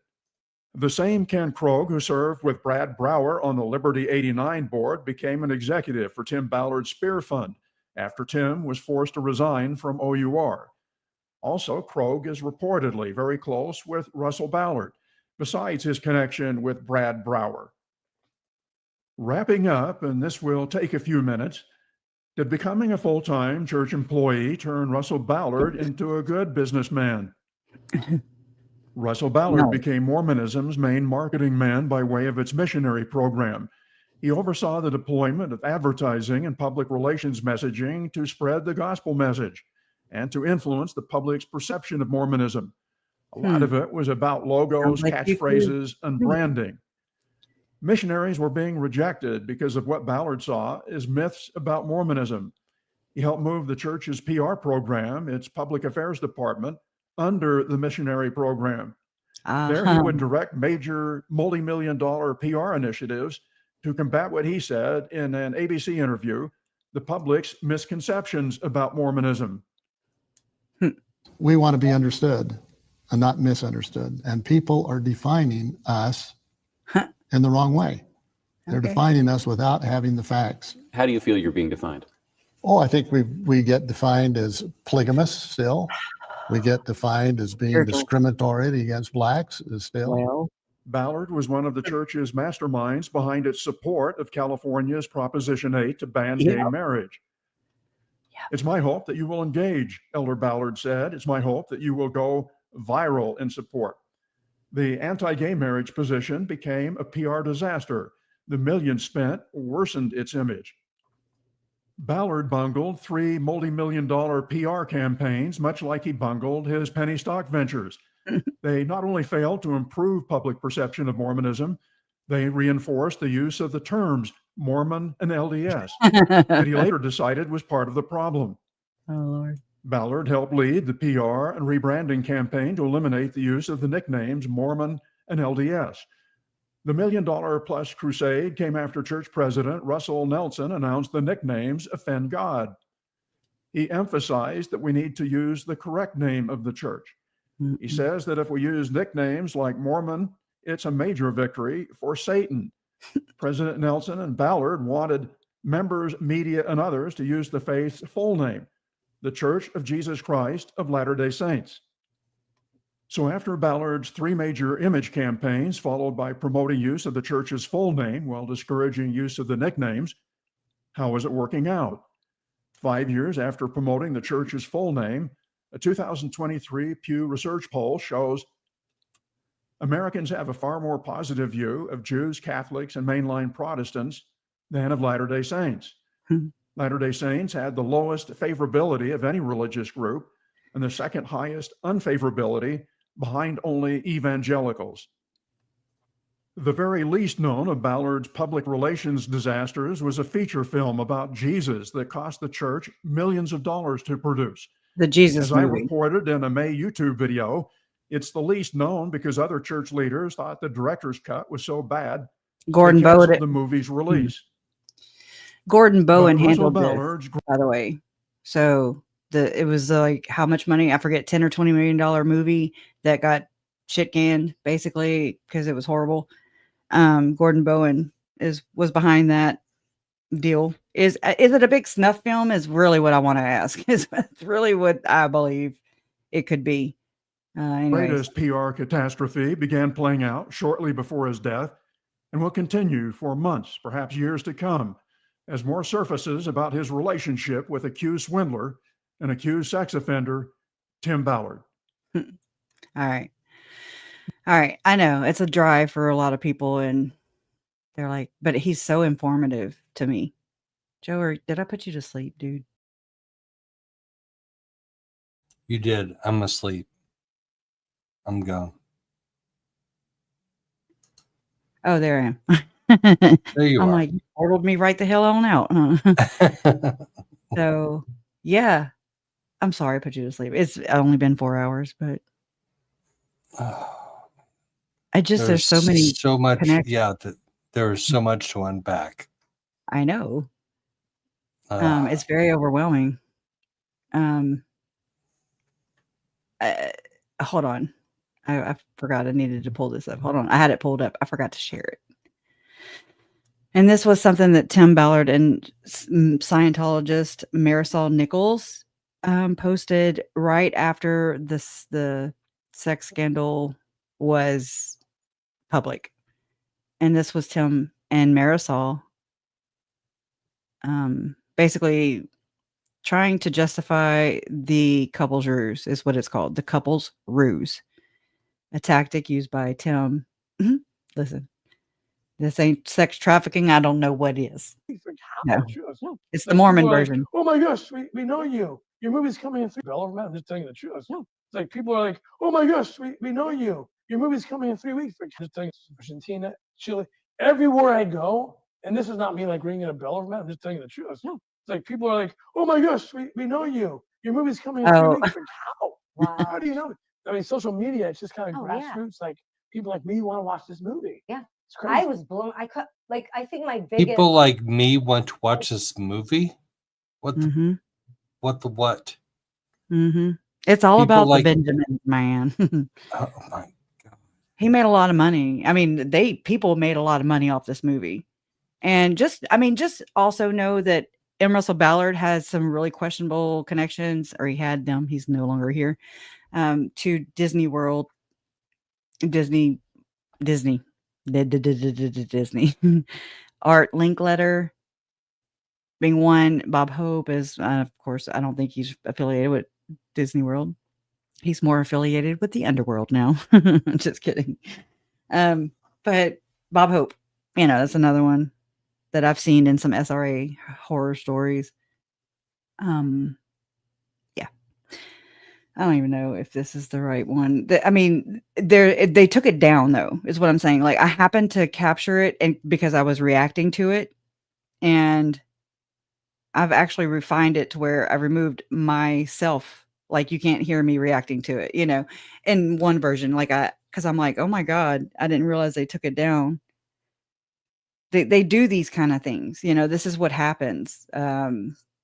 So you have to hurry up and screen record while you can, because they're the masters of taking it away. I learned that with preparing of people. And I mean, they're still sitting on all this stuff. Like they still have all the podcasts with Chad and Lori.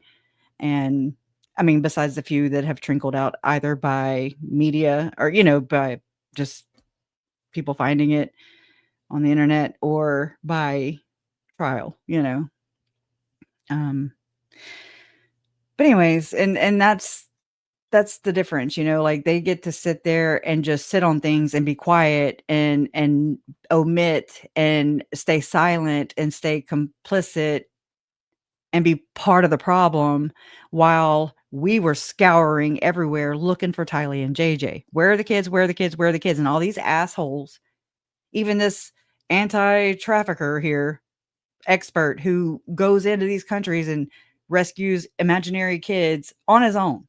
I mean, all he does is sell the tours. He sells the tours.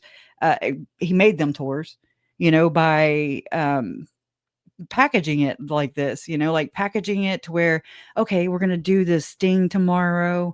And so, who's the highest bidder, like, okay, yeah, we'll give you the experience. It's like going on a ride along, but in a helicopter, and you got all these billionaires in these freaking countries, vulnerable countries who don't have I don't know what I'm trying to say. They don't What have are you trying to say? They don't have the tools, like it's corrupt. They're corrupt. And so they hang out with other corrupt people, and then they all just figure out how to dupe people and then exploit us even more, exploit victims and us by ripping us off to pay for their extravagant fucking Diddy freak off Epstein's massages, that type of shit. Okay. That's what's going on here. That, in my opinion, is what is going on here. And so Tim Ballard is a good actor, and he had a lot of good actors behind him who also know how to pose as prophets, so-called, you know what I'm saying, and to pose as godly men while they're doing the absolute worst things possible to humanity. So if people think that I'm crazy for thinking that Tylee and JJ were a muse for these people, they got off on it, like that's exactly what happened.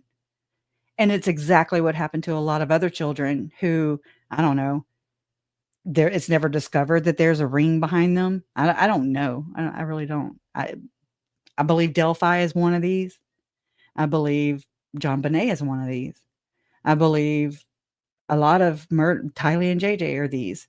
Like they're getting off. Tim Ballard talked about and gloats about all the damn hormones that your brain dumps into your brain, and that you feel all these good things from. Yeah, you get high off of their blood, and that makes them trip, like have visions and the pineal gland and just all kinds of things. It's really disgusting, but you know what? It matches the rest of the cringe. It matches the zombies. It matches the deplorable things that Chad, Lori, and their friends did to my family and Tammy. So, that's where I'm at. And so if people don't, it's hard to explain. I get it, but it's worth it. Do your own research. I don't know how to present this still. I wish somebody would just lay it out for me and then tell me I will just read it, or vice versa. I don't know how to get this out. It's so hard to explain because it's not just explaining human trafficking to somebody. Like, because it's very misconstrued because of what Tim Ballard and others are doing. They pollute our minds with the wrong perspective, the wrong view, how it actually is, and so all these people go to watch the Sound of Freedom movie and they get the wrong idea of what human trafficking looks like. It's kind of like stranger danger. It's like satanic panic. It's like people get the wrong idea. It's propaganda. And so it's very dangerous and it's ineffective. Like it's actually counter effective. Like it's defeating the purpose. And then he's making money off of it. And then he's like wanting to run for Senate and shit. And he was ordained by Tom Harrison and Ken Krogh, priesthood blessing, to become the future prophet of the Mormon Church and the future president of the United States. And at his rate, with his alleged record, yeah, why not? He would make our president, right? President Trump actually sat him as an advisor for human trafficking in the White House in 2016, that time period. He has spoken at, I forget what they're called. Oh my God, I don't have all the terminology, y'all. I'm sorry for that. Some days I can do it, some days I can't. Okay, yeah. Dr. Vonda K says, I do too regarding Delphi. So is Kentucky. Kresha and Joe talk to Elizabeth. Okay, somebody else told me this the other day, but I don't know where I got, like, where to go. So you're telling me I have watched Elizabeth at Hillbilly Crime before I even found that out because, I like her. And I watched Gavin Fish too. There isn't a religious component, but there is an institutional component and power is being leveraged. Absolutely. That makes sense. That tracks with what we've learned so far. And, I'm not really haven't really divulged into the case, but I've watched a lot. Especially how the judge and the sheriff, there had to be something going on there. That tracks with law enforcement, I'll just say corrupt, with a corrupt system. I'll just say that way. The corruption goes all the way to Governor Bashir's office. It was my daughter. It was okay. It crosses over into West Virginia. So I was Dr. Vonda K, her daughter. I forget her name right off the top of my head, or her screen name. I ran into her when I was watching Criminality that night on the documentary on Hulu about Richard Allen Delphi, right? Remember I told you about that, Joe? And then she showed up in our chat and I was like, oh my God. And she said that, but I didn't know where. And I'm like, Kentucky, how the hell are, Mormon, how does Mormon go to Kentucky? But corruption knows no bounds. It definitely knows no bounds. Huggy Bear. Okay. Oh, I'm reading Tim Ballard YouTube channel. Just type his name and look for recent uploads. His lawyer is discussing. I haven't seen that yet. I have to admit. And so Dr. Vonda K says, I learned about familial trafficking from her. And then the corruption goes all the, okay, I read that. And then the prison ladies are starting to speak out. She loves me. Oh, we hit it off in the chat. That's just unusual, but she had said that she had done some research for the defense in Delphi.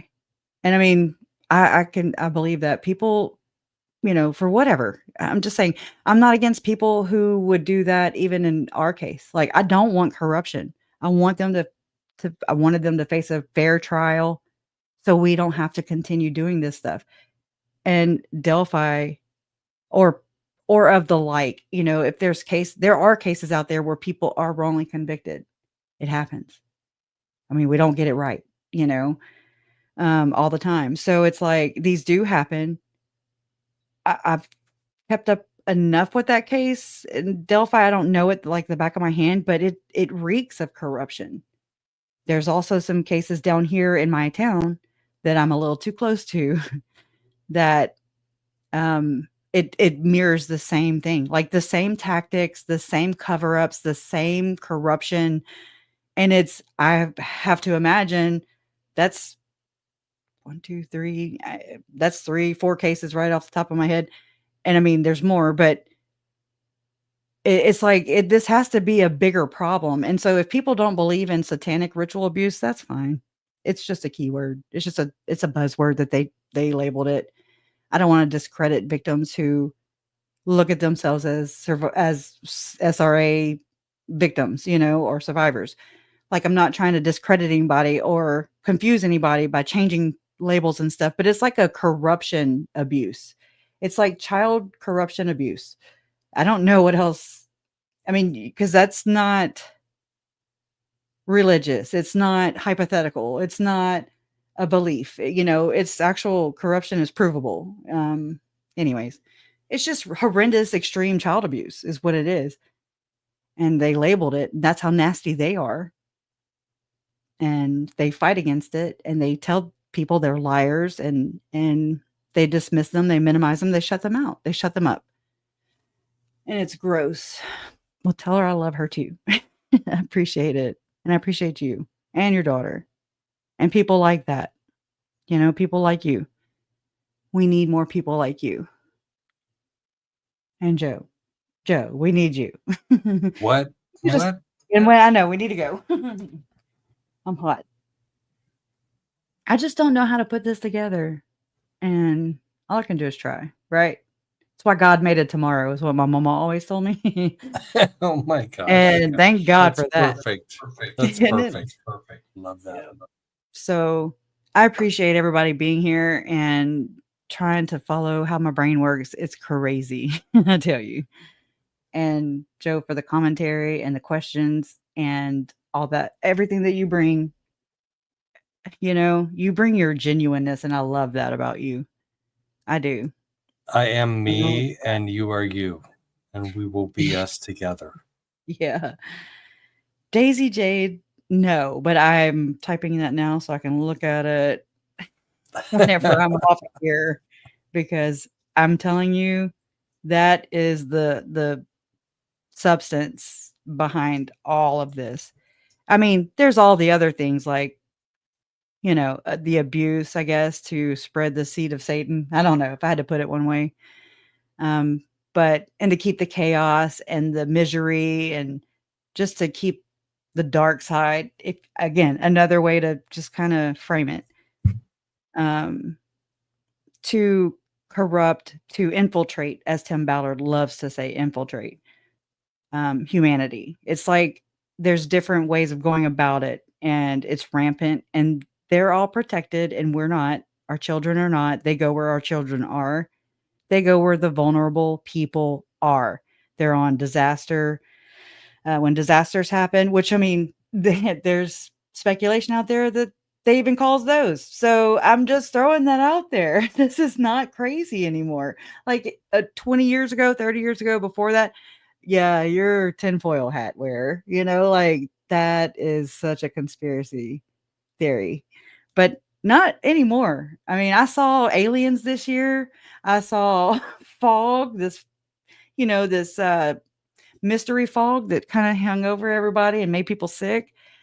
I've experienced some really crazy shit, all while researching Chad and Lori and their crazy shit. And they just happen to be involved in the same crazy shit.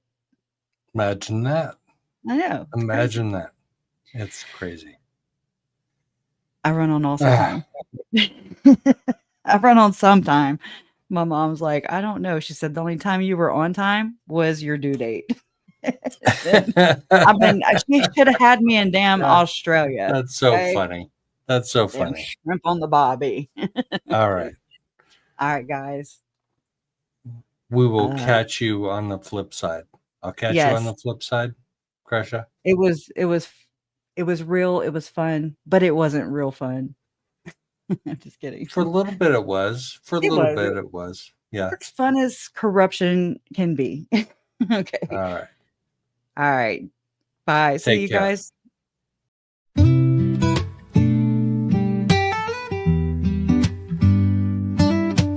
Good find you a seat. Grab yourself a cup of Joe and put up your feet. Let's talk about the latest news and all about true crime. We can make a difference if we put in the time.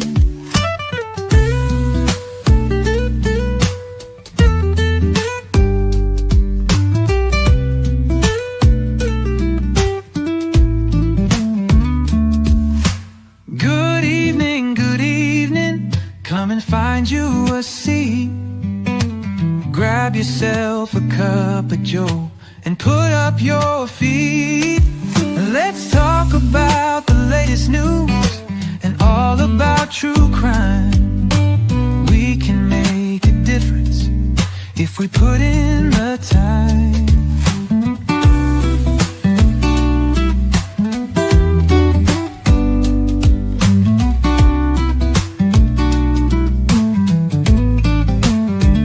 Oh, we can make a difference if we put in the time.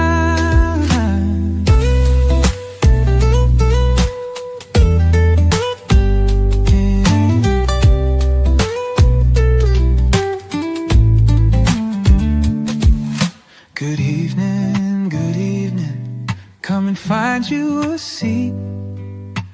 Grab yourself a cup of Joe and put up your feet.